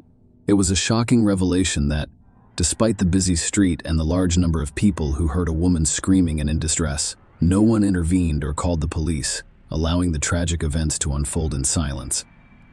In addition, a neighbor who lived near the bedside where Merrick stayed provided compelling testimony. He described how Mara approached him on the night of May 28th, frantically saying, "I'm looking for a woman." In her closing statements, the prosecutor urged the jury to convict her based on the evidence presented. The prosecutor painted a chilling picture of the heinous murder witnessed by Moira Jones, pleading with the jury to base their decision on evidence, rather than the overwhelming emotional horror of the event. On the other side of the courtroom, the defense vehemently claimed that the police had charged the wrong man. They claimed that 3 other men were involved in the murder, despite Merrick's innocence, and that one of these men, Jason Mulrin, a convicted sex offender, was at Lucy's bedside during the crime. They pointed out similarities between his previous criminal acts and Moira's attack, emphasizing his lack of an alibi on the night Moira was killed. The defense also claimed that Jason confessed to the murder to his ex-girlfriend, who became so concerned that she reported it to the police. However, when Jason testified in court, he categorically denied any involvement in Moira's rape or death, contradicting the defense's allegations. The defense urged the jury to find Marek not guilty and to consider the possibility that another man was responsible for the murder. They also emphasized the importance of skepticism when evaluating the prosecution's DNA evidence, reminding the jury that scientists can only provide probabilities and that DNA should be viewed as one piece of evidence among many. Marek Harkar's fate now lay in the hands of the jury, which had the difficult task of determining the truth in this complex and chilling case. The trial lasted 20 days and kept the courtroom in suspense. However, the jury delivered its verdict quickly, finding Marek guilty of all charges in less than 2 hours. The judge imposed a harsh sentence, sentencing Marek to life in prison with a minimum of 25 years. In the aftermath of Moira's tragic murder, her family turned their grief into a noble cause. They founded the Moira Fund, a charity that helps families in the United Kingdom who have been bereaved by murder. The charity provides grants to cover a variety of expenses, including funeral costs and transportation to court, assisting those in need during their darkest hours. Moira's memory continues to provide comfort and support to others who have experienced similar tragedies. Share your opinion with us in the comments and subscribe to the channel for more.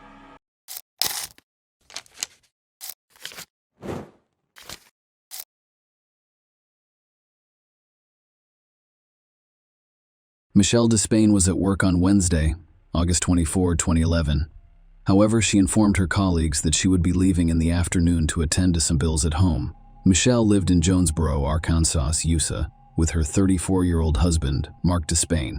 They were married for 15 years and had 2 young sons. Michelle also had a teenage daughter from a previous relationship whom Mark loved and helped raise despite their current affluent lifestyle. Their beginnings were humble. When they first met at the ages of 18 and 19, Mark's parents, Tiana and Jack Despain, helped them by providing a trailer to live in, while Mark worked for the family real estate company. After a few years, Mark started his own business as a property investor and real estate appraiser, which led to significant success and wealth. This success enabled them to upgrade from their original trailer to a luxurious home complete with a swimming pool. Mark and Michelle worked hard to give their children everything they wanted, including annual vacations to Jamaica and Cancun. Michelle handled the bookkeeping for Mark's company and also worked at a local bank. On August 24th, after finishing her work at the bank around 3 p.m., Michelle returned home to find the rear door unlocked. To her dismay, the entire house had been thoroughly ransacked. Drawers were left open, belongings were strewn across the floor, and broken glass was everywhere. The chaos had spread to the bathtub, where clothes had been thrown haphazardly, and the bedroom, where a jewelry box had been opened. As Michelle moved through the chaos, she made a heartbreaking discovery. Mark's lifeless body lay on the kitchen floor, the result of a fatal gunshot. Michelle rushed outside, overcome with fear, and immediately called 911, expressing her concern for her own safety. When the police arrived, they assumed they were dealing with a failed burglary. However, a more thorough investigation raised concerns about the circumstances surrounding the incident. After inspecting the items left behind, the police began to doubt the traditional burglary narrative, noting that many valuable possessions remained unharmed in the home. The peculiar circumstances surrounding Mark's death heightened their suspicions. His fatal injuries included a gunshot wound to the left side of his chest and another to his head, both of which were delivered from close range. The police believed the incident was a premeditated attack. According to their theory, Mark returned home that day, entered the kitchen, placed an ice cream container on the counter, and was shot twice by someone approaching from behind. This led investigators to believe that the assailant had already entered the home when Mark arrived. The general belief was that the intruder's intention was not theft, but rather a targeted assassination of Mark. The perplexing question remained: why would anyone want to kill him? During their investigation, the police interviewed all of the neighbors on the street and discovered that an unknown African-American man had been seen in the area on the day of the incident. There were also reports of a blue Mercedes car circling the neighborhood. As part of their investigation, the police sought to learn whether Mark had any known adversaries. Some described him as a driven and ambitious man known for his ruthlessness. When the police retraced Mark's movements, they came across a significant puzzle. Mark was not expected to be home at that time on that day. This raised a critical question. How could someone with malicious intent have predicted that Mark would be at home precisely at that time? The discrepancy between Mark's unexpected presence at home and the apparent premeditation of the attack complicated the investigation. On that fateful day, Michelle informed the police that she had lunch with Mark at a nearby restaurant near her workplace. She returned to the office at 1:30 p.m., left again after 2:30 p.m. to retrieve the bills, and then discovered the disturbing scene at home. When she arrived, she noticed the lack of lights, and while walking through the house, she discovered a mark in a pool of blood. In a fit of terror, she shook his leg, called his name, and dashed out of the house to call 911. Fearing the presence of an intruder and unable to get help from a neighbor, she contacted her mother, Kathy. When Kathy arrived, Michelle was waiting outside her own home.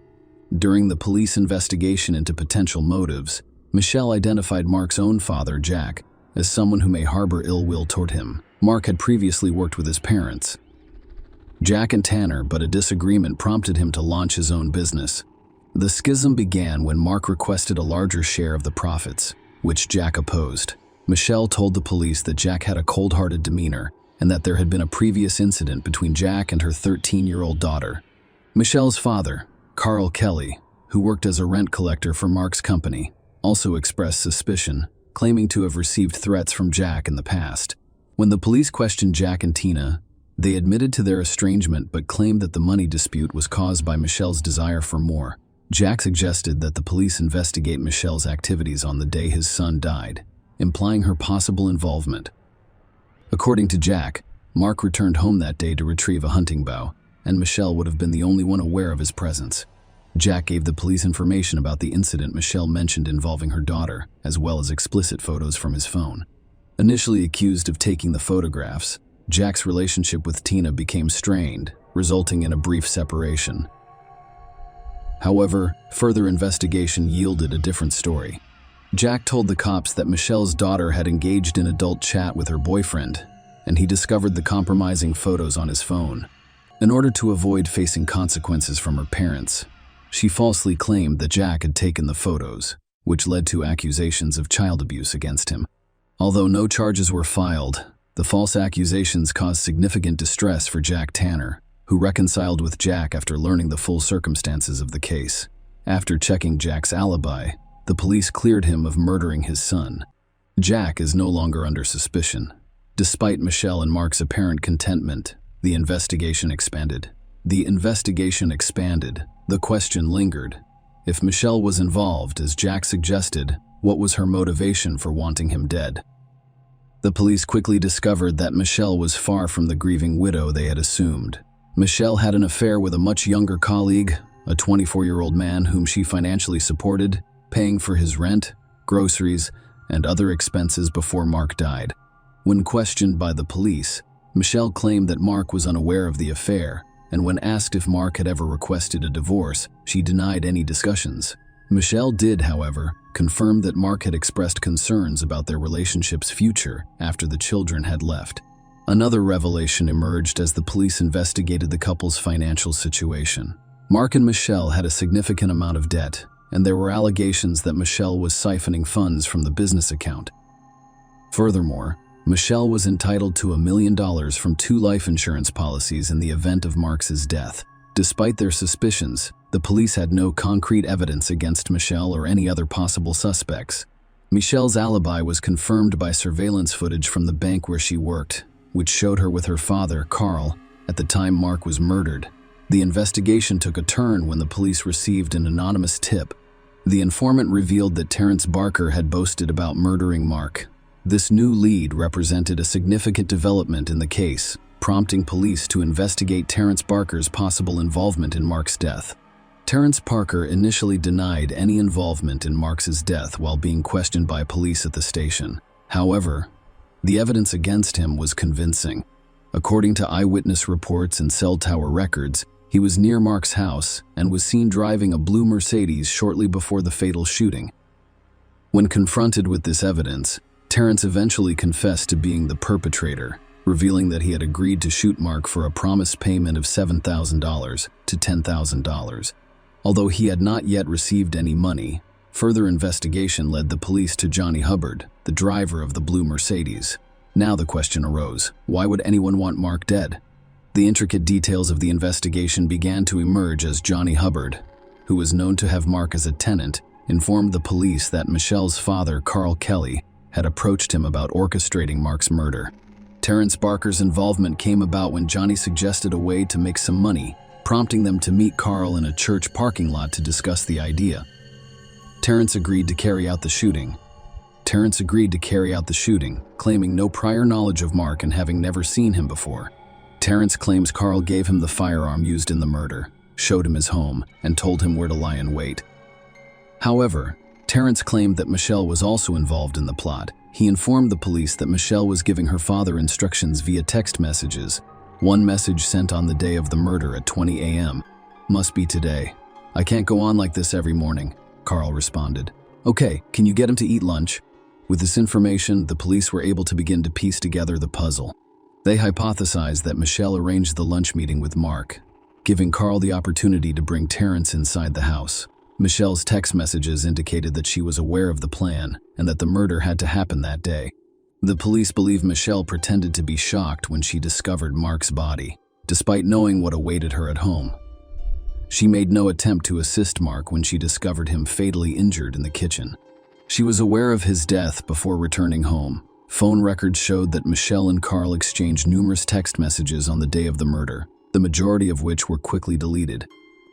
Furthermore, the records show that Mark initially declined Michelle's invitation to lunch, but she persisted, and she insisted on going for ice cream afterwards. Michelle texted her father constantly throughout their ice cream outing.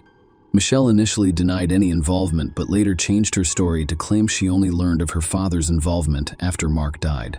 Terrence Barker pleaded guilty to first-degree murder and received a 35-year sentence. Similarly, Carl Kelly pleaded guilty to first-degree murder and received a 35-year sentence. Johnny Hubbard pleaded guilty to hindering apprehension and revocation of probation for a prior prohibited substances charge, receiving an 18-year prison sentence plus an additional 20 years for violating probation on a previous prohibited substances conviction. Michelle Despain pleaded guilty to a reduced charge of hindering apprehension and received a 30-year prison sentence with the possibility of parole after 5 years.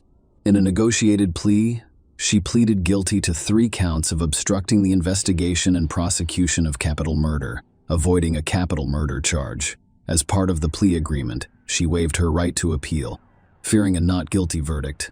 If Michelle went to trial for Mark's murder, Mark's parents would accept the deal to ensure she served some time in prison. Share your opinion with us in the comments and subscribe to the channel for more.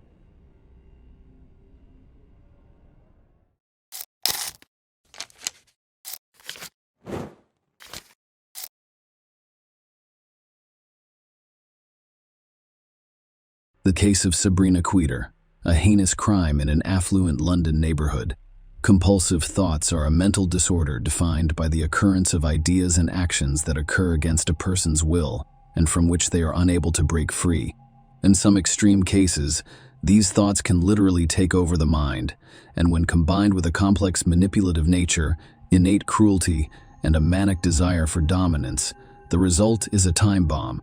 Sabrina Queter, a British woman, had every opportunity to live the fabulous, wealthy, and carefree life she had envisioned since she was a child, but it was never enough.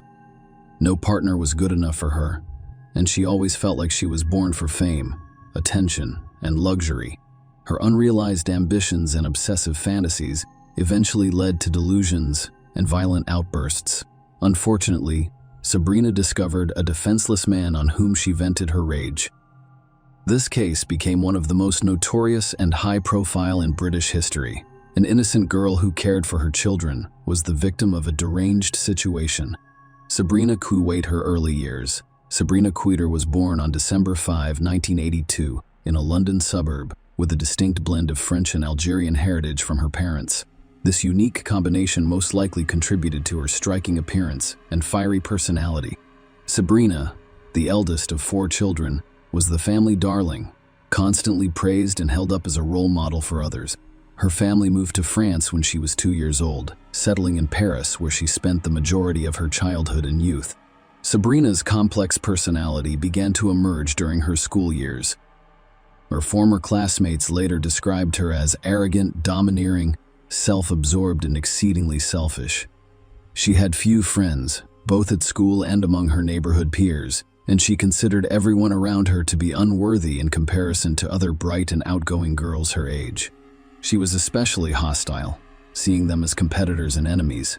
With her stunning appearance, a striking brunette with brown eyes and an impressive physique, Sabrina could have pursued a modeling career if she could connect with people instead of manipulating them. As a child, during her youth, she participated in sports and expressed an interest in music. However, her inconsistency, impatience for quick results, and lack of effort hampered her success in all fields. Years later, Sabrina claimed that she was treated harshly by her maternal relatives in France during her childhood. However, these claims were never supported or proven. In contrast, her family insisted that she was indulged and constantly sought attention. Sabrina suffered a back injury while participating in sports as a teenager, which led to her dependence on prescription painkillers. She attempted to obtain these drugs illegally, resulting in her arrest and a police warning. Sabrina was always hyper-focused on herself and her appearance, craving constant attention. She was confident that her future held a wealthy, glamorous life filled with celebrity interactions and her own stardom. Her fantasies seemed to overshadow her reality at times, as she believed she had earned her place in Hollywood. Sabrina holds an English and French literature degree from the Sorbonne. However, since 2006, She has claimed various fashion industry professions such as stylist, makeup artist, fashion designer, and designer, despite her lack of actual expertise in these areas. Complex relationship with Wissam Madouni. Sabrina Queter is known for her stunning appearance and a penchant for captivating men and exploiting their affection, but she never considered any of her suitors to be worthy of a serious relationship. She was literally waiting for a prince who would fully obey her. Sabrina was still unsure of her life goals after graduating from school, believing she was entitled to everything without effort. Nonetheless, she enrolled at the prestigious Sorbonne University while also working at a sweet shop for financial support. At the age of 18, she met Wissam Madouni, who was 6 years her senior, worked as a manager at the headquarters of a major French company, and attended one of Paris's most prestigious universities. Despite not being particularly attractive, he wished to pursue a master's degree in order to advance his career in the celebrity world. He fell deeply in love with Sabrina and was willing to satisfy all of her desires and fantasies. Sabrina found Madouni appealing, seeing him as someone she could manipulate as well as a ticket to a wealthy life. He was ambitious, capable of great professional success, and eager to pamper and spoil her. The couple started dating in 2000 and decided to live together after a few months. Sabrina quickly revealed her true nature, attempting to control my duties in every way. If her demands were not met, she resorted to tantrums, threats, and even physical violence. Furthermore, she soon began openly cheating on Madouni, with no attempt to hide or justify her actions. She could have flings with anyone, from a random acquaintance to Madouni's best friend or colleague. Despite numerous attempts to end the relationship and leave her, Madouni always returned, unable to let go of his deep love for Sabrina. Madouni received his master's degree and a significant promotion in 2001, and he began earning a substantial income, which he lavished on Sabrina's expensive clothing and entertainment. Its family owned several properties in Paris, and he managed them, giving Sabrina all of the rental income. Madouni, who also had Franco-Algerian roots, saw Sabrina as a kindred spirit. According to some reports, the couple married in a special Muslim ceremony in the fall of 2001, as evidenced by a certificate issued by a mosque in Argentina. However, the religious ceremony was insufficient to establish the union as official and legal. The couple had a son, whose paternity Madouni officially acknowledged. However, years later, a Frenchman named Anthony Francois claimed to be the child's father, and a witness in Quitter's trial described her as volatile, unpredictable, promiscuous, and manipulative during her relocation to London. The global financial crisis hit hard in 2008, causing the company where Wissam Madouni worked to go bankrupt, costing him his high-paying job. Around this time, Sabrina Queter developed a strong desire to move to London. She made the decision without consulting her partner, leaving her with few options and hoping for a new career in one of the world's major financial hubs. Madouni followed her to London, where he found employment in a major English bank. However, Sabrina has struggled to establish herself in the fashion industry. Her ambitions to be a designer, model, or makeup artist were stifled by a lack of skills, experience, and formal education in these areas. Consequently, she had to lower her expectations. She worked in a variety of positions over the years, including nanny in a call center, cafe, and even network marketing. Sabrina Queter's search for love took an unexpected turn when she rekindled her teenage passion for music, adding the titles of musician and composer to her resume. Despite her enthusiasm, Sabrina struggled to secure professional opportunities in the music industry. She attended a number of auditions and social events in the hopes of making valuable connections. Sabrina was fortunate to meet Mark Walton, a well-known musician, songwriter, and one of the founding members of the popular Irish boy band Boyzone. After leaving the group, Mark went on to become a successful producer and music mogul, working with Jennifer Lopez, Jessica Simpson, and Lady Gaga. By 2016, his net worth had surpassed $1 billion. Mark was exactly the type of person Sabrina had hoped to meet on her way to a life of fame and luxury. She impressed Mark with her beauty and charisma. He was captivated by her and openly admitted to falling in love at first sight, unable to think of anyone but the beautiful woman. Their relationship grew quickly, and Sabrina worked hard to remain pleasant and endearing, eventually ending her relationship with modernity because she saw a bright future with Mark. His previous relationship and child did not deter her. Within weeks, the lovers had moved in together to a luxurious home in an affluent area of London. Mark covered all of Sabrina's expenses, including the rent for the lavish house she chose for several months, in order to bring and live the opulent life she had long desired, which included socializing with celebrities, attending elite events, wearing couture clothing, and even appearing in glossy magazines. Sabrina found it difficult to manage Mark because she was afraid of losing him. She couldn't control her nature for long, and soon began to be jealous of every woman around Mark. Sabrina's demands grew over time, requiring more gifts and luxury. Mark spoiled her with designer clothes, jewelry, and trips to upscale restaurants and clubs. But it wasn't enough for her. The couple's home had a high turnover of staff and nannies, as Sabrina's paranoia led her to believe they were either stealing or trying to seduce Mark. Her irrational behavior eventually. Mark was driven to his breaking point. In 2011, he ended the relationship and moved to California, leaving Sabrina with nothing. Losing Mark also meant losing the luxurious lifestyle she had enjoyed. Sabrina began conducting interviews, accusing Mark of cruelty, violence, and substance abuse. She called him crying, begged him to return, and even threatened to commit suicide. But none of these tactics brought him back. Who is the father of the second child? After realizing she had lost Mark Walton, Sabrina Queter contacted her ex-partner, Wissem Madouni, who was a successful bank executive, and immediately forgave and accepted her back, despite still having feelings for her. They resumed living together. Sabrina discovered she was pregnant shortly after her reunion with Madouni. She quickly notified Walton, who, through his lawyers, expressed a willingness to provide for the child and Sabrina by offering a monthly allowance. However, Walton insisted on a paternity test after delivery to confirm his fatherhood. Sabrina's refusal to take the test, which could have resulted in substantial regular payments, indicated her uncertainty about the child's paternity. Instead of agreeing to the test, she demanded that Walton double the proposed allowance.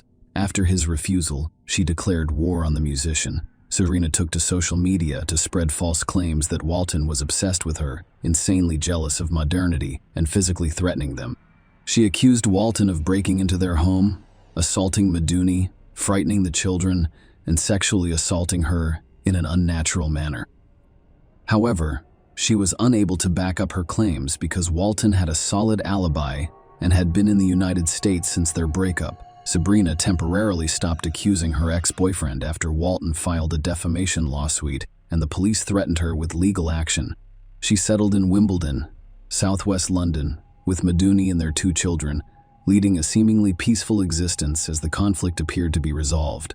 Sabrina Queter, a French nanny who was used to handling household chores but found it difficult to manage 2 children, decided to hire a nanny who could also help with housework. She advertised a job online and conducted interviews in person. The majority of candidates failed to meet her expectations, and those who did not last long in her household. Sophie Leonette, a young French woman, responded to the advertisement. At the time, Sophie, 19, was in her provincial hometown in France, so the interview was done via video call.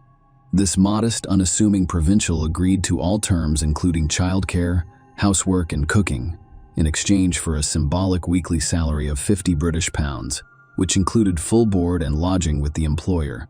Sophie was born on January 7, 1996, in the small town of Troyes, near Alex, and her parents, Catherine and Patrick Leonette, were simple workers with a modest, if not poor, lifestyle. Sophia graduated from school with a diploma in childcare but did not want to work in her province, preferring to relocate to a larger city, known for being shy, quiet, and unassuming in appearance, but extremely kind and open-hearted. Sophie was loved by those who knew her despite her poor vision.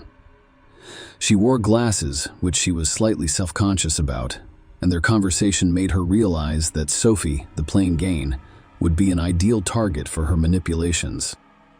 Furthermore, Sophie was eager to gain experience and good references, so she was willing to work for the minimum wage. Sophie thought Sabrina seemed like a serious and reliable employer, which she told her parents before leaving for London. Kind employers rose to a sophisticated status. Initially, Sophie Leonette seemed to be doing well, believing that working for the Tweeters would be a great way to start her nanny career. She quickly bonded with the children, completed household chores as required by her contract, and had enough time and resources to improve her English and explore city attractions. This peaceful period lasted several months, and everything seemed fine. Maduni lost his job, and the family's only reliable source of income became Walton's monthly child support payments. To bring it back, Walton was asked to pay more money, which prompted him to request a DNA test to confirm his paternity. The family faced serious financial difficulties, including high rent and basic living expenses. Of Sabrina, unwilling to cut back on her luxuries and desperate to maintain her socialite lifestyle, she became irritable and aggressive, frequently venting her frustration on the young nanny.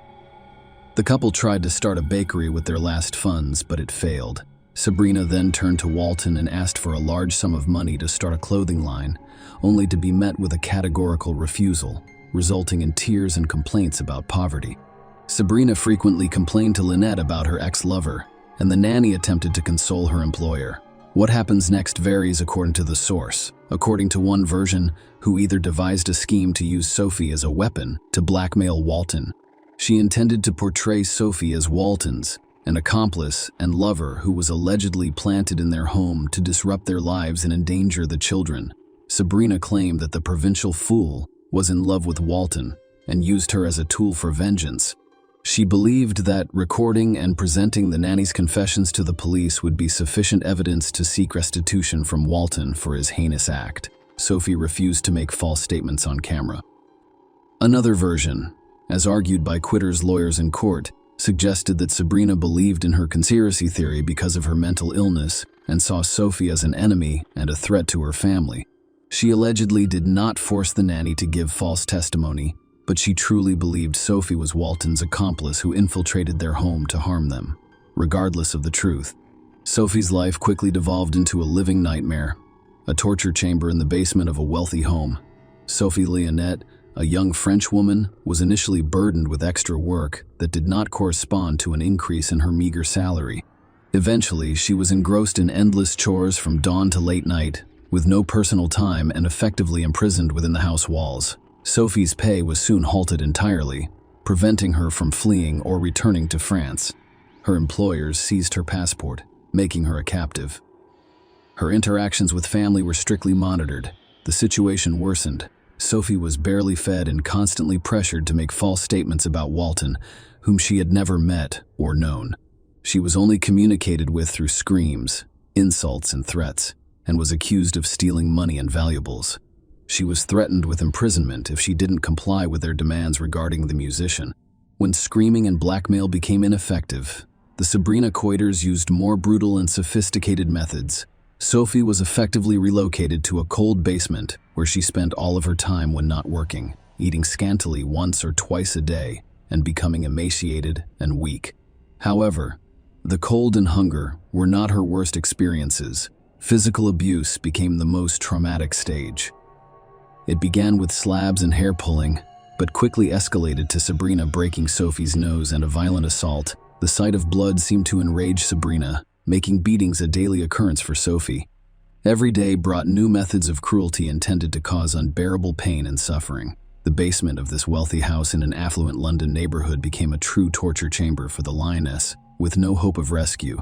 In late summer 2017, Sabrina Queter brought the unfortunate Sophie Lioness to a police station, claiming Sophie was ready to testify against Mark Walton, with whom she allegedly had a romantic and criminal relationship, and who had allegedly sent her to their house to abuse the children. However, Sophie remained silent and refused to say what Sabrina demanded, so the police decided to speak with her privately and take her to a separate room. Sabrina was furious, fearing Sophie would reveal the horrors taking place in their home and implicate her and her husband. Sophie mysteriously chose not to reveal anything or seek help. The police's reaction was also peculiar. Despite seeing a malnourished, scared, and weakened young woman, they did not contact a doctor or psychologist to ensure her health and safety. At that point, the 21-year-old man weighed less than 40 kilograms, had lost some of her hair, was missing a front tooth, and was limping noticeably. Despite this, the officers remain unconcerned and simply allow everyone to leave. A disturbing phone call and a funeral pyre. Sophie Lionette sobbed as she made her final call to her mother in mid-September. Sophie told her mother that she wanted to return home but didn't have any money. Catherine, without going into detail, simply told her daughter that she would buy her a ticket and that she should pack her bags immediately. This was the last time she heard Sophie's voice. A few days later, on September 20, 2017, in the evening, the Cougars' neighbors called the police. They were alarmed by a fire in the yard, not so much by the fire itself as by the nauseating, sweetly greasy odor it emitted. A neighbor reported that it smelled like burning flesh and hair, as well as something identifiable, and that the 6 smoke clouds that stretched half a block immediately impregnated clothes and skin with a stench. Firefighters and a police car arrived on the scene. The house owners, who appeared calm and unaware of the reason for the emergency services visit, met them after extinguishing the fire. What appeared to be a charred human hand was discovered among the ashes. The couple was immediately apprehended, and severely burned human remains were recovered from the fire. The deceased's gender and age were indeterminable, but the body was quickly identified as Sophie Leonette, as evidenced by the melted metal frame of the glasses embedded in the skull, which Sophie always wore. The cause of Sophie Leonette's death was difficult to determine because her body had been almost completely burned. Forensic experts discovered multiple rib fractures, jaw cracks, and evidence of blunt force trauma on her skull and limbs, indicating that she sustained these injuries while alive. In addition, she had several missing teeth and a severely damaged nose. Sophie had suffered prolonged and brutal beatings, resulting in broken bones and knocked out teeth.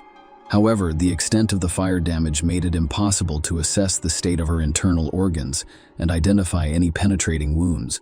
The discovery of horrific video recordings in the house depicting Sophie being tortured and coerced into confessing collusion with Walton and intent to harm the children exposed her captor's true sadistic nature. Sophie was brutally beaten with an iron cord, a golf club, and even electric shocks. She also faced humiliations, such as being forced to submerge her head in the toilet until she suffocated. Experts believe Sophie died of asphyxiation before being burned on the pyre, sparing her the agony of being alive during the burning trial and sentence. Sabrina Quider and Ouissem Madouni denied guilt and expressed no remorse for their heinous crime. Following the murder, Madouni calmly went to a nearby supermarket to purchase firelighter fluid for burning the body and dinner for his family, as if nothing had happened. The first court hearings against the sadistic couple started in March 2018. Sabrina attempted to portray herself as a victim, blaming Mark Walton for driving her to a pathological state with his constant torment. Sabrina was diagnosed with mental disorders, but she was not insane and could understand her actions. We were physically healthy but psychologically dependent on Sabrina and blindly obedient to her. Sabrina's former lover, who testified in court, described her as a cunning manipulator rather than a mad woman because she planned her moves so carefully. Another witness stated that she always made up enemies, but did so rationally and for selfish reasons. On June 26, 2018, the court found the couple guilty of torturing, humiliating, and murdering their nanny in aggravated circumstances. They were sentenced to life in prison, with the possibility of parole after 30 years, and neither admitted guilt despite ongoing appeals to reduce their sentence. Sabrina attempted to feign insanity, hoping to be transferred from prison to a hospital, but was unsuccessful. Mark Walton testified at the trial that he felt guilty about his ex-lover's actions because he committed these atrocities to gain his attention and financial compensation. He expressed his heartfelt condolences to the victim's parents and voluntarily issued a large check to assist the bereaved families who had lost their beloved daughter. Share your opinion with us in the comments and subscribe to the channel for more.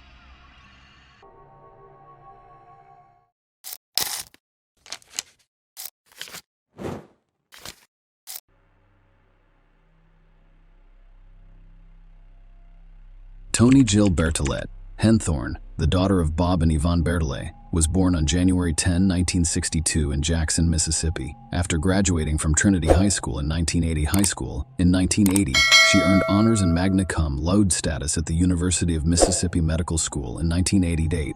Toni's professional journey led her to work as a surgical and cosmetic ophthalmologist at Associates in Eye Care in Denver, where her excellence earned her recognition as one of America's top ophthalmologists by the Consumer Research Council in 2006. Toni was an active member of her community outside of medicine, attending and teaching Sunday school at Cherry Hills Community Church. Toni was not only an accomplished pianist, but also had a lovely voice and sang in several church choirs. Her dedication to her faith was evident in her insightful contributions to God Questions, org, where she shared her Christian perspectives on a regular basis. Harold and Toni Henthorn met online in 1999 and married after just 9 months.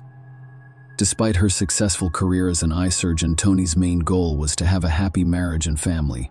This ambition appeared to come true when she met Harold, who presented himself as a wealthy entrepreneur involved in fundraising for educational institutions and churches. Harold persuaded Toni to move to Colorado from Jackson, Mississippi during their meeting. Despite the difficulties of leaving her family and friends in Mississippi, Toni is excited about starting a new life with her husband. Their family culminated in 2005 with the birth of their daughter Haley on September 29, 2012. Toni Henthorn and her husband Harold Henthorn went hiking in Colorado's Rocky Mountain National Park on Saturday to celebrate their 12th wedding anniversary. Just before 3:30 p.m., they deviated from the trail and ate lunch atop a picturesque cliff. By 4:45 p.m., they discovered a cliff beneath their lunch spot after deviating from the designated trail. Toni tragically fell 130 feet from the same steep cliff in less than half an hour at 5:54 p.m. Harold called 911, almost 45 minutes later, to report the incident. He told the authorities that it took him 15 minutes to reach Toni and another 30 minutes to assess and relocate her. During the 911 call, Harold mentioned their location near the mountain summit, expressed concern about Toni's weekend breathing and head injury, and asked for a helicopter. He later told another operator that he had started a fire in a rock enclosure and noticed a decrease in Toni's breathing, eventually confirming its cessation. Harold, guided by the operator, attempted chest compressions.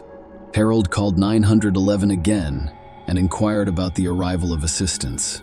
The operator informed Harold that the ranger was calling for him, but Harold claimed he had not heard any calls. The MT ranger arrived around 8 p.m. and conducted an examination, which unfortunately revealed Toni's death. Authorities questioned Harold about the circumstances surrounding Toni's death. Despite claiming that he did not witness Toni's fall because he was reading text messages and only saw a blur, Harold gave conflicting accounts to others. In one instance, he claimed that Toni had gotten too close to the edge while speaking with someone else. He claimed that Toni was attempting to take photographs and slipped upon hearing the tragic news of Toni's death. Her parents, Bob and Yvonne Berthollet, had a strong reaction. Bob immediately claimed that he pushed her, which was initially interpreted as an accidental death. Toni's parents had clearly been concerned about her well-being for quite some time. Toni was a successful and confident woman when she first met Harold. However, her confidence dwindled after moving to Colorado with Harold, who gradually took control of her life. Harold will listen in on her parents' phone calls and put them on speakerphone. Toni's parents became concerned, suspecting that Harold might not be as prosperous. As a businessman, he claimed to be reliant on Toni's income. However, they were concerned about more than just his financial situation. They believed he isolated Toni from her family and friends. A feeling of unease persisted, prompting Yvonne to seek conversations with Toni. However, every attempt to discuss Harold's job, the couple's financial situation, or his pervasive control over Toni's life elicited the same response from Toni. Raising these issues would have consequences for her. One particular incident heightened their concerns to the point where they hoped Toni would cut ties with him.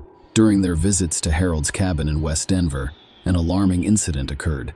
While Haley slept, Harold asked Toni for help clearing debris.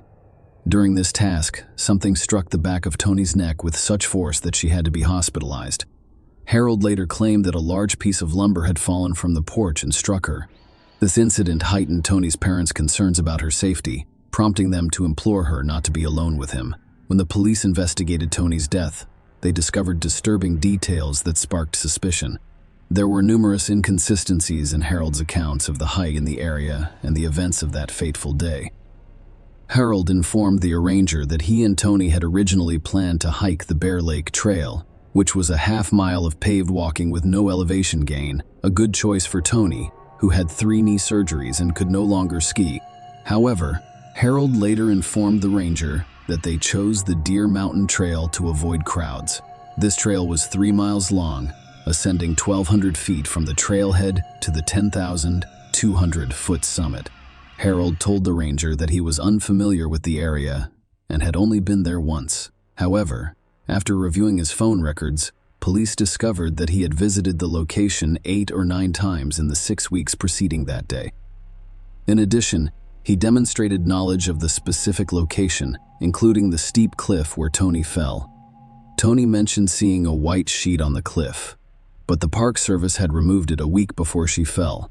The police discovered a park map inside his car with a pink X, indicating where Tony fell. The police found Harold's 911 call concerning. Despite claiming to have a low phone battery which limited his ability to speak, he made 22 calls and sent or received 98 texts. Notably, one text message instructed a friend to pick him up from Estes Park and provided detailed directions on the route to take. The police discovered a disturbing pattern when they discovered Harold had taken out multiple life insurance policies on Tony's life. Notably, he had recently designated himself as the beneficiary of a life insurance annuity originally intended for his daughter Haley. This, however, was not an isolated event. The investigation revealed that Harold had a history of benefiting from life insurance policies, as he had also been named as the beneficiary of his first wife's policy. In May 1995, Harold married Sandra Lynn Henthorne. On the 6th of May 1995, the couple was driving down a remote highway near Sedalia, Colorado, on a cold and dark night. During the nighttime drive, a Jeep Cherokee developed a tire problem, forcing them to stop and change it. Lynn, Harold's first wife, went underneath the Jeep, which was supported by 2 jacks, to change the tire. Lynn was tragically crushed when the Jeep fell on top of her. Harold flagged down passing motorists for help, but Lynn did not survive. Initially, the death was ruled accidental. The cause was identified as traumatic asphyxiation from being crushed under the car, which resulted in fatal internal injuries. Following Tony's death, a re-examination of Lynn's case revealed errors made during the initial investigation, leaving several issues unresolved. Harold, as the sole witness to Lynn's tragic incident, gave the police statements that were inconsistent. Discrepancies included contradictory claims about the direction they were driving that night, with Harold claiming they were going both east and west. Furthermore, he provided contradictory information about a restaurant stop prior to Lynn's death, implying that they had already dined there and claiming that they were on their way to the restaurant. Notably, authorities failed to verify Harold's accounts with the restaurant before confirming their presence that night. Further inconsistencies arose, including conflicting statements about the tire's condition. Harold alternately described it as flat and spongy. Notably, a partial print was found on the wheel above the missing tire, where Lynn was changing it. However, this print was never compared to Harold's shoes to see if they were a match. The print's position suggested that it was the result of someone kicking the car, which could have caused the Jeep to fall and crush Lynn. Unfortunately, this lead was not pursued in the initial investigation. Prior to Lynn's tragic death, Harold purchased a substantial life insurance policy for her and informed the police that he would receive $300,000. An independent verification would have revealed that he was actually slated to receive twice that amount. This increase was the result of a change Harold made to the policy shortly before Lynn's death, allowing for double compensation in the event of her death as a result of an accident. Furthermore, the investigative file detailed an encounter with a mechanic who drove by Harold and Lynn around 9:30 p.m. and offered assistance. Harold declined the offer. The file also mentioned Patricia Montoya. Patricia contacted the police a day after Lynn's death, asking, "Have you arrested the husband yet?" Patricia told the police that she and her family were driving home around 10 p.m. when Harold flagged them down for assistance. Despite their efforts to locate a phone to call 911, they were unable to find one, so they proceeded to pull Lynn from under the car. Harold vehemently objected to their intervention, warning them not to touch her. Even when they tried key PR, Harold resisted and refused to give Lynn his coat to keep warm. Lynn was eventually airlifted to a nearby hospital, but died from internal injuries during surgery. Curiously, no charges were brought against Harold in connection with Lynn's death. However, in Tony's case, Harold was charged with first-degree murder. The prosecution claimed that he deliberately and purposefully pushed Tony over the cliff to her death. To support their case, the prosecution presented a map with a marked X indicating the location where Tony fell. The jury also heard about phone records showing Harold visiting the park several times in the weeks leading up to Tony's death. Given Tony's remote location with poor cellular service and no nearby aid stations, the court looked into the 911 call in greater detail. Despite the fact that the call was placed around 6 p.m., help did not arrive until 8 p.m. The prosecution claimed that Harold did nothing meaningful to assist his wife during this critical period. To back up this claim, the prosecution called Julie Sullivan, the emergency services dispatcher, to testify that she followed a standardized protocol when guiding people through CPR over the phone, and that she had handled approximately 240 similar calls before speaking with Harold. Julie explained that her conversation with Harold was unusual. In my experience, when I perform CPR with someone guiding me through it, even experienced people, nurses, or other people on the scene are extremely out of breath. I thought it was strange that he wasn't letting me know when he finished an instruction I'd given him. As many of you are aware, on every other call I have taken, the person wants to know what to do next right away. Okay, I completed my 30. What do I do next? What shall I do next? What shall I do next? That was highly unusual, and it didn't feel like he was performing CPR. Most people do it due to the physical exertion of performing CPR compressions and breathing. It's extremely exhausting. I need to know when you're finished with it so we can move on to the next step. And he wasn't letting me know when he finished every instruction I gave him, so I asked him to let me know. Also, we had an open line. I can hear them doing compressions on the patient on all of the other CPR calls I've done in my career because there is so much breathing. The breathing is labored. It's extremely exhausting, and it's difficult to even get out and speak back. They have difficulty talking to me because they're out of breath from the exertion. The emergency services dispatcher, Julie Sullivan, testified in court that, based on her experience, she did not believe Harold was performing CPR during the 911 call. The medical examiner's findings further undermined Harold's claims. There were no signs of CPR-related abrasions, contusions, or anterior rib fractures. In fact, there was no evidence of any PR attempts. Tony's fall had been partially broken by a tree at the base of the cliff, causing her scalp and tissue to tear away from her skull. Tony's extensive injuries were detailed by the medical examiner, who discovered severe brain hemorrhaging, a fractured neck, blunt force trauma to the chest, abdomen and pelvis, broken ribs to form a chest, lacerations and bleeding in the liver and lungs, and pale skin, indicating significant blood loss. The prosecution presented the case to the jury, drawing parallels between Tony's death and the unusual circumstances surrounding Harold's first wife, Lynn. The court allowed the prosecution to present Lynn's case because of the striking similarities. Following the same principle, the prosecution revealed the incident Tony described to her mother at Harold's cabin. The jury was shown another disturbing incident involving Tony that occurred in May 2011. Tony sustained a neck injury when she was struck in the back of the neck and upper back with a large wooden beam, similar to previous incidents. This occurred in a remote and secluded location around 10 p.m. That night, Harold was cleaning the deck of their cabin and asked Tony to help him, which resulted in the unfortunate incident with the beam. Harold gave various people different accounts of what happened. He initially told paramedics he threw the beam, but later admitted to a doctor that it had fallen off the deck. Another version was shared with a friend in which Harold claimed he dropped the beam on Tony after slipping from the ladder she was holding, adding to the complexity of the situation. A nurse's note in Tony's files indicated that she was beneath the deck when the beam fell. The prosecution based its case on a clear motive for financial gain from life insurance policies. Harold had 3 $1.05 million life insurance policies on Tony, as well as a $205,000 annuity, making him the beneficiary of more than $4.07 million when Tony died. Tony died a month earlier, in April 2011.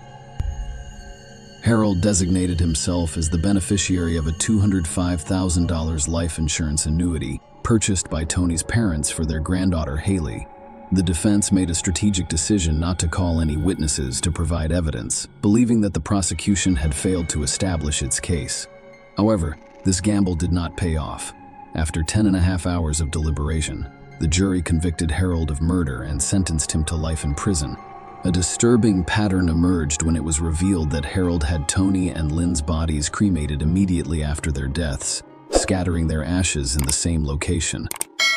Share your opinion with us in the comments and subscribe to the channel for more.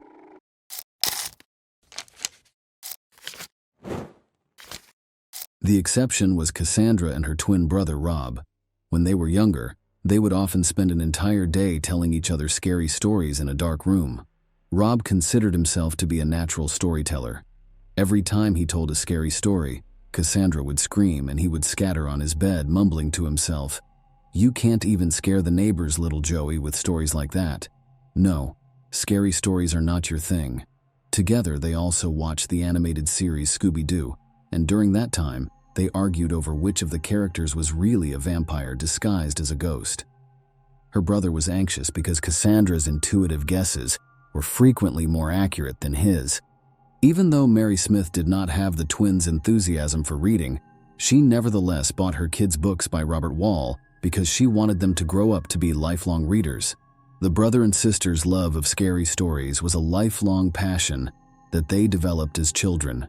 Even as adults, they entertained the idea of launching a horror-themed store and even gathered figurines of villains.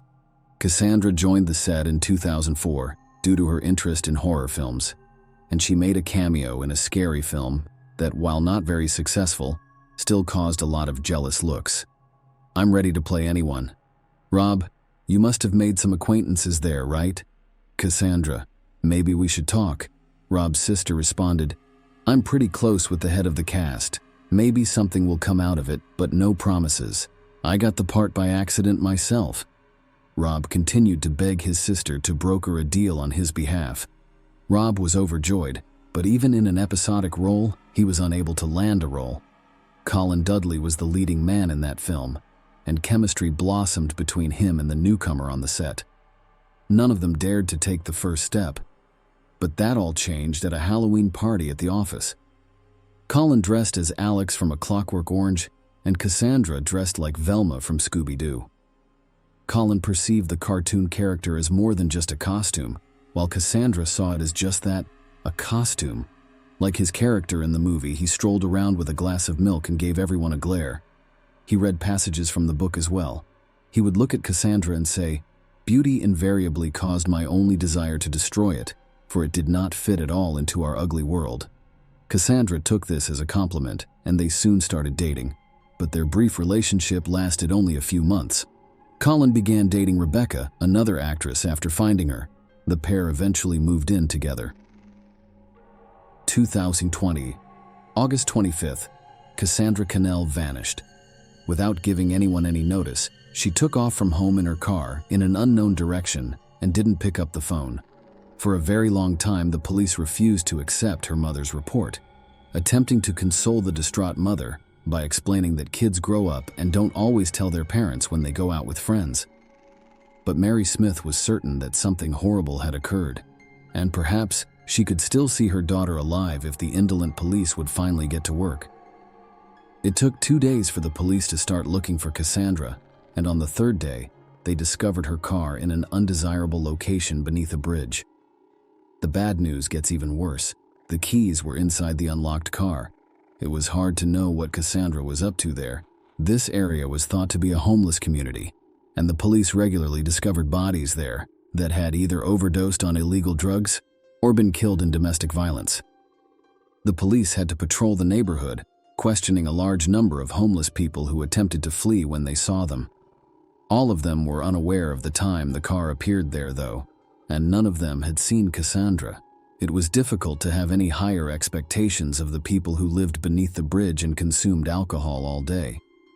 As directed, the detective working on Cassandra's case asked to see her cell phone bill, but he knew from past experience that this would not help him in any way, and so it did.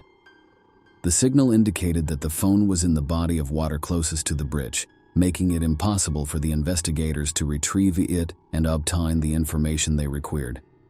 Still, a group of divers started combing the shoreline. To see how far they could throw the phone, they picked up rocks from the shore and tossed them into the water before doing so. Cassandra's mother claimed that since her daughter's phone case was adorned with rhinestones, it would be easy to locate. While it is true that the phone was located quickly, Cassandra's body was not in the water. Although her mother was told this was good news, she did not feel any better. Her daughter's death appeared to have become second nature to her, and all she wanted was for her body to be discovered and for this terrifying period of uncertainty to end. She replied, "I was looking forward to my granddaughter. I wanted to be a grandmother sooner, and I didn't even have time to give her a crib. It's just sitting in the garage in a box. What should I do with it now?" The mother was saddened to learn that this became crucial information for the inquiry. Pregnant women are frequently the victims of crimes committed by their partners, the expectant fathers, according to statistics. However, Mary Smith was unaware of the identity of her future granddaughter's father. Cassandra had not even met anyone and was single, even though her age was already apparent. It made sense that she had become pregnant through a male partner, but Mary was unaware of the child's possible father. Even so, according to her mother, her daughter frequently called and corresponded with someone.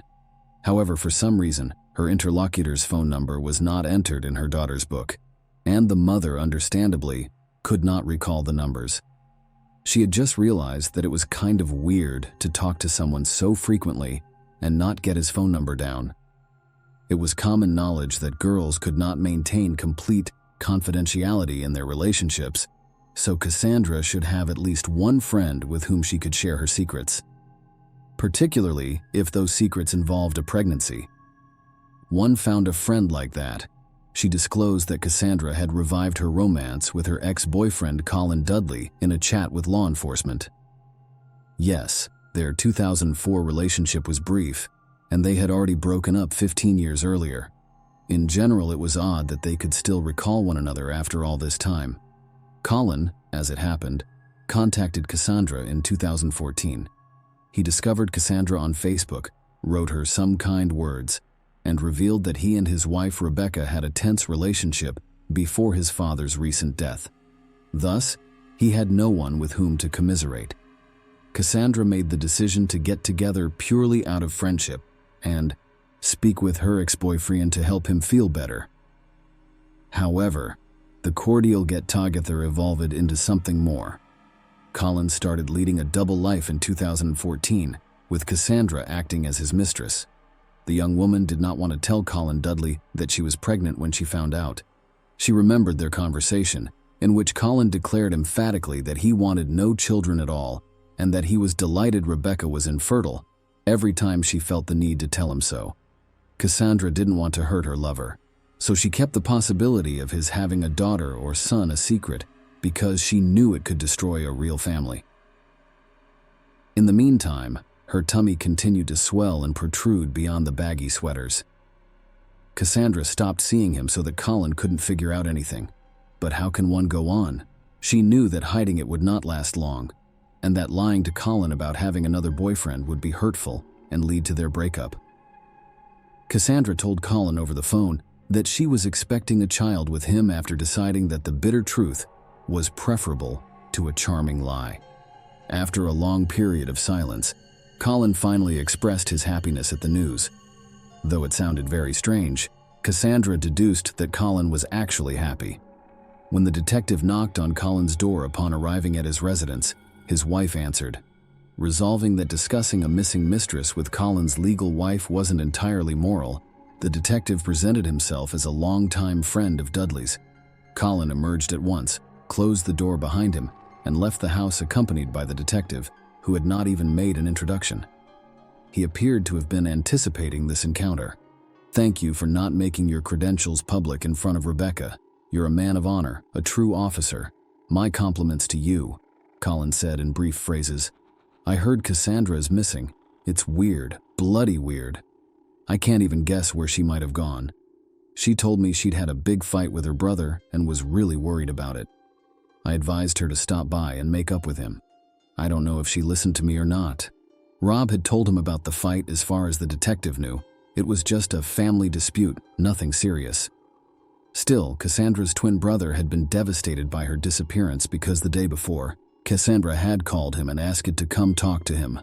But now that his arrogant brother had declined, he held himself responsible. His sister would not have vanished if she had visited him that day. "You know, officer, I'm not the nicest person. I think you realize that, dating my ex-girlfriend in secret from my wife for such a long period of time. I'm sure I'll be punished for it in the next world. But the human heart doesn't decide who you fall in love with. In 2014, my father died. He literally hated Rebecca with all his soul, and the feeling was mutual. But he really liked Cassandra. He often remembered her, reproached me for the fact that we broke up with her almost immediately after Christmas. We often fight with our parents, accusing them of not understanding, and then it turns out that it's us, their children, who don't understand, and it hurts. My father was right, of course. And after he died, I just wanted to fulfill one of his wishes, and so I resumed my relationship with Cassandra. Rebecca needed to be broken up with. It was a conversation I kept putting off, you know. This family stuff sucks you dry, so I kept stalling. I've been living a double life for 5 years. It was hell. I had to make excuses for coming home late all the time, to hide it. I'd tell her about some fictitious business trips, and even bought a fishing rod, even though I hated fishing. A stupid pastime, and I'd tell Rebecca I was going to the lake while I went to Cassandra's. Before coming home, I'd buy fish at the supermarket for extra convincing, and Rebecca would bake it in the oven, and I'd eat it even though the smell of fish makes me sick. Did you know Cassandra was pregnant? What? Pregnant by whom? I don't have that information, but she told a close friend of hers that it was from you. That can't be true. She's been adamantly refusing to see me lately, and I guess I understand her and can't blame her for that. Naturally, she was tired of being in the background and wanted a family, which unfortunately I couldn't give her. I guess that the reason she refused to see me was because she had found someone else. Detective asked, "When was the last time you saw her?" Honestly, I can't even remember. I think it was about 3 months ago, maybe 4, if you don't count the time we literally ran into her at the mall by chance. But that was fleeting because my wife was in the fitting room, and I just got tired of waiting for her and decided to take a walk to the coffee shop. Tell me, officer, is there any chance you'll find her alive? Dudley continued. We're doing everything we can, believe me. Colin had more interactions with the detective after this one. Despite the fact that Cassandra's phone was recovered from the bottom of the pond, the police still asked for the missing person's call logs. The unsigned number her mother had informed her about actually belonged to Colin Dudley. Cassandra called him most of the time, and they even spoke on the day she vanished. Furthermore, the CCTV footage from the train station near the bridge, where Cassandra's abandoned car had been discovered, was given to the police that day. A strange man who stood out among the other passengers on the platform was observed by them. He had on a long cloak, gloves, a scarf covering his face, and a hat with the sides pulled down over his eyes. The detective claimed that although he couldn't see the man's face, Colin Dudley's gait was strikingly similar to that of the man. Regarding the hat, it bore a striking resemblance to the one donned by Alex in A Clockwork Orange. The investigators noticed that the strange man actually entered the cafe for a short while before exiting and heading toward the parking lot, where he got into his car and drove off. After they kept tracking him down through the CCTV cameras, the stranger never revealed his face to them during this entire time, but they were able to see the car's licensee plate number, which belonged to Colin Dudley, that the stranger got into. A search warrant was used to send a unit to his home. It was the detectives' hope that Cassandra was still alive and in Dudley's home's basement. Initially, there was no proof of a homicide at Colin's residence. However, they discovered the exact hat Colin was attempting to conceal himself in the closet.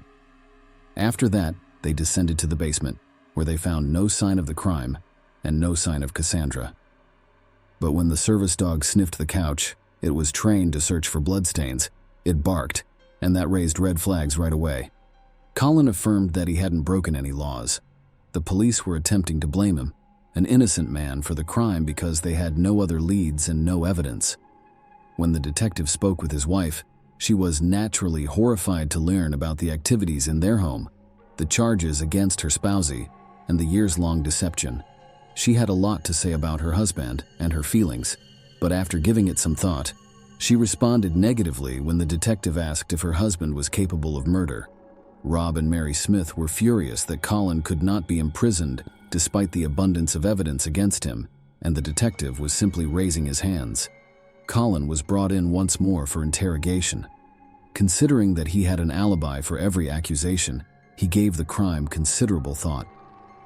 Colin visited a hardware store early on August 25th at 6:30 a.m. and bought trash bags and household cleaning supplies.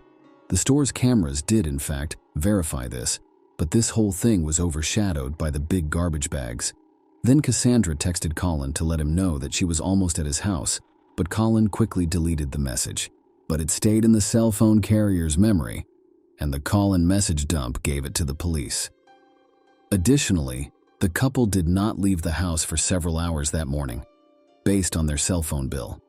Subsequently, Colin switched off his phone, but unintentionally left his mistress's phone on.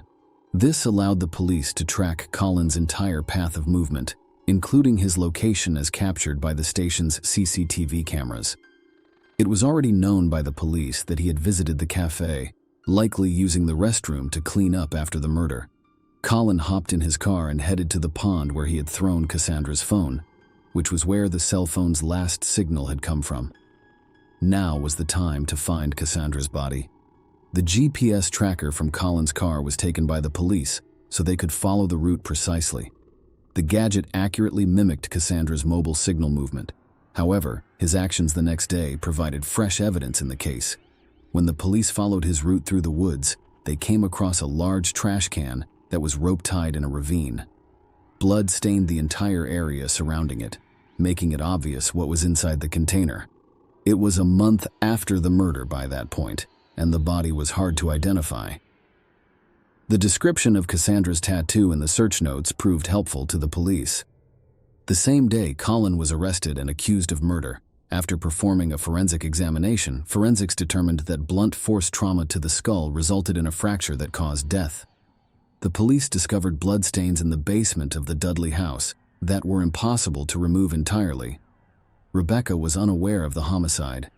She spent the entire day in a different area of the house where the sounds from the basement were muffled.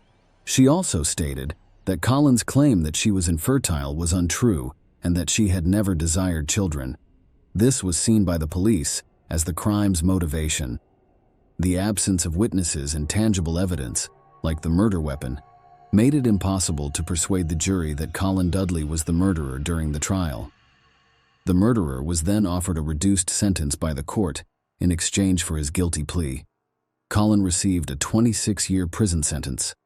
The fact that the murderer would probably live to see the day he could be freed caused great distress to Cassandra's mother and brother, who were still upset about his refusal to meet with his sister prior to her death. Share your opinion with us in the comments and subscribe to the channel for more.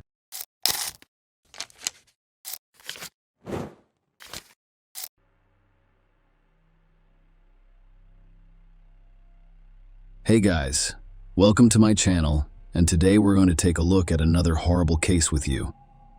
The case of Lori Vallow and Chad Daybell, doomsday spouses. Religiously motivated crimes are common in criminal practice. According to statistics, religious fanatics kill over 100,000 people each year around the world. Frequently, these victims do not share the fanatics' traditional beliefs. The case of Lori Vallow and Chad Daybell, a deranged couple, shocked the world a few years ago and has yet to be resolved. The story has been covered by media outlets in multiple countries, shocking and perplexing people. It's a story about corrupt passion, belief in one's own superiority, greed, and a complete lack of moral principles. This couple harmed 5 members of their own families, 2 of them children. The legal proceedings against the so-called spouses from hell are still ongoing. They face the death penalty for their heinous actions. However, they not only deny their guilt, but they also sincerely hope to avoid punishment or receive lenient sentences. But let us begin at the beginning and try to unravel this horrifying and complex story in order to understand how people who claim to have discovered God have completely lost their humanity. Who is Chad Daybell, and how did he become the head of a religious movement? Chad Guy Daybell was born on August 11, 1968, in the small town of Provo, Utah, 18 miles south of Salt Lake City. He grew up in a simple, even modest family and was a quiet, shy child. Chad was an average student at school with no notable talents or athletic accomplishments, and he was self-conscious about his weight. Chad not easily enrolled at Brigham Young University, Bayou in Utah after graduating from high school, and he earned a bachelor's degree in journalism in 1992. During his college years, he married a modest woman named Tamara Douglas, or simply Tammy. The couple quickly had 5 children. sons Seth, Mark, and Garth, as well as daughters Emma and Leah. After finishing his studies, the young father worked as an editor for a local daily newspaper. However, due to the family's constant financial difficulties, he also worked as a night watchman at a small church and a gravedigger at the cemetery next door. Tammy did not work outside the home and was solely responsible for household chores and raising their children, so the family struggled to get by. Chad decided to use his journalism background to write his own religious-themed book. His debut work, published in 1999, resembled a collection of religious stories or religious-themed fantasy. Surprisingly, the book was a success, and he made a good living from it. Chad immediately left his jobs at the cemetery and the newspaper to pursue his writing career. A year and a half later, he released a book called 1 Foot in the Grave. This was a popular science book in which he described his experiences as a gravedigger and discussed death, the afterlife, and soul reincarnations. Daybell founded Spring Creek Books in 2004, through which he self-published his works. These works discussed his beliefs regarding the impending end of the world, Judgment Day, and other topics. According to some, Chad's religious beliefs have become increasingly extreme over time. Chad Daybell has written dozens of fiction and popular science books with religious themes. He began giving podcasts, audio, and video lectures to help people prepare for Christ's second coming. Chad referred to himself as an apocalyptic writer and claimed to be able to see into the future, hearing voices of the dead deliver prophecies intended solely for him. Lori Ryan Vallow Nicox was born on June 26, 1973, in the beautiful city of Loma Linda, California. She grew up in a big family, with 2 older brothers and 3 sisters. Her parents, Denise and Barry Cox, worked tirelessly to provide for their numerous children from a young age. Lori was especially close to her brother Alex, with whom she had a trustworthy relationship. He always stood up for and protected his younger sister. Lori developed into a true beauty with many admirers, as well as an attractive, charismatic blonde with a slim figure and a captivating smile. She enjoyed being the center of attention and was an outgoing and adventurous person. Lori married Nelson Yanis, her high school sweetheart, in the spring of 1992 when she was 18 years old. However, the young couple quickly realized they had rushed into marriage and were unprepared for family life, resulting in the dissolution of their marriage in less than a year. They did not have children together. Lori remarried in the fall of 1995 to a man named William LaJoya. A year later, the couple welcomed a son, Colby, but their marriage ended in 1998. Only 2 years later, the boy remained in his mother's custody. Lori married Joseph Anthony Ryan for the 3rd time in early 2001, and he officially adopted her son from her previous marriage. A year later, the couple had their daughter, Tylee, but this marriage, too, ended in 2005. Notably, shortly after her divorce from Joseph, an incident occurred when her ex-husband arrived to see the children. He was assaulted by Lori's brother Alex, who claimed in court that he was defending his sister's honor after Ryan insulted her. As a result, Cox was sentenced to a fine and a short-term prison marriage with Charles Vallow. Lori met Charles Anthony Vallow shortly after divorcing her 3rd husband, and the two married in February 2006. He was 17 years her senior, but their age difference was not an issue. Charles had been married before and had 2 teenage sons from previous relationships, Zachary and Nicholas. The couple initially lived in Nevada with Lori's children from previous marriages, with Charles and his sons visiting on holidays and weekends. Charles owned a small business that provided a steady income for his family. Lori, who had not pursued further education, did not work, and her husband never approached her about it. Charles' grandnephew, Joshua Jackson, or simply JJ Vallow, was officially adopted by the couple in 2014. JJ had autism and needed expensive therapy, which a relative could provide. Toward the end of 2014, the family decided to relocate to the Hawaiian Islands, specifically the island of Kauai. By this point, Colby and Charles' older children were adults living independently, so the Vallows relocated to the island as a group of 4.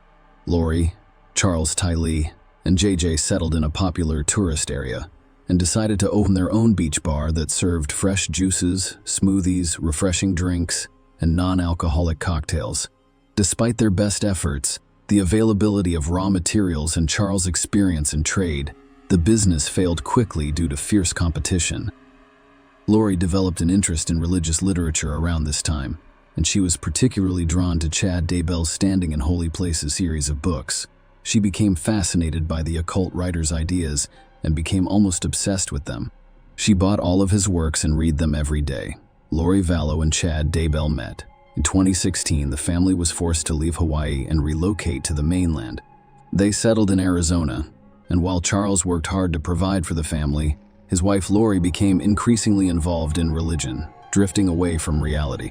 Lori and her close friend Melanie went to a neighboring town for an event called Preparing People for the Second Coming of Christ, which was led by Chad Daybell. Lori, a devoted fan and follower, jumped at the chance to meet him in person. Lori sat in the front row, her gaze fixated on Chad. He also noticed the attractive blonde, and when the writer and religious speaker decided to personally interact with his followers, Lori, as expected, stayed behind. She hung on his every word and asked to touch his hand. After that, Daybell looked into her eyes and revealed that they had been husband and wife in 7 previous incarnations. Chad and Lori exchanged contact information. And started communicating every day. Lori's husband went to Nevada for work a few weeks later, so she invited the preacher to a gathering at her home. That day, about a dozen people gathered at the Vallows' house to discuss God's Judgment Day and the Second Coming. Lori and Chad also agreed to work together to prepare people for the dreadful judgment. The pair began producing podcasts about the event, as well as leading sermons and writing articles. Lori became increasingly detached and hatched from reality and her family, but Charles did not notice the change. He expected it to be a passing fad. It was too late when he realized how far things had progressed. Lori soon began discussing dark spirits and zombies, telling family and friends that God had chosen her for a special mission. Part of this mission entails eliminating the spirits of darkness, demons, and all evil.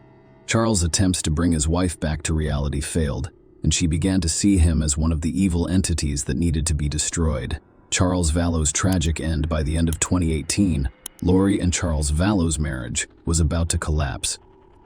Lori changed all of the locks in their shared home in February 2019, while Charles was away on business for a week. When Charles returned, he found himself locked out of his own home, his personal car, and the family truck missing, and a significant amount of $35,000 had been withdrawn from his account. Charles loudly called out for his wife and attempted to enter the house. Lori stormed outside, hurling threats and curses.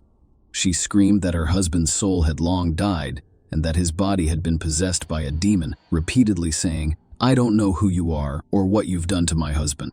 Without hesitation, Charles went to the police station and reported Lori for theft and interference with his home and children. He expressed concerns about Lori's threats of physical harm against him, which resulted in the issuance of a protective order prohibiting her from approaching him. The statements made by Charles that evening were recorded in accordance with standard procedure.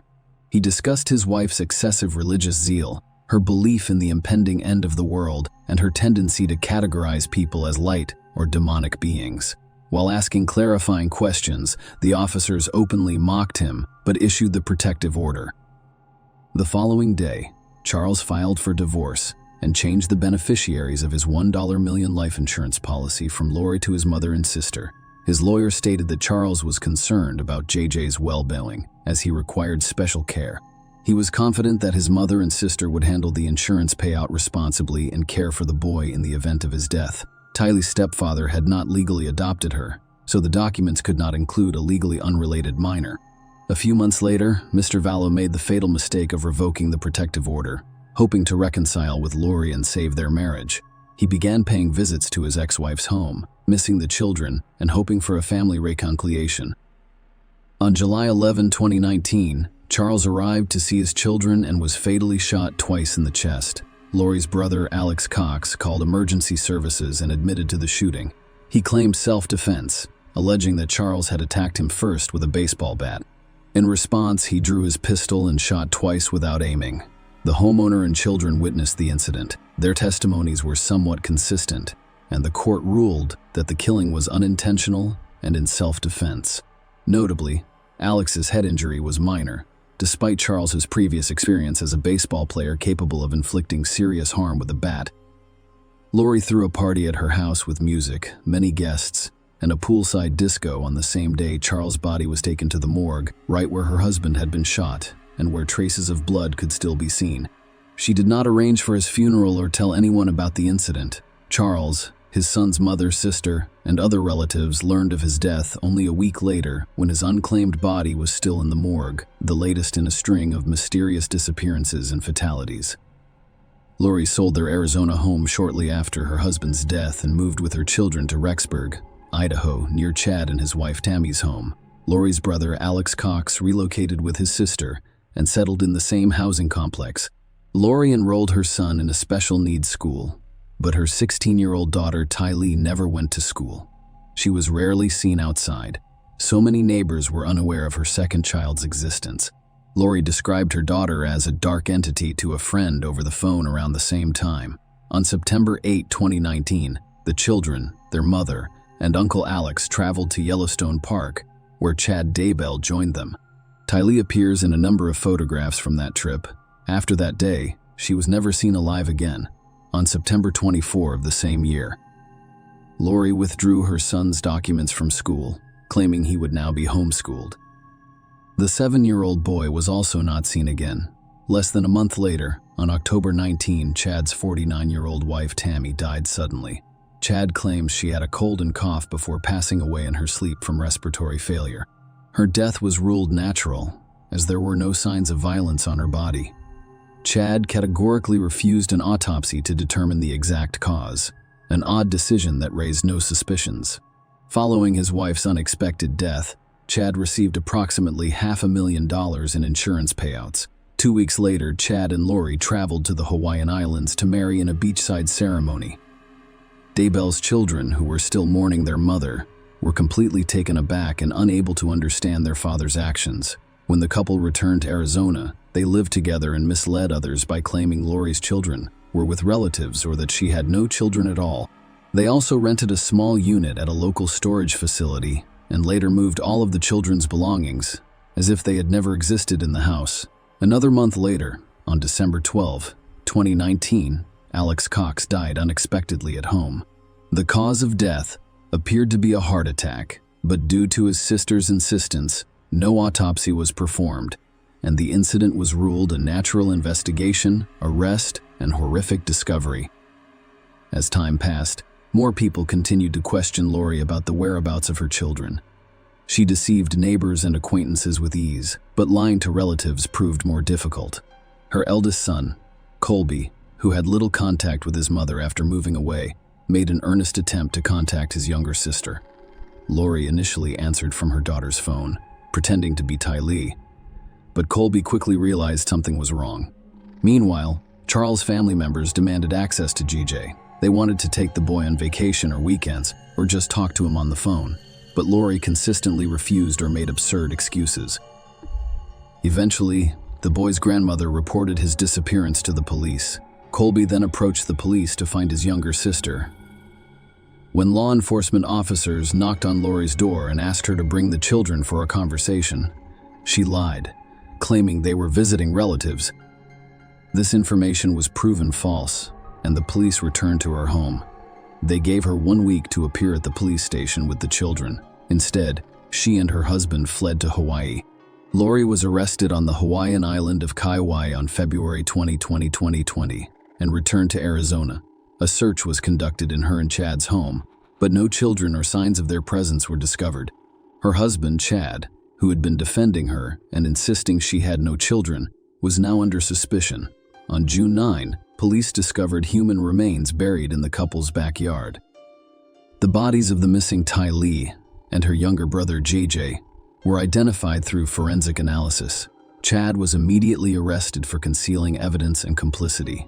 The authorities then decided to exhume Tammy Daybell and Alex Cox's bodies to determine the true causes of death. In both cases, traces of chemicals capable of causing heart failure were discovered, implying that these people did not die naturally. The trial process. The trial of the spouses began in January 2020. 1.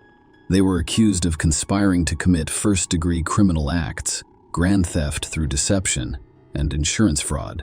Furthermore, Charles Vallow's death was reclassified as premeditated criminal action rather than self-defense. According to witnesses in court, Lori referred to her children as dark entities and promised to save their souls. There were suspicions that the deaths of Tylee, 16, and GJ, 7, were ritualistic in nature.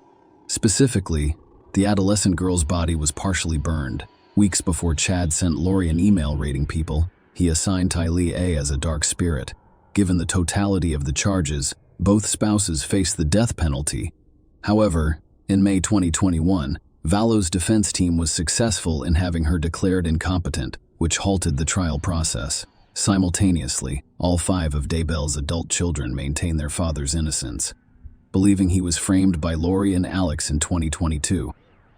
After receiving treatment in a psychiatric facility, Vallo was deemed fit to stand by her and answer for her actions. In March 2023, the judge ruled that the woman would not be sentenced to death, a decision that the prosecution is still contesting.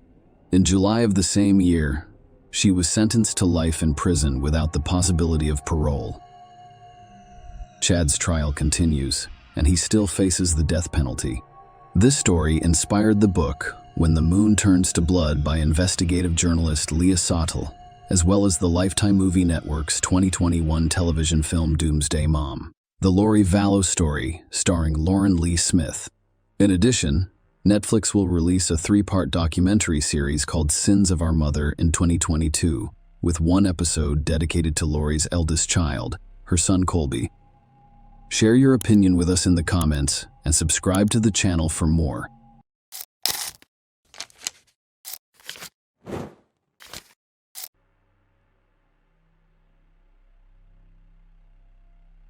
On December 20th, 2017, a press conference was held during which Mark Perez, special agent in charge of the Florida Department of Law Enforcement, announced a breakthrough in the disappearance of Mike Williams, a Tallahassee real estate appraiser who was originally presumed to have drowned while duck hunting on Lake Seminole. An alligator ate him on December 16, 2000. The truth is that Mike Williams did not drown in the lake. I can tell you that, because I am here now, Perez said. Animals that eat people did not eat him. He didn't leave his wife and 18-month-old daughter behind when he left town. He was killed. We can't say more about it yet because the investigation is still going on, but I'm happy to say that. This morning, investigators told the Williams family about new information they had found in the case. Today's story is about love, betrayal, cheating, and greed, but it's also about a mother who has been strong for 17 years and 4 days. Mike's mom, Cheryl Williams, didn't believe that her son had drowned in Lake Seminole. She pushed hard for police to look into her son's disappearance, and she really thought that the people who did it would be punished, even when no one else did. Either he was alive or he was dead. I chose to believe he was alive, and I think that's what helped me, Cheryl said on December 20th, 2017. A lot of people told me I was crazy, but we would never have found him if I gave up. Brian Winchester was given a 20-year prison sentence the day before the press conference. He was a close friend of Mike and his wife Denise, and later married Brian. In a strange way, those who did what happened got what they deserved when the truth came out in 2000. Mike's mother was right. In 1997, Brian and Denise started having an affair, which turned into a murder. After a few years, they went from being lovers to strangers who didn't trust each other. Brian was afraid that Denise would tell the police about what happened to Mike after the divorce, so he beat her up. On the other hand, Denise did everything she could to get him a life sentence. When she asked the jury for the harshest sentence, she was very convincing. Because of this, Brian felt he had nothing to lose, so he made a deal with the prosecutor. In 2017, Brian got 20 years in prison for kidnapping Denise Williams. He avoided getting a life sentence, though. Denise was happy about the win and didn't know that Brian Winchester, 49, actually agreed to plan the murder and a 17-year cover-up of it in exchange for not being charged with any crimes related to his part in the case. In exchange, he showed police where Mike's body was and told them the whole truth. In just a few months, on May 8, 2018, Denise Williams would be caught and charged. Things look a little fuzzy at first glance, don't they? Let's look at this case in more depth. She was born on October 16, 1969, in Bradfordville, which is north of Tallahassee. His father drove a bus and his mother taught kindergarten. He was known as Mike by family and friends. His family didn't have much money, and he and his older brother lived in a trailer as kids. Those were good times. Because the parents cared about their son's future, they didn't build a house. Instead, they saved money for both boys' college education and worked part-time in supermarkets at night. The sons signed up to go to North Florida Christian High School. Mike did great. He played soccer, led the student council, and was active in the Key Club. Mike began duck hunting as a hobby when he was 15 years old, and that's how he met Denise Merrill. It was a girl who played soccer and was president of the student council. As a cheerleader and council secretary, Denise met him and started dating. Their friends thought they were a great match while they were still in high school. Denise put Mike in touch with Brian Winchester, who became his best friend. Katie Thomas became Brian's friend after a while, and the two couples stayed friends for the rest of Mike's life. Following high school, Mike went to Florida State University and majored in both political science and urban planning. The lovers graduated at the same time. Denise went to school to become a public accountant, and Mike learned how to value real estate. Mike did a good job at work. His job went well, even though he worked 15 hours a day most of the time. The young well-off man married Denise in 1994. Around this time, Brian also got married to Kathy. They all stayed in close contact with each other. Mike was very energetic and loved his wife very much. He worked hard to provide for their family as best he could. Mike Williams had a lot of success as a real estate appraiser when he was 31 years old. He was making almost $200,000 a year.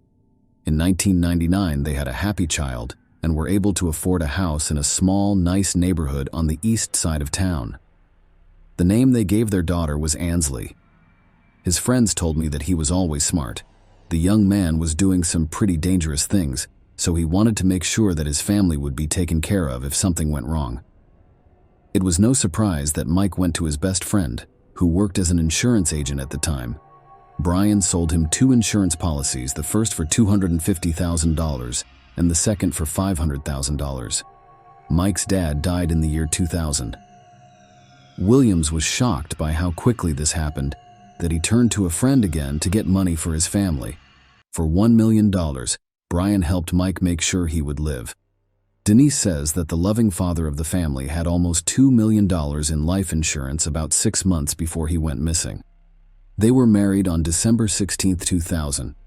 Her husband got up early to go duck hunting on Lake Seminole, a big lake that is connected to the Apalachicola River. Today was their 6th wedding anniversary, and they had planned to spend the night in Apalachicola, a small town on the bayou.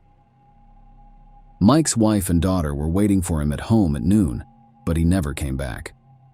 Of course, Denise was worried, so she called her dad, who then called Brian Winchester, Mike's best friend. Brian drove to Lake Seminole with his dad. They found Mike's Ford Bronco car near the boat dock, but Mike wasn't there. There was no boat to be found, so the men called the police. They looked in all the places Mike liked to hunt. Police from the Florida Fish and Wildlife Conservation Commission were called to help look for Mike. After a few hours, a helicopter pilot saw the boat drifting away from the boat ramp about 225 feet. The boat was searched, and Mike's shotgun was found still in its case. It looks like he never got to use it. The search turned into a mission to save lives. People in the area thought that the reservoir used to be an orchard before the 3 rivers were dammed up to make the lake. The lake was named Stumpfield because there were so many stumps left. The water level had stumps that stuck out above and below it. Because of this, any motorized boat in the area had to be handled carefully. People looking for Williams thought he hit a stump on his boat, fell out, and went under the water. His wading boots filled with water and he probably drowned when he couldn't get out. A dive team from Montgomery, Alabama, and the Jackson County Sheriff's Office were among the other groups called in to help, but the thorough search turned up nothing. Mike was never found. After a week, the search for bodies turned into a rescue operation. Dogs were brought to the site, and probe poles were given to the teams to use to look into the lake's bottom. 10 days into the search, people found a hunting hat with a camouflage pattern that could not be linked to Williams. Fish and Wildlife Conservation officials in Florida thought that Mike's body had been eaten by alligators, which is why it couldn't be found. Most of the alligators that lived in the lake were male. The Florida Department of Law Enforcement agreed with this theory because they didn't see any signs of a violent death. The search was over after 5 weeks. Denise held a memorial service for Mike the day after the search was over. This was less than 2 months after the alleged accident. Everyone thought Denise was okay with losing her husband, but Mike's mom wasn't. In June 2001, 6 months later, an angler found wading boots floating in the lake. Divers searched the area around the lake and found a light hunting jacket and flashlight at the bottom. Williams had signed and written on a hunting license that was in one of the jacket pockets. The find made a lot of people wonder. There were no teeth marks on the hunting jacket or the boots that would have been made by an alligator. The things that were found didn't look like they had been in the water for 6 months. The flashlight still worked, and the boots weren't slimy. But after a week, Denise's lawyer asked the court to declare Mike Williams dead, based on the things that had been found. He said that alligators and other animals that live in water had eaten the body whole, and the motion was granted. The death certificate said Mike drowned while duck hunting on Lake Seminole on December 16, 2000, which was an accident. The body hasn't been found yet. For Mike Williams, this is how things might have turned out if Cheryl Williams hadn't given up and kept looking for her son. "All I know is that I can't stop looking for him until I find him," she stated. Cheryl's efforts made things very difficult between her and her ex-sister-in-law. Denise told her to stop looking and face the truth. She told them, "I'm sick of reading about Mike's disappearance. I just want to move on with my life. If you keep pushing this investigation, you will never see your granddaughter again." Denise kept her word, and Cheryl couldn't give up on her son. If the mother hadn't been so determined, her son's story might still be at the bottom of a dark, algae-covered lake. 3 years passed before Cheryl Williams could get the police to start looking into what happened to her young son. Cheryl will tell you years later, "I called, put up signs, wrote to the governor of Florida every day, put together my notes into an evidence book, asked people to post on social media, and talked to reporters about my missing son." The mother was so determined that she finally called alligator expert Matthew Oresco. In his answer, he said that alligators don't eat in the winter because it's too cold. The water temperature drops when it's cold, so alligators don't eat in the winter. They only keep their bodies at the right temperature. Alligators don't care about food at all when it's 14 degrees outside. Oresco also wrote that forensic evidence is always left behind after an alligator kills an animal. After 3 years, Cheryl Williams finally got the police to drop the crazy alligator theory and start a real investigation into her son's disappearance. Investigators decided that Williams' death was not an accident after learning some little-known facts about what alligators eat, talking to people, and looking at some official records. All the police agencies working on this case agree with my gut that Mike did not drown in Lake Seminole, said Ronnie Austin, who used to work as an investigator for the 2nd District State's Attorney's Office and prosecuted Mike's case. At first, the Florida Fish and Wildlife Conservation Agency took over the case because Williams was thought to be a hunter who had gone missing. Police spent 735 hours looking for the body in a 10-acre area of the lake, but they didn't look for any signs of wrongdoing. The Jackson County Sheriff's deputies who were brought in to help with the search also didn't look at any other options.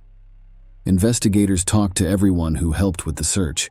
Years later, police officer David Arnett, who was at the scene that day, said that some things seemed odd right away. Williams didn't usually hunt alone. His truck was found in an undeveloped area from which he would have had to drag the boat over mud, not on the nearby concrete boat launch he usually used. The terrible storm that night should have pushed the boat to the east shore, but it was found on the west shore. The boat's motor wasn't running, but it was full of gasoline. If Mike had been driving the boat and fell out of it, it would have continued to float in circles until it ran out of gas. Sadly, law enforcement started to doubt too late that they were dealing with a straightforward drowning. A lot of volunteers and searchers had already walked all over the crime scene. A car that could have been a clue was taken by the family without any checks being made. Possible witnesses were not found. When police learned that Winchester had divorced his wife Kathy and married Denise, they became suspicious of both Denise Williams and Brian Winchester. They also found out that Denise got an unexpected windfall of almost $2 million from the life insurance policy of her late husband. Investigators found that Winchester was the one who sold Mike the policy. They also thought it was odd that Denise, Mike's wife, didn't want to be involved in the investigation and tried to stop Cheryl from doing anything, even telling the grandmother she couldn't talk to her granddaughter. They were called in for questioning in 2005, but it didn't add anything new to the investigation. Brian made up an excuse for what happened the morning of the disappearance of Mike Williams. Based on what his ex-wife Kathy said, he was 60 miles from the lake and in bed at home. He told her that he had planned to go hunting with his dad in the morning, but had slept in instead. Even questioning Denise didn't turn up any new clues.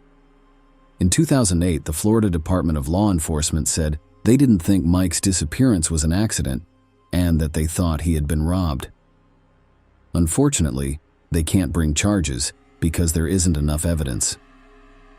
"We have suspicions, but we need proof," Cheryl Williams said after another investigation failed to find out what happened to her son. She did not give up, though. Because of her work, the Discovery Cable Channel did a story on Mike's disappearance and the investigations that followed. By late 2011, Cheryl had lost faith in the Florida Department of Law Enforcement and thought it was either not capable of solving the case or not interested in doing so. Since 2012, Mike's mother has sent Governor Rick Scott about one letter a day, asking him to either give the investigation to another agency or name a special prosecutor to do it. Over the course of 9 years, Cheryl wrote 2,600 letters to the governor.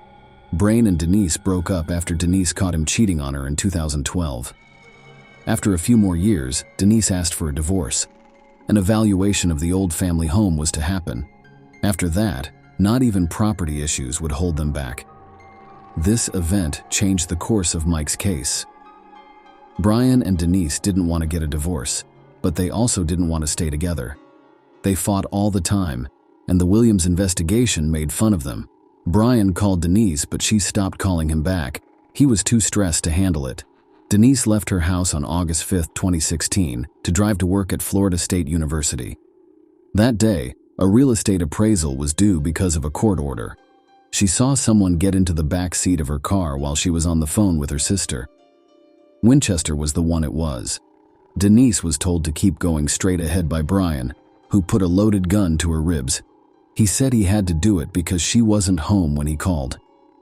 Denise tried to make Brian feel better, agreed with everything he said, and said she would give him a chance to save their marriage. Brian thought so. He got out of the car after Denise told him she wouldn't call the police to report what he had done. The brown sheet of plastic, the bleach sprayer, and the tools were with him when he left. As time went on, it became clear that Denise had miraculously lived. Denise called the fire department. Brian was quickly arrested and charged with kidnapping, which in Florida is a first-degree felony with a maximum sentence of life in prison. Besides that, he was charged with assault and armed burglary. The judge decided that Brian should stay in jail without bail. Cheryl Williams said she was hopeful that this new information would help solve the mystery of where her son went. Brian will not leave Denise with all the cash by herself.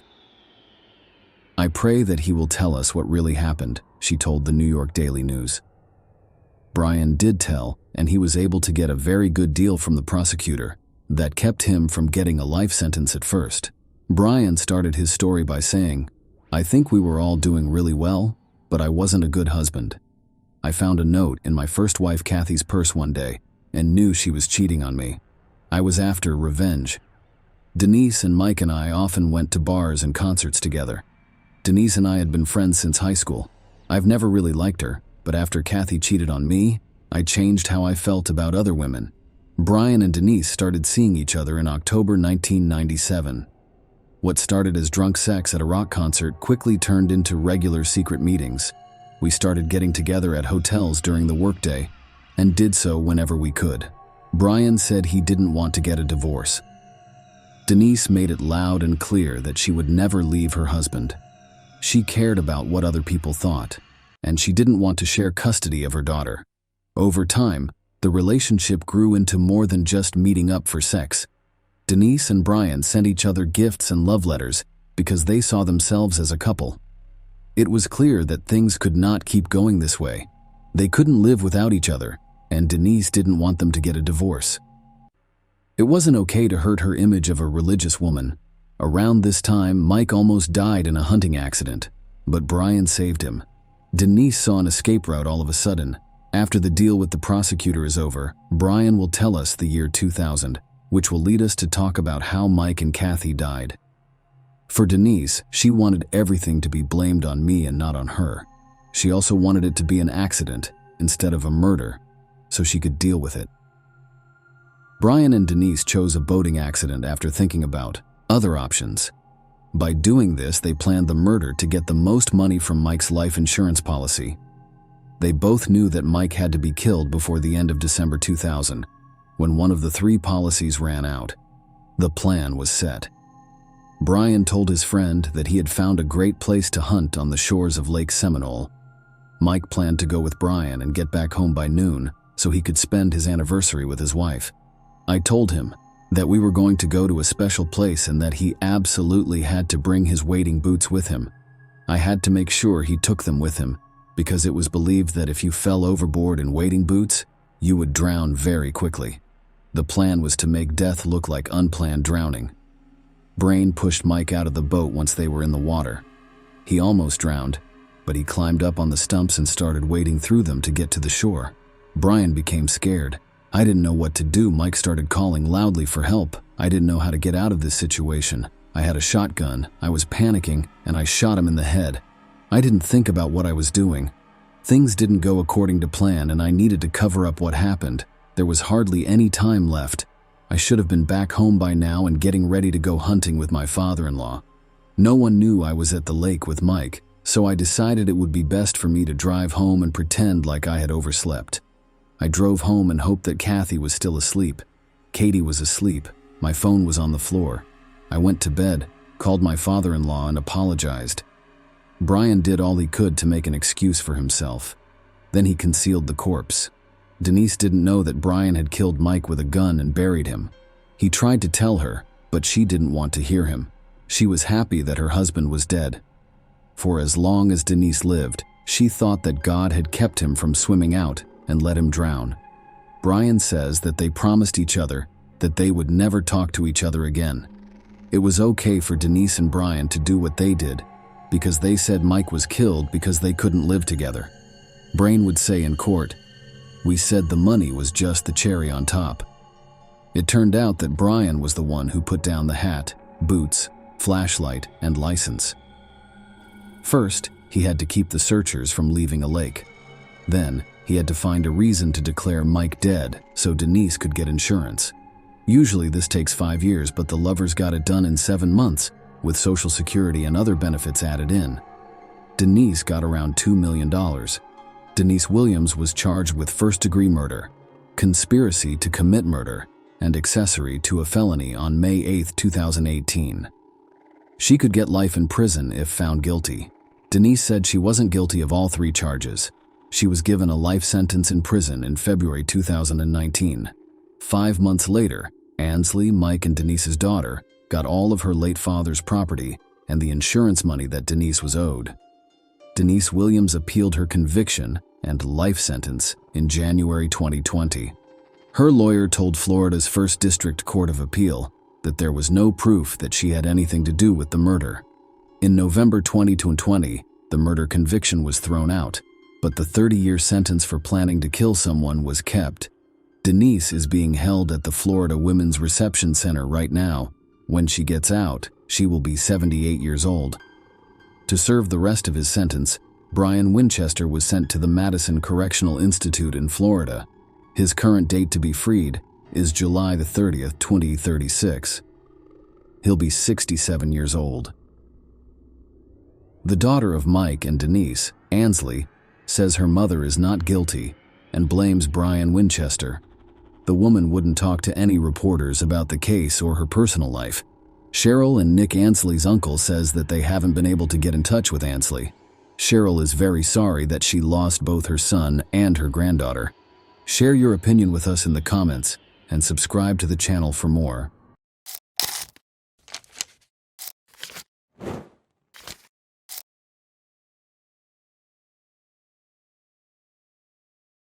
On Friday, June 9, 2017, Yingjing Zhang, a 26-year-old from Nanping, China, was on his way to meet with the manager of an apartment complex to inspect a prospective residence. Having recently relocated to the United States in April 2017 to pursue further education, this marked a significant transition for Yingjing Zhang.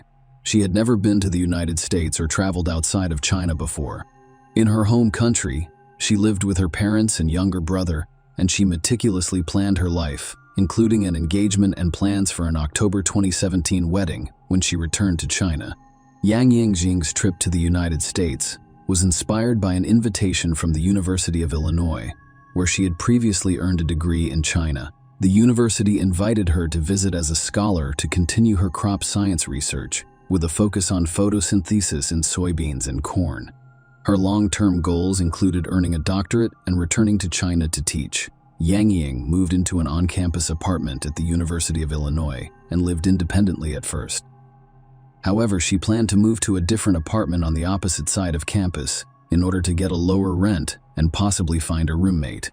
The timing for apartment hunting was ideal, as many students were in the process of relocating, with some having finished their classes and others returning home for the summer vacation. As a result, by June 9, only a few students remained on campus. Yingjing Zhang spent the morning working before returning to her apartment for lunch. She had planned to meet with Ron Treadstone, the marketing manager for the One North apartment block, around 1:30 p.m. to secure a new residence. Yingjing Zhang texted Ron Treadstone about a delay and said she'd meet him at 2:10 p.m. 5 minutes later, she left her apartment and boarded the Tuline Miti bus. Because she did not drive, she chose to take the bus from the south to the north side of campus. The bus route took her from the orchard to her on-campus residence at Springfield and Matthew Streets. Yingjing Zhang disembarked there with the intention of connecting to the 22 Limited, which would take her to the north.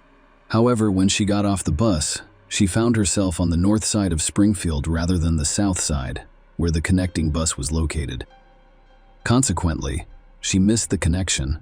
Even though I waved and ran after the bus, it did not stop. She chased it to the next block, but her efforts were futile. Yingjing Zhang then proceeded to the next bus stop, Clark and Goodwin Avenue, to wait for the next bus. At 2:10 p.m., Ron Treadstone waited for Yingjing Zhang, but she did not arrive. Concerned, he tried to contact her but got no response. Later that day, her professors attempted to locate her without success. Eventually, Professor Guan reported Yingjing Zhang as missing to the police. Following the last sighting of hangings on campus, police collected CCTV footage from the surrounding area. The video shows Yang running after the bus and later waiting at the bus stop. However, before she could board the bus, she got into a black Saturn Astra that had pulled up alongside her. The driver's identity remained unknown, as the license plate number was not visible in the footage. However, investigators discovered that only 26 cars of that specific model were registered in Champaign County, and only 18 of those were hatchbacks, which matched the car scene captured on Cox TV. This reduced the number of people the police could track down the following Monday. 3 days after Yang Ying's last known appearance, police began contacting the owners of the identified vehicles. One of the people they interviewed was Brent Allen Christensen, a 29-year-old who lived with his wife, Michelle Zickerman. Brent had previously attended the University of Wisconsin at Stevens Point and the University of Wisconsin at Madison before being admitted to the University of Illinois' doctoral program in physics. During questioning, Brent informed the police that his wife was away on the weekend of June 9 when asked about his whereabouts between 2 p.m. and 3 p.m. and 3 p.m. on that Friday. He claimed he could not remember. Brent willingly gave the police permission to search his car and apartment, which yielded nothing. The police ended their search and left. As the FBI and local police intensified their search for Yingjing Zhang, a critical discovery was made while reviewing CCTV footage from the incident. They discovered a flaw in the front hubcap of a black Saturn Astra that matched the description of Brent's car, which they also remembered having a sunroof. Acting on this information, they obtained a warrant on Wednesday, June 14th, and seized Brent's vehicle and computer. Brent volunteered to accompany them to the police station as part of the investigation. During questioning at the station, Brent initially claimed to have spent the entire day playing video games on that particular Friday. However, the FBI confronted him with evidence indicating that he had picked up a girl. Brent's demeanor changed visibly, and he began shaking. He then admitted that he may have confused the days, but insisted that if he did pick up a girl, it wasn't Yang Zhang. According to Brent, the girl he gave a ride to appeared distressed, spoke in broken English, and asked for transportation to a location a few blocks north of where they were.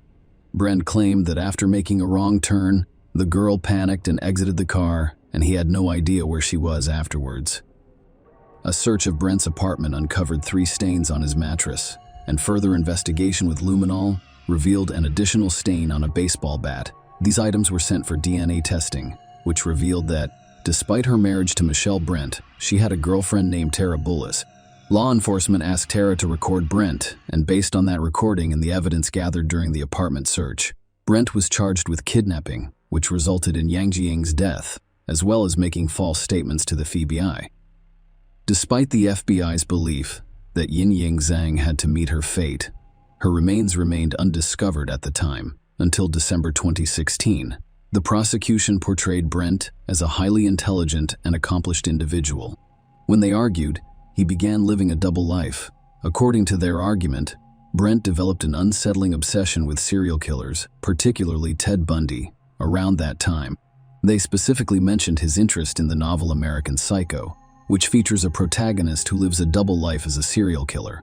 The prosecution claimed that Brent's descent into criminal planning began in the spring of 2017. They presented evidence from his phone searches, which included queries about serial killers and downloads of images of women in bondage. Brent was discovered to have visited websites about kidnapping, abduction, and consensual abductions. The prosecution claims that by June 9, Brent's marriage had completely disintegrated. He had abandoned his doctoral studies and was struggling with heavy drinking and prescription drug use. The jury was informed about his troubled marriage, which led Brent and Michelle to opt for an open relationship, with each having their own romantic interests. In March 2017, Brent sought counseling for the dissolution of his marriage. During this session, he admitted to having dark and troubling thoughts, including plans to abduct and kill someone. While acknowledging that these thoughts were more like plans, he claimed to have moved on from them. The prosecution argued that Brad's story about overcoming his dark thoughts was fabricated. Instead, they claimed that on June 9, he actively pursued making his fantasies a reality. According to their case, Michael left her apartment early that morning to spend the weekend with her boyfriend, providing an opportunity for Brent to carry out his plans. Before 8 a.m., Brent stopped by the Schnucks grocery store near his apartment and bought a bottle of Admiral Nelson spiced rum. Around 9:30 a.m., Brent approaches Emily Hogan, a graduate student, near a campus bus stop.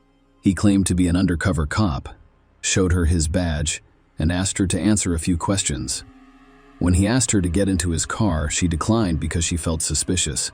Emily reported the incident to the police and issued a warning on Facebook, warning other students to be wary of a man impersonating a police officer. Or later, at 1:30 p.m., Brendan drove around campus once more. I saw Yinjing Zhang running after the bus while driving in the opposite direction. He turned around and pulled up alongside her at the bus stop, yanking Zhang into the car, and she was never seen again. Notably, Yang Yingying's phone was disabled at 2:28 p.m., highlighting the gravity of the situation.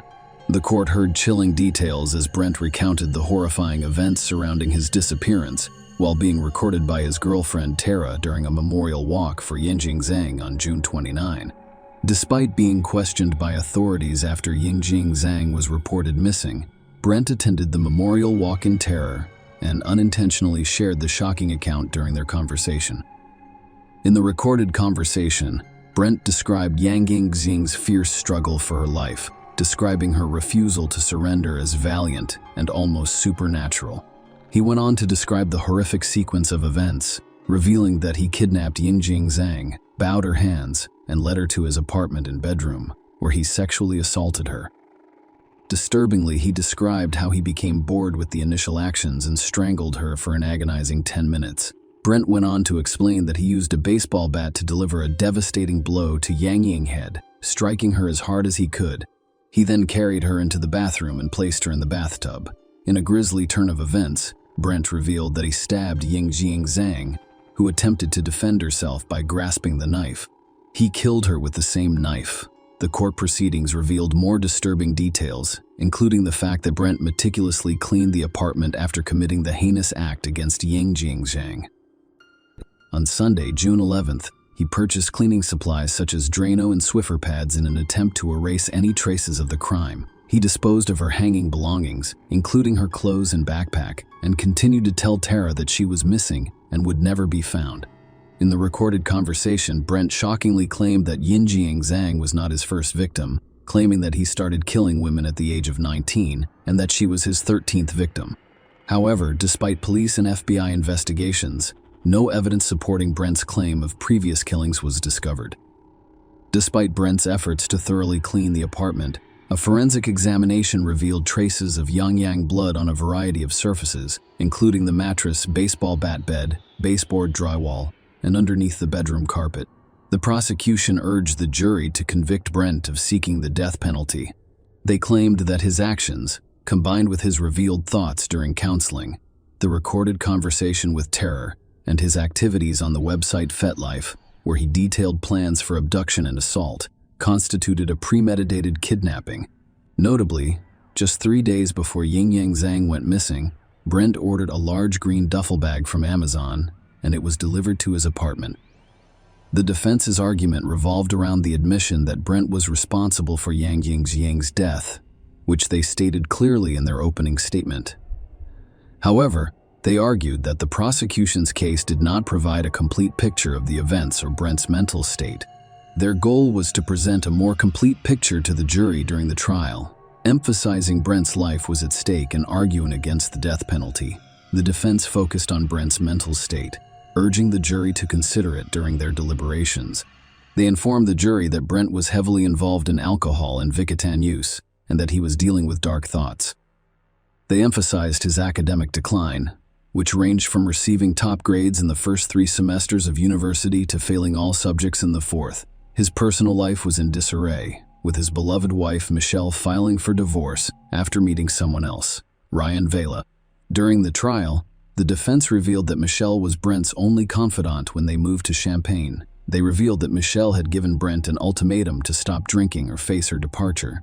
In response, Brent sought counseling right away, motivated by the prospect of losing his wife. During the counseling sessions, he admitted that alcohol and prohibited substances had a negative impact on his life, leading to negative thoughts about himself and others. The defense also mentioned Brent's participation in a counseling session on March 30, which resulted in a referral to a local addiction treatment center. During the trial, Brent's family and friends described him as a highly intelligent individual with a bright future. However, over the course of a few months, his life changed dramatically, and he frequently expressed feelings of failure.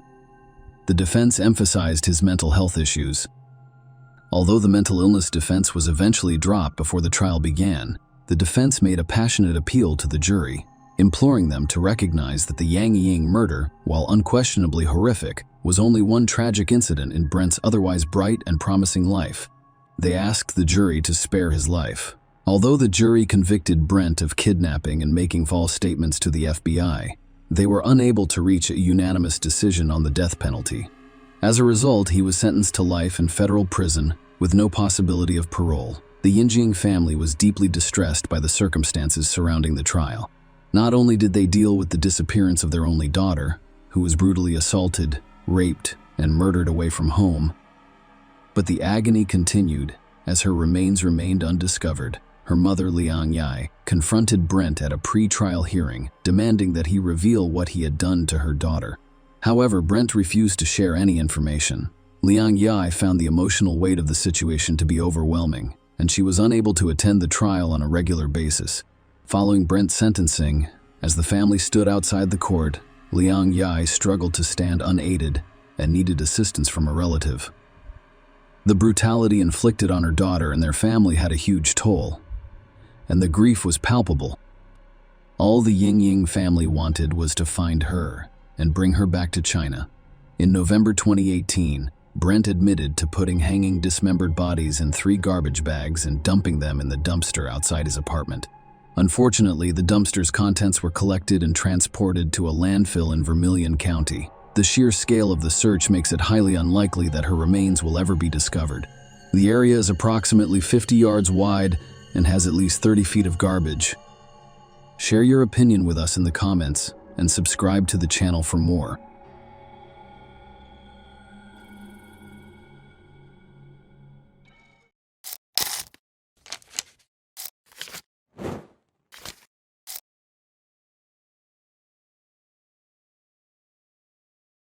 On Thursday, December 16, 2004, Bobby Jo Stinnett, a 23-year-old woman who was 8 months pregnant with her first child, eagerly awaited the arrival of her baby girl.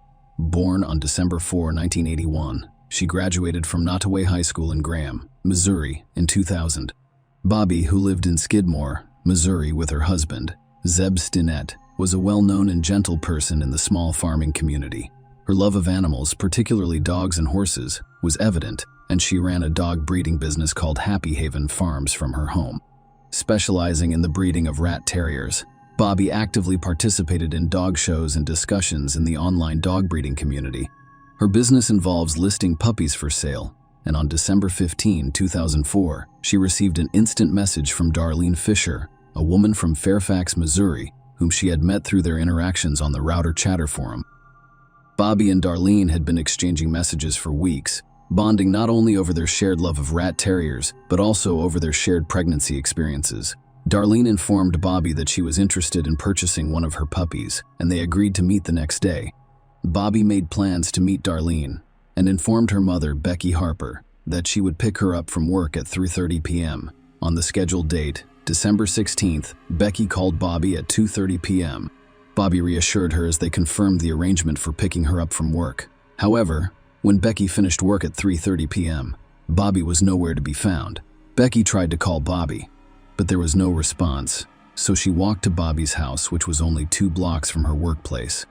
When Becky got to the house, she noticed the front door was open. She entered and called out to Bobby without getting a response.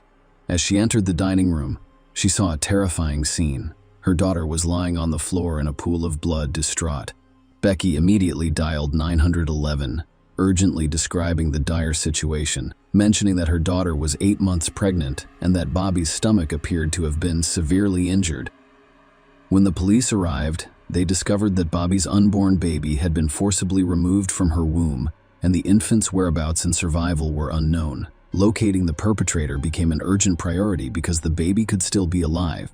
Unfortunately, Bobby did not survive the brutal attack. Both Becky and Bobby's husband informed the police that Bobby was going to meet a woman named Darlene, who expressed an interest in buying a puppy. Aside from that, they had no idea how many other visitors would be arriving that day. Through a quick investigation, the police tracked Darlene down using text messages and IP addresses from the computer she used to communicate. It was discovered that the woman posing as Darlene was not named Darlene and did not live in Fairfax. Her real name was Lisa Montgomery, and she lived in Melbourne. Lisa drove from Melbourne to Skidmore on December 16th and arrived at Bobby's house around 12:30 p.m. Police believe the baby was taken between 2:30 p.m. and 3:30 p.m. On December 17th, the police arrived at Lisa Montgomery's home, and her husband Kevin greeted them at the door. They entered and found Lisa in the living room, cradling a newborn baby. The police informed Kevin and Lisa that they were looking into the murder of Bobby Jo Stinnett and inquired about the baby. Lisa claimed that her child was born at a women's clinic in Topoka. "I'm looking for a private conversation." The police approached Lisa outside her home. She informed them of this and requested that Kevin not know about it due to financial constraints. She had actually given birth at home, not at the women's clinic. Lisa claimed she was alone in her kitchen during the birth, but she did have the phone numbers of 2 friends in case she needed help. When asked about the placenta, Lisa says she disposed of it in a nearby creek. Lisa requested that the matter be discussed further at the sheriff's office to maintain privacy, and the police agreed. Lisa confessed to officers at the sheriff's office. After killing Bobby, she extracted the baby from her womb and abducted her. The baby was eventually returned to Bobby's husband, who named her Victoria Jo Stinnett. Lisa was charged with kidnapping, which led to her death. During Lisa's trial, the court learned that she and Bobby met at a dog show in April 2004. We were both members of an online dog breeding community when Bobby announced her pregnancy. Lisa, a member, learned of her pregnancy in the spring of 2004. Around the same time, Lisa informed her family and friends that she was expecting. Lisa failed to disclose that she had a sterilization procedure more than a decade ago, rendering her infertile. Lisa deceived people for 8 months by pretending to be pregnant. She went so far as to wear maternity clothes and purchase baby items. Despite her sterilization, Lisa persuaded her husband, Kevin, and her children that she was actually pregnant. On the other hand, Lisa's first husband and wife, who were aware of her sterilization, accused her of lying. In response, Lisa insisted on proving them wrong. During the court proceedings, it was revealed that on December 16th, Lisa arrived at Bobby's house with a sharp kitchen knife and a white cord in her jacket pocket. When Bobby answered the door, Lisa asked to see the puppy she wanted to buy. Bobby retrieved the puppies and took them outside for Lisa to interact with. Lisa attacked Becky shortly after she called Bobby to pick her up. Lisa strangled Bobby with the cord she had brought until she lost consciousness. When Bobby regained consciousness and resisted, Lisa tightened the cord, resulting in Bobby's death. Lisa then cut into Bobby's abdomen with a kitchen knife, successfully removing the baby. Lisa left after cutting the umbilical cord. Surprisingly, the baby remained unharmed. Throughout her journey, Lisa took precautions to ensure the baby's well-being, such as clapping the umbilical cord and clearing mucus from his mouth. Lisa had a car seat ready in her vehicle for the baby. When Lisa arrived at a parking lot near a women's clinic in Topeka, Kansas, she called her husband, Kevin, to tell him she had given birth. Kevin met her in the parking lot and named the baby Abigail. The next day, they went out for breakfast, proudly introducing their new baby, Abigail, to everyone. The prosecution contended that Bobby's tragic death and the baby's abduction were the result of Lisa's calculated and cold-blooded plan to protect the lies she had told her friends and family. According to the prosecution, Lisa was afraid that her first husband, Carl Bowman, would discover her lies during their custody battle. Lisa was concerned that this revelation would jeopardize her position in court proceedings, so she felt compelled to have a baby as proof that her pregnancy was genuine. The prosecution claimed that Lisa purposefully misled her family and friends about her pregnancy and meticulously planned the abduction of a baby to maintain the illusion.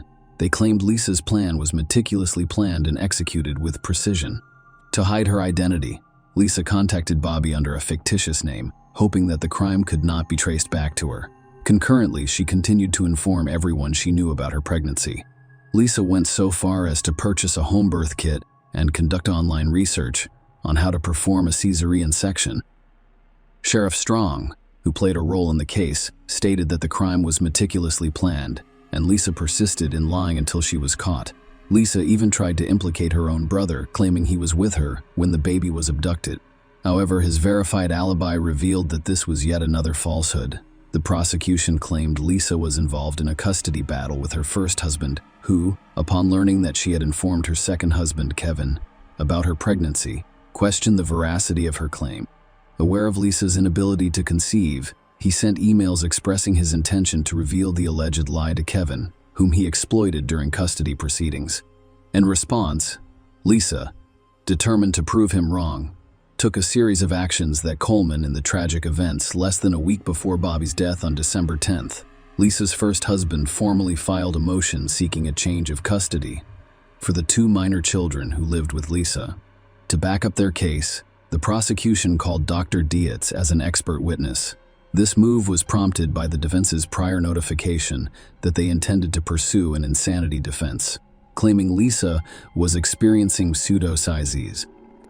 During the trial, Dr. Dietz testified that there are 2 types of phenomena known as pseudoscience, the first of which involves a woman genuinely and sincerely believing she is pregnant. Typically, this belief ends when the woman is presented with concrete evidence that she is not pregnant. Individuals with this type of pseudopsychosis are not considered mentally ill and do not have delusions. Dr. Dietz describes a second type of pseudoscience that is linked to mental illness, specifically schizophrenia. Individuals suffering from this condition experience delusions, particularly the delusion of being pregnant. Notably, this form is distinguished by the presence of a strong conviction. In contrast to the first example, People who believe in pseudoscience refuse to accept evidence that contradicts their beliefs. They have a firm and unwavering belief in their pregnancy, which demonstrates the impact of mental illness. Dr. Deeds, in his expert opinion, concluded that Lisa did not have pseudosciences at the time of Bobby's death. He came to this conclusion based on his belief that Lisa did not truly believe she was pregnant. In court, Dr. Dietz explained his reasoning by emphasizing several key points. To begin, Dr. Dietz stated that Lisa was well aware that she had undergone permanent sterilization, which removed any doubt about her reproductive abilities. Lisa had consistently sought medical and prenatal care in previous pregnancies, but this was not the case during the current period.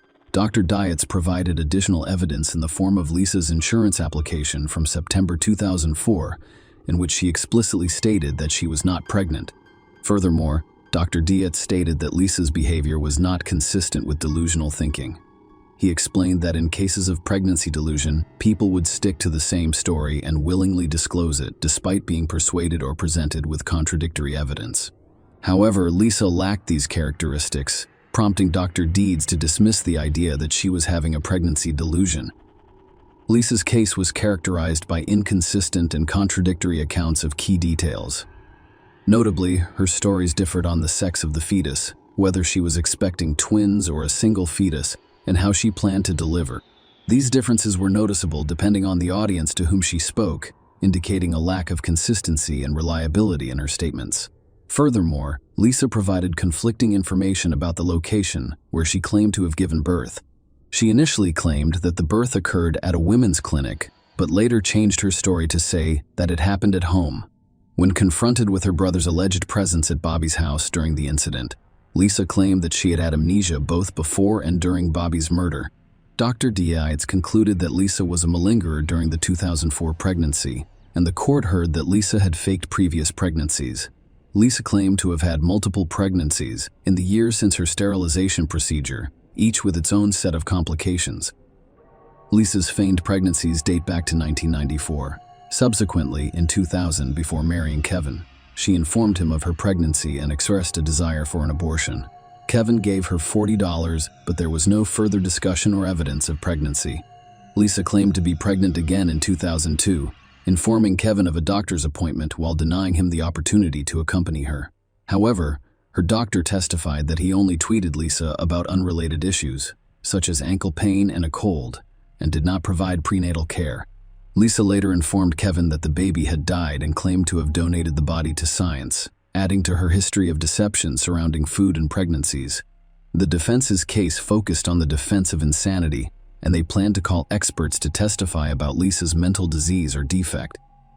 Lisa's life was described in court as troubled. They claimed she had been physically and sexually abused by her stepfather. Lisa married her stepbrother, Carl Bowman, when she was 18 years old, and they had 4 children before undergoing sterilization. Following their divorce in 1998, Carl remarried, and Lisa later married Kevin to back up their insanity claims. Dr. Logan and Dr. Ramachandran were called as expert witnesses by the defense. Lisa was diagnosed by both experts with a variety of mental health issues, including depression, borderline personality disorder, post-traumatic stress disorder, and pseudosciences. Dr. Ramachandran testified about pseudosciences, describing it as a somatoform disorder in which the patient develops the delusion of being pregnant. According to his testimony, this delusion is driven by a strong desire to become pregnant, which causes hormonal changes that result in physical changes consistent with pregnancy. Dr. Ramachandran believed Lisa suffered from an intense pseudosciences delusion. During his testimony, he claimed that Lisa was in a dissociative state when she killed Bobby and delivered the baby. Dr. Ramachandran suggested that Lisa's childhood sexual abuse made her susceptible to pseudosciences. He claimed Lisa's internet searches and purchases of baby-related items indicated pseudopsychosis. Furthermore, Dr. Ramachandran believed Lisa was suffering from a severe mental illness or defect that prevented her from fully understanding the nature and quality of her actions. Following 5 hours of deliberation, the jury returned a unanimous verdict, finding Lisa guilty of kidnapping resulting in death. The following day, she received a death sentence. The jury unanimously agreed that the government had proven all statutory and non-statutory aggravating factors beyond a reasonable doubt. The prosecution contended that these factors included the crime being committed in a particularly heinous or depraved manner, involving serious physical abuse of Bobby Joe Stinnett. The jury agreed with this argument, and Elise was sentenced to death by lethal injection with pentobarbital at Terre Haute Prison in Indiana. Lisa eventually found herself on death row in a federal prison in Texas, designed for female inmates with special medical and psychological needs. She received psychiatric care while incarcerated there. Lisa formed a new defense team in an effort to have her death sentence commuted to life in prison. Their central argument was that, given Lisa's history of horrific abuse, the death penalty was unjust. They claimed that her legal representation during her initial trial failed to fully disclose the extent of her thesis's profound hardships and that the defense presented was inadequate. Lisa was in a psychotic state, according to the new defense team, when she committed the crime. Furthermore, they presented evidence that Lisa's history of abuse began before her birth, as she was born with fetal alcohol syndrome as a result of her mother's heavy drinking. The defense detailed specific instances of abuse, claiming that Lisa was subjected to physical beatings and that the mistreatment worsened after her mother remarried. They claimed Lisa had been sexually abused by her stepfather. Despite the efforts of Lisa's legal team, who argued that pressure and the threat of exposure from her first husband drove her to fabricate a pregnancy, their objections and appeals to have her removed from death row were denied. The execution went as planned. Lisa received a lethal injection in Terre Haute, Indiana, after the United States Supreme Court lifted a last-minute stay of execution. As the sole female inmate on federal death row in the United States, she was the first female federal inmate executed by the government in 67 years, preceding her execution. When asked if she wanted to make a statement, Lisa declined. She was officially declared dead at 1:31 on January 13th, 2021. Share your opinion with us in the comments and subscribe to the channel for more.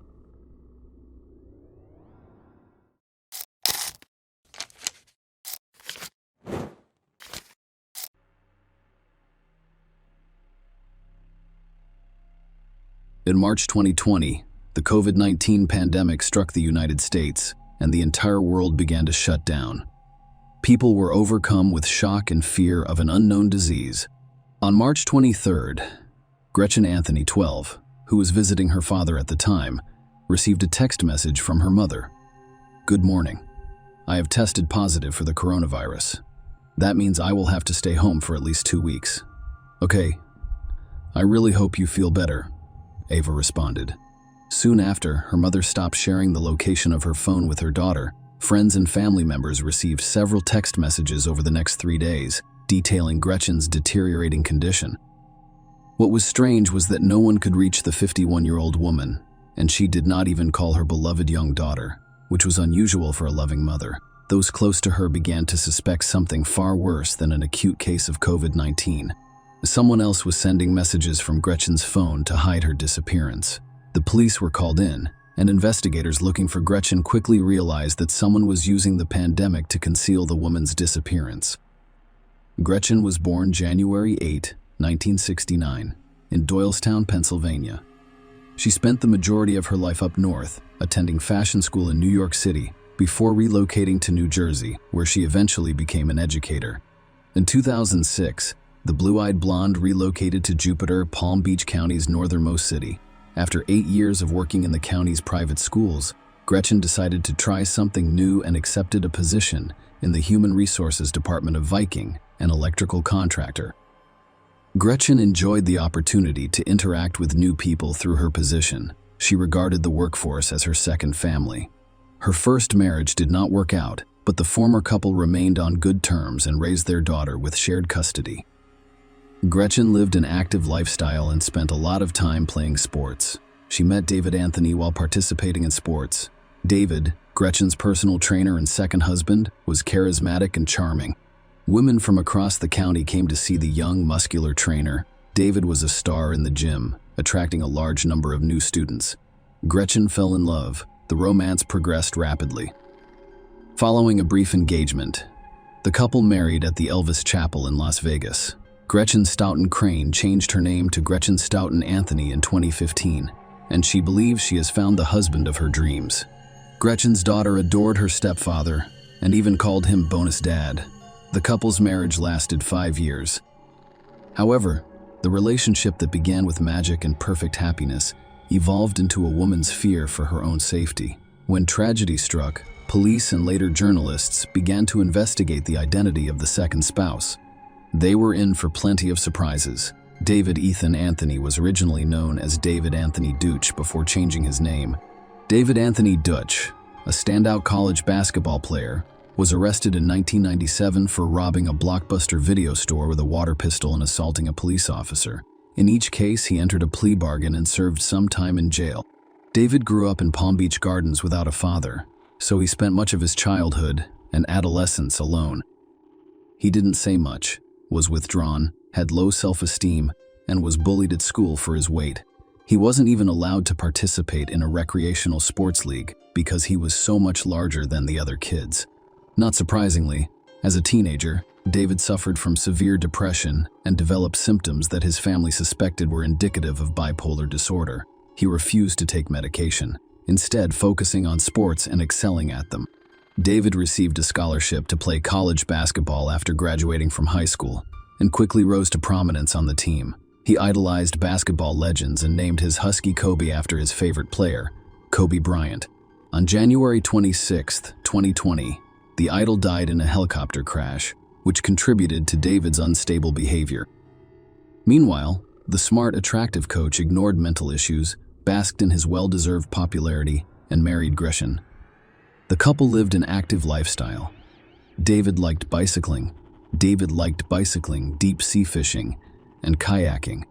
Gretchen worked out hard in the gym, went to the beach, kayaked, and practiced yoga. Unfortunately, only the first 2 years of marriage proved to be happy. The smiling blonde would spend the next 3 years trying to leave.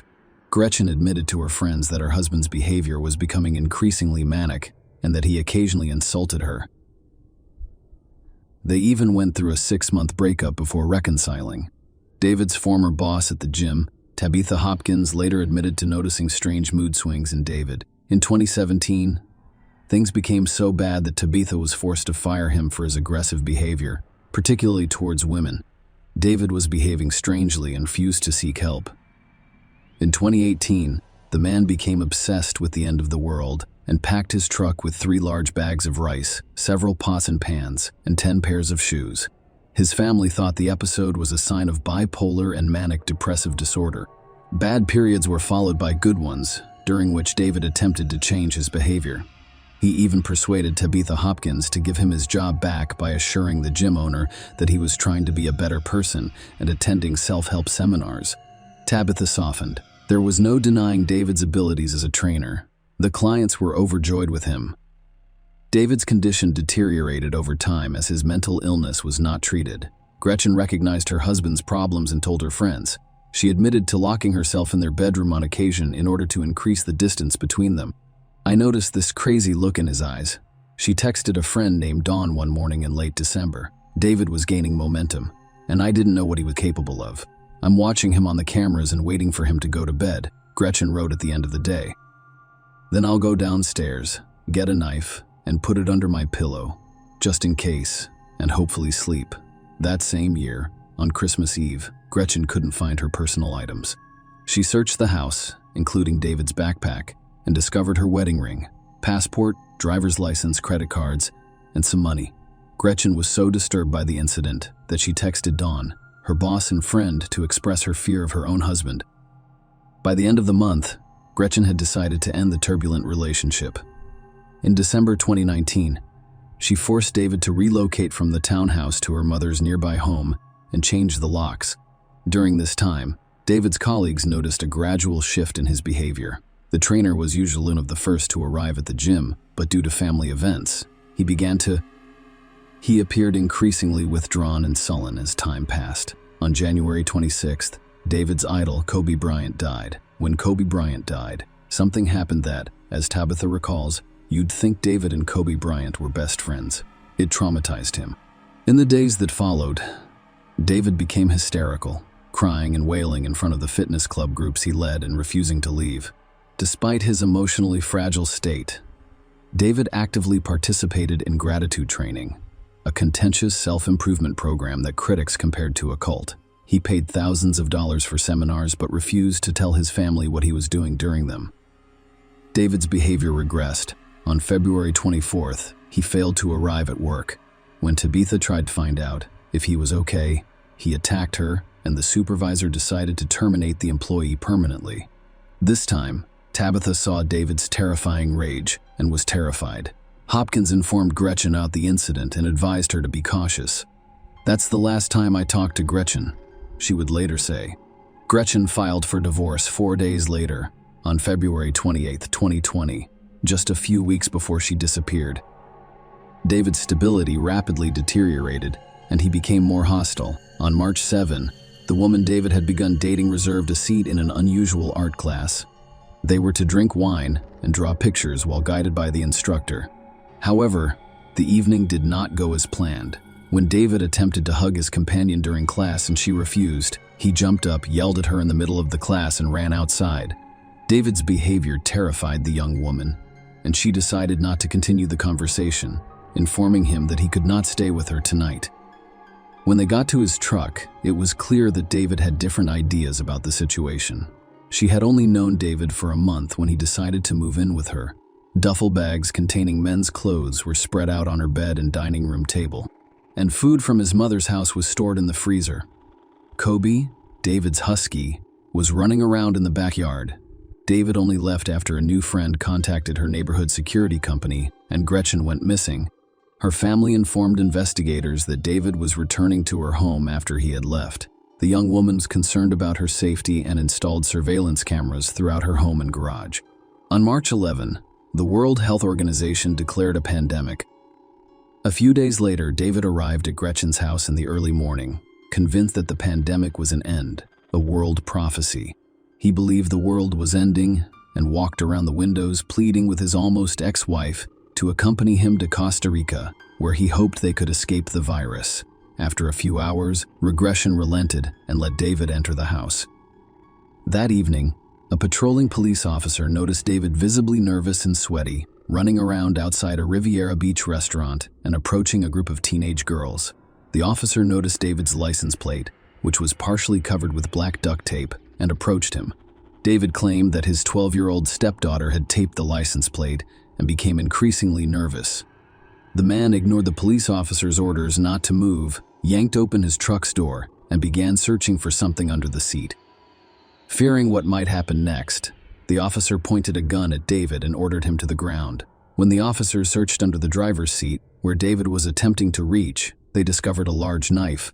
David was arrested for resisting arrest, but he posted bail and was released a few days later. The pandemic was gaining momentum. Some states began prohibiting people from leaving their homes as early as March 20. Gretchen, like everyone else, was trying to figure out how to adapt to the new reality. She shared virus-related videos and safety tips, as well as memes and jokes mocking the absurdity of the new normal. On Thursday, March 19, she posted a quote from a meditation blog. "There is chaos around you. The wisest choice is to create peace within yourself." After that, her profile was no longer active, and she stopped answering calls and messages. For all of her loved ones, this moment marked the beginning and end of their lives. On March 23, 2020, Gretchen and Anthony began texting their friends and family. Gretchen sent a series of messages to friends and family over several days, first stating that she was quarantined at home, and then describing her deteriorating condition and hospitalization in the emergency room at Jupiter Medical Center. Another message stated that she had been transferred to another CDC facility that did not exist. On March 24, Don Paris, Gretchen's supervisor and friend, received a message from her saying, "I tested positive for coronavirus early this morning. This is bad news, but I'm at a coronavirus KDC treatment center that only handles COVID cases. The good news is that my blood type can potentially be used in treatment. I'm not sure if you remember when I said I have a strain of mad cow disease in my blood. Well, that strain is important for gathering more answers and finding she could be placed in a medically induced coma and lose her ability to write." Jeff Dreher did not believe the reports. He was perplexed by the numerous text errors and abbreviations. The tone of voice in the messages sounded more like David Anthony, and Jeff became concerned. Furthermore, it bothered everyone who received these messages that no one, including his daughter Gretchen, ever called. Friends couldn't imagine Gretchen dying from anything because she was in great shape and took her health very seriously. When calls to the medical center confirmed that Gretchen Anthony had not been admitted, her family and friends decided to contact the police to see how she was doing. Brett and Anthony's boss reported to the police that he was last at work on March 20. When he called her insurance company to see if he was receiving medical care, they informed him that there had been no referrals under her policy to process treatment. Jupiter Police Detective Jared Kennison contacted Jupiter Medical Center and discovered that the hospital's records did not include any information about such a patient. In fact, police discovered that Gretchen had not visited Jupiter Medical Center since 2008. Police searched the medical center parking lot and discovered a Mini Cooper with Gretchen's purse in the most visible spot, which prompted patrol officers to become concerned. Officers visited the missing person's home. What they discovered at Gretchen's house was alarming, turning a routine visit into a possible murder case. A neighbor approached the officers and provided disturbing information. Early Saturday morning, March 21, I heard a desperate female screaming as if she was being attacked. And then I heard her scream, "No." Then I heard her scream, "No." Then I heard something like, "It hurts. Stop." The scream was quite serious. Unfortunately, Gretchen did not contact emergency services. Some people are simply wary of contacting the police. Officers became even more concerned when another neighbor reported seeing a soapy substance leaking from under Gretchen's garage door. The front door to the garage was locked, and a key was broken in the deadbolt. When officers opened the door, they noticed a strong, pungent odor of cleaning product in the garage. Patrol officers used body cameras to search the house multiple times. They discovered signs of a violent struggle, such as a broken picture frame, shards of glass on Gretchen's bed, and a soiled towel.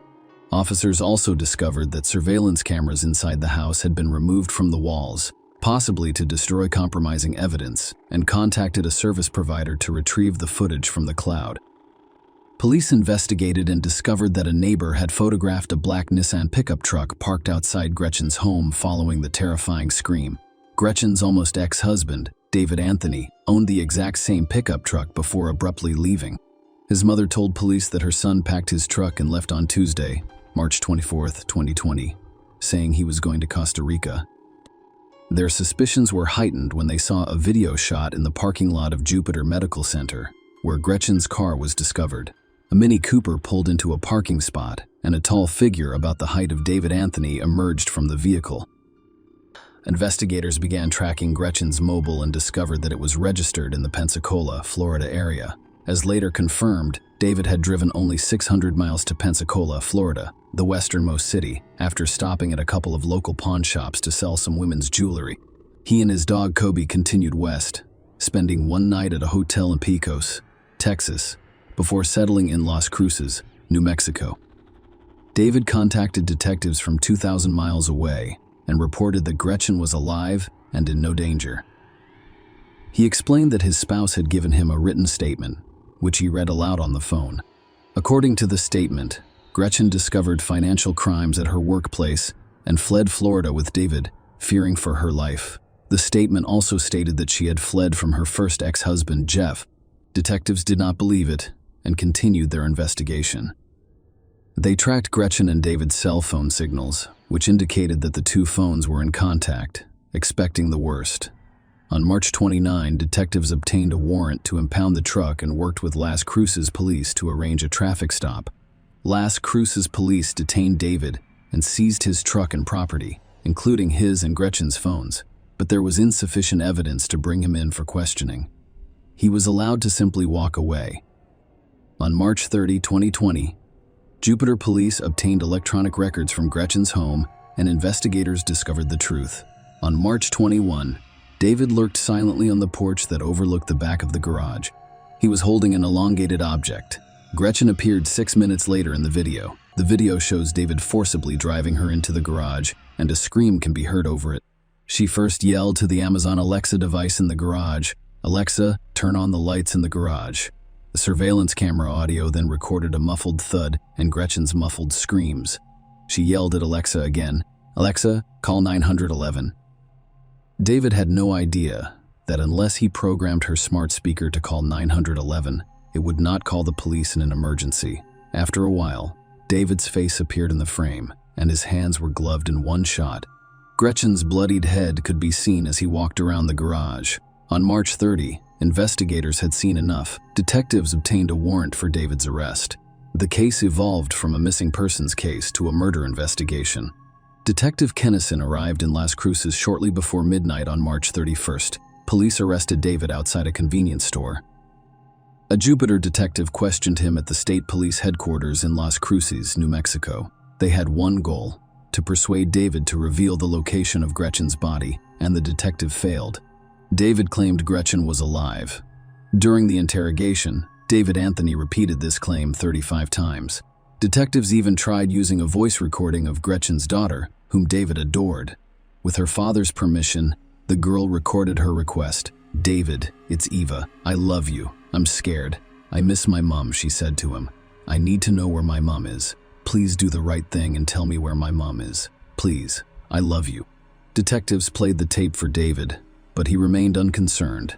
While incarcerated, he refused to discuss what had happened to Gretchen.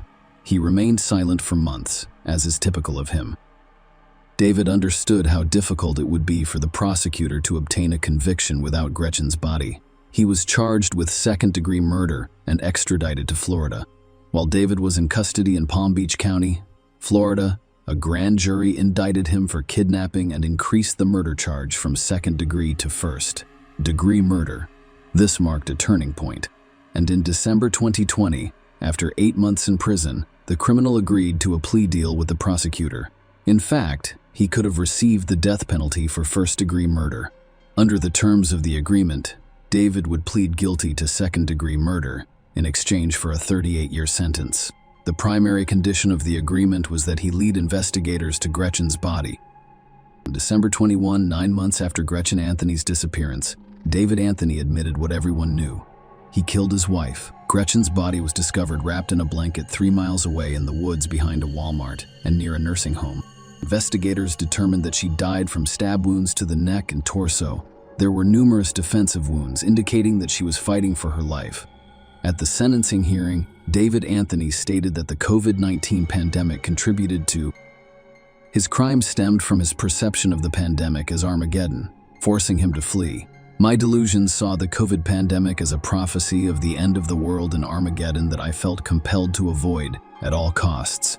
According to the plea agreement, David Anthony was sentenced to 38 years in prison on January 14, 2021. He is currently serving his sentence at Martin Correctional Institution in Florida.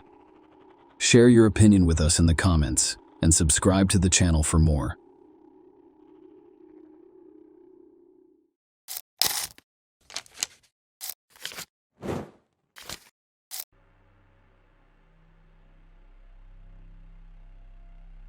Gail Katz was born March 8, 1956, in Brooklyn, New York. I grew up with 2 other siblings, a sister and a brother. Despite excelling academically as a teenager and graduating a year ahead of her peers, Gail's life took a different turn when she started college. Instead of focusing on her academic success, she became involved in a partying lifestyle, which led to her decision to drop out. This decision deeply disappointed her conservative parents, who held traditional beliefs about life. They believed Gail's only chance for a successful future was to marry a wealthy man. Gail's mother, who worked in the hospital emergency department, strongly encouraged her to pursue a doctor as a life partner, but Gail refused, preferring socializing and dating over a committed relationship. Gail eventually lost control of her life, dealing with depression and attempting suicide several times. Despite her family's initial surprise, Gail introduced them to a man named Robert Birnbaum, who they had met through mutual friends. Dr. Birnbaum, a young and promising individual, seemed to be the perfect match for Gail and her family. Coming from a successful cardiologist father, he pursued a career in medicine and completed his plastic surgery residency at Brooklyn Maimonides Medical Center. Aside from his impressive educational background, Robert had charm, linguistic skills, and a passion for skiing. But his greatest passion was aviation. But his greatest passion was aviation. He had a pilot's license and frequently planned romantic airborne dates for Gail. She enjoyed these adventures, and he appreciated her genuine interest in his hobbies. As a result, their bond grew rapidly, ultimately leading to their marriage. However, like many love stories, theirs did not end happily ever after. On July 7, 1985, a Sunday, Robert Bierenbaum arrived alone at his sister's home in Montclair, New Jersey, USA, around 6:30 p.m. It was his nephew's birthday, and his sister had organized a celebration for him. Robert and his wife, Gail Katz, were invited to the event. However, Robert informed his sister and father that Gail would not be accompanying him due to a disagreement they had earlier that day. According to Robert Gail, they left their Manhattan apartment at around 11 a.m. to visit Central Park, and she hadn't returned home by the time he left for the party, so he went alone. On his way home from the celebration, Robert stopped at the home of his friend, Dr. Scott Barron. At this point, Robert appeared distressed and attempted to call his apartment's landline several times without success. He told Scott about the morning's argument with Gail, noting that she had left in casual attire and had not communicated with him since. When Robert returned to his Manhattan apartment, he found Gail missing. He contacted her former psychology teacher, Dr. Yvette Face, to talk about the argument. Robert informed Yvette that Gail had left earlier that day to sunbathe at Central Park. Yvette advised him to contact the police and inquire with the apartment complex's doorman about Gail's whereabouts, which Robert agreed to do. The following evening, July 8, at 9 p.m., Robert contacted Detective Virgilio Dalsauce for the first time. He informed the detective that Gail had left the apartment at 11 a.m. He had last spoken with her the day before and had not heard from her since. Robert explained that he waited for Gail at their apartment until 5:30 p.m., but she did not return, so he left for his nephew's party at his sister's house. Robert was the last known person to see Gail. The detective urged him to provide as many details as possible to help find her. Robert mentioned to the detective that Gail had previously attempted suicide. He also expressed concern to friends that Gail may have harmed herself, citing information from her therapist, Dr. Sybil Baran, who allegedly informed him of Gail's suicidal tendencies. The search for Gail began, but the police encountered significant challenges due to a lack of solid leads. Despite their efforts to obtain additional information from Robert, he did not respond to their repeated messages until July 10 days after she was reported missing. During his conversation with Detective O'Malley, Robert inquired about the status of the investigation and agreed to meet 3 days later to go over the details of the last time he saw Gail. As time passed, police became increasingly concerned that Robert was withholding critical information. Several incidents concerned them, including an encounter on July 14 when some of Gail's friends, including Marian S.R., were actively looking for her and distributing missing person posters. During this conversation, Robert mentioned to Marianne that he thought Gail was on a week-long shopping spree at Bloomingdale's, which raised red flags for investigators. On another occasion, he made an odd remark to Gail's mother about the cats becoming ill and the need to clean the rug.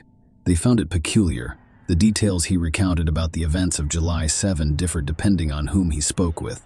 Interestingly, he did not notify the police about the argument he had with Gail on Sunday morning before her departure at 11 a.m., despite telling his family and some friends. Instead, he told the police that the argument occurred the night before she went missing, citing financial issues as the reason. He claimed that they reconciled afterward. He even mentioned a romantic dinner he prepared for Gail when they returned to their apartment on July 6, stating that she went to Central Park the next morning at 11 a.m. Despite repeated questioning by police to ensure he disclosed all events of July 7, he maintained that he remained in the apartment until leaving for the party at 5:30 p.m. This contradicted what he told Gail's friends, who claimed he searched for her in Central Park between 11 a.m. and 5:30 p.m., even after claiming to have found her towel and suntan oil.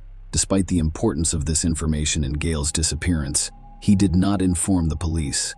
Robert informed the detective that he had spoken with the doorman at their apartment complex, who remembered seeing Gail leave around 11 a.m. However, I will not be returning. However, when confronted by the police, the doorman claimed he had not seen Robert or Gail that day. Furthermore, when Detective Dalzis requested a search of Gail's apartment in July following her initial disappearance report, Robert only responded on September 12 and allowed entry on September 30. However, due to limitations, the police were not permitted to search for blood or hair samples. As suspicions grew about Robert's possible involvement in Gail's disappearance, police investigated their marriage and discovered a far from perfect relationship, described as toxic by acquaintances. The relationship was not always turbulent. They met in the early 1980s while Gail was a college student and Robert was a surgical resident in Manhattan. Robert initially went to great lengths to impress Gail, demonstrating his skills as a pilot and his fluency in multiple languages, which appeared romantic. The relationship was initially described as magical. However, things changed, and they began arguing more frequently in the months preceding Gail's disappearance. Gail's sister, Elaine Katz, told the police that she witnessed Robert forcefully feeding Gail food at a restaurant, which deeply disturbed her. This was only one of several concerning incidents discovered by the police. Both friends and family described Robert as controlling, and Gail confided in a neighbor that she was uncomfortable at home. Gail had previously filed a police report alleging that Robert choked her unconscious after catching her smoking on the balcony. Although Gail stayed with Robert after he agreed to see a psychiatrist, the psychiatrist later sent her a letter warning her that Robert could be a serious threat to her life. Gail had begun a new relationship and decided to leave shortly before her disappearance was reported. Robert told a friend that she planned to inform him of her decision to leave and file for divorce on July 7. She also stated that if Robert refused to cooperate and agreed to a settlement, she would reveal the letter she received from his psychiatrist warning her about the potential danger he posed, possibly even showing it to his colleagues. The police concluded that the accumulation of circumstantial evidence pointed to Robert's involvement in Gail's disappearance. However, a significant obstacle remained. Gail had yet to be found. The search for Gail continued as her family and friends worked to uncover the truth about her appearance. However, Robert seemed unconcerned. He spent a lot of time in the Hamptons, attending parties and developing relationships with other women. In September 1985, a woman named Dr. Roberta Karnofsky moved in with him at their marital home, and they were together for about a year. Despite ongoing efforts, no trace of Gail could be found, and no arrests were made. Although no arrests had been made, Chief Investigator Detective Andy Rosenzweig was still conducting an active and ongoing investigation into Gail's disappearance. Detective Rosenzweig revisited the evidence, aware of Robert's love of flying and his license as a pilot, and focused on checking flight logs at the New Jersey airport. It was known that Robert frequently rented planes. An investigation into the records revealed that on July 7, 1985, at 4:30 p.m., he rented a Cessna 172 plane from Caldwell Airport in Fairfield, New Jersey, and returned it after 1 hour and 56 minutes.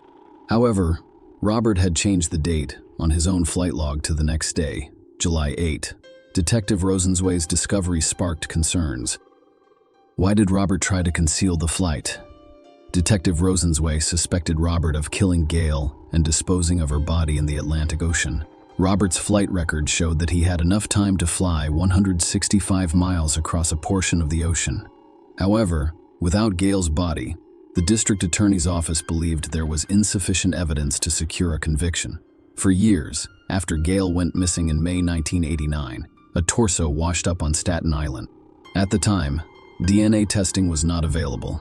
Instead, an X-ray technician compared an old chest X-ray to the torso and determined it belonged to Gail. The torso was released to Gail's family, who held a funeral service for her. Despite this identification, no charges were filed, and Robert moved to Las Vegas, where he established a successful plastic surgery practice, continued to date, and became well known in the community. He married Janet Sally in 1996, and the couple later moved to North Dakota, where they have a daughter. Despite Robert's apparent departure, Detective Rosenzweig was haunted by the unsolved case of Gail's disappearance and decided to reopen it a decade later when forensic DNA analysis was available. With Gail's family's permission, the torso was exhumed for testing, which eventually revealed that it did not belong to Gail. Despite the absence of Gail's body, the police and DAs believed they had enough evidence to arrest and charge Robert with second-degree murder. Robert pleaded not guilty to the charges. The case against Robert was based solely on circumstantial evidence. No eyewitnesses, forensic evidence, confessions, or bodies were present.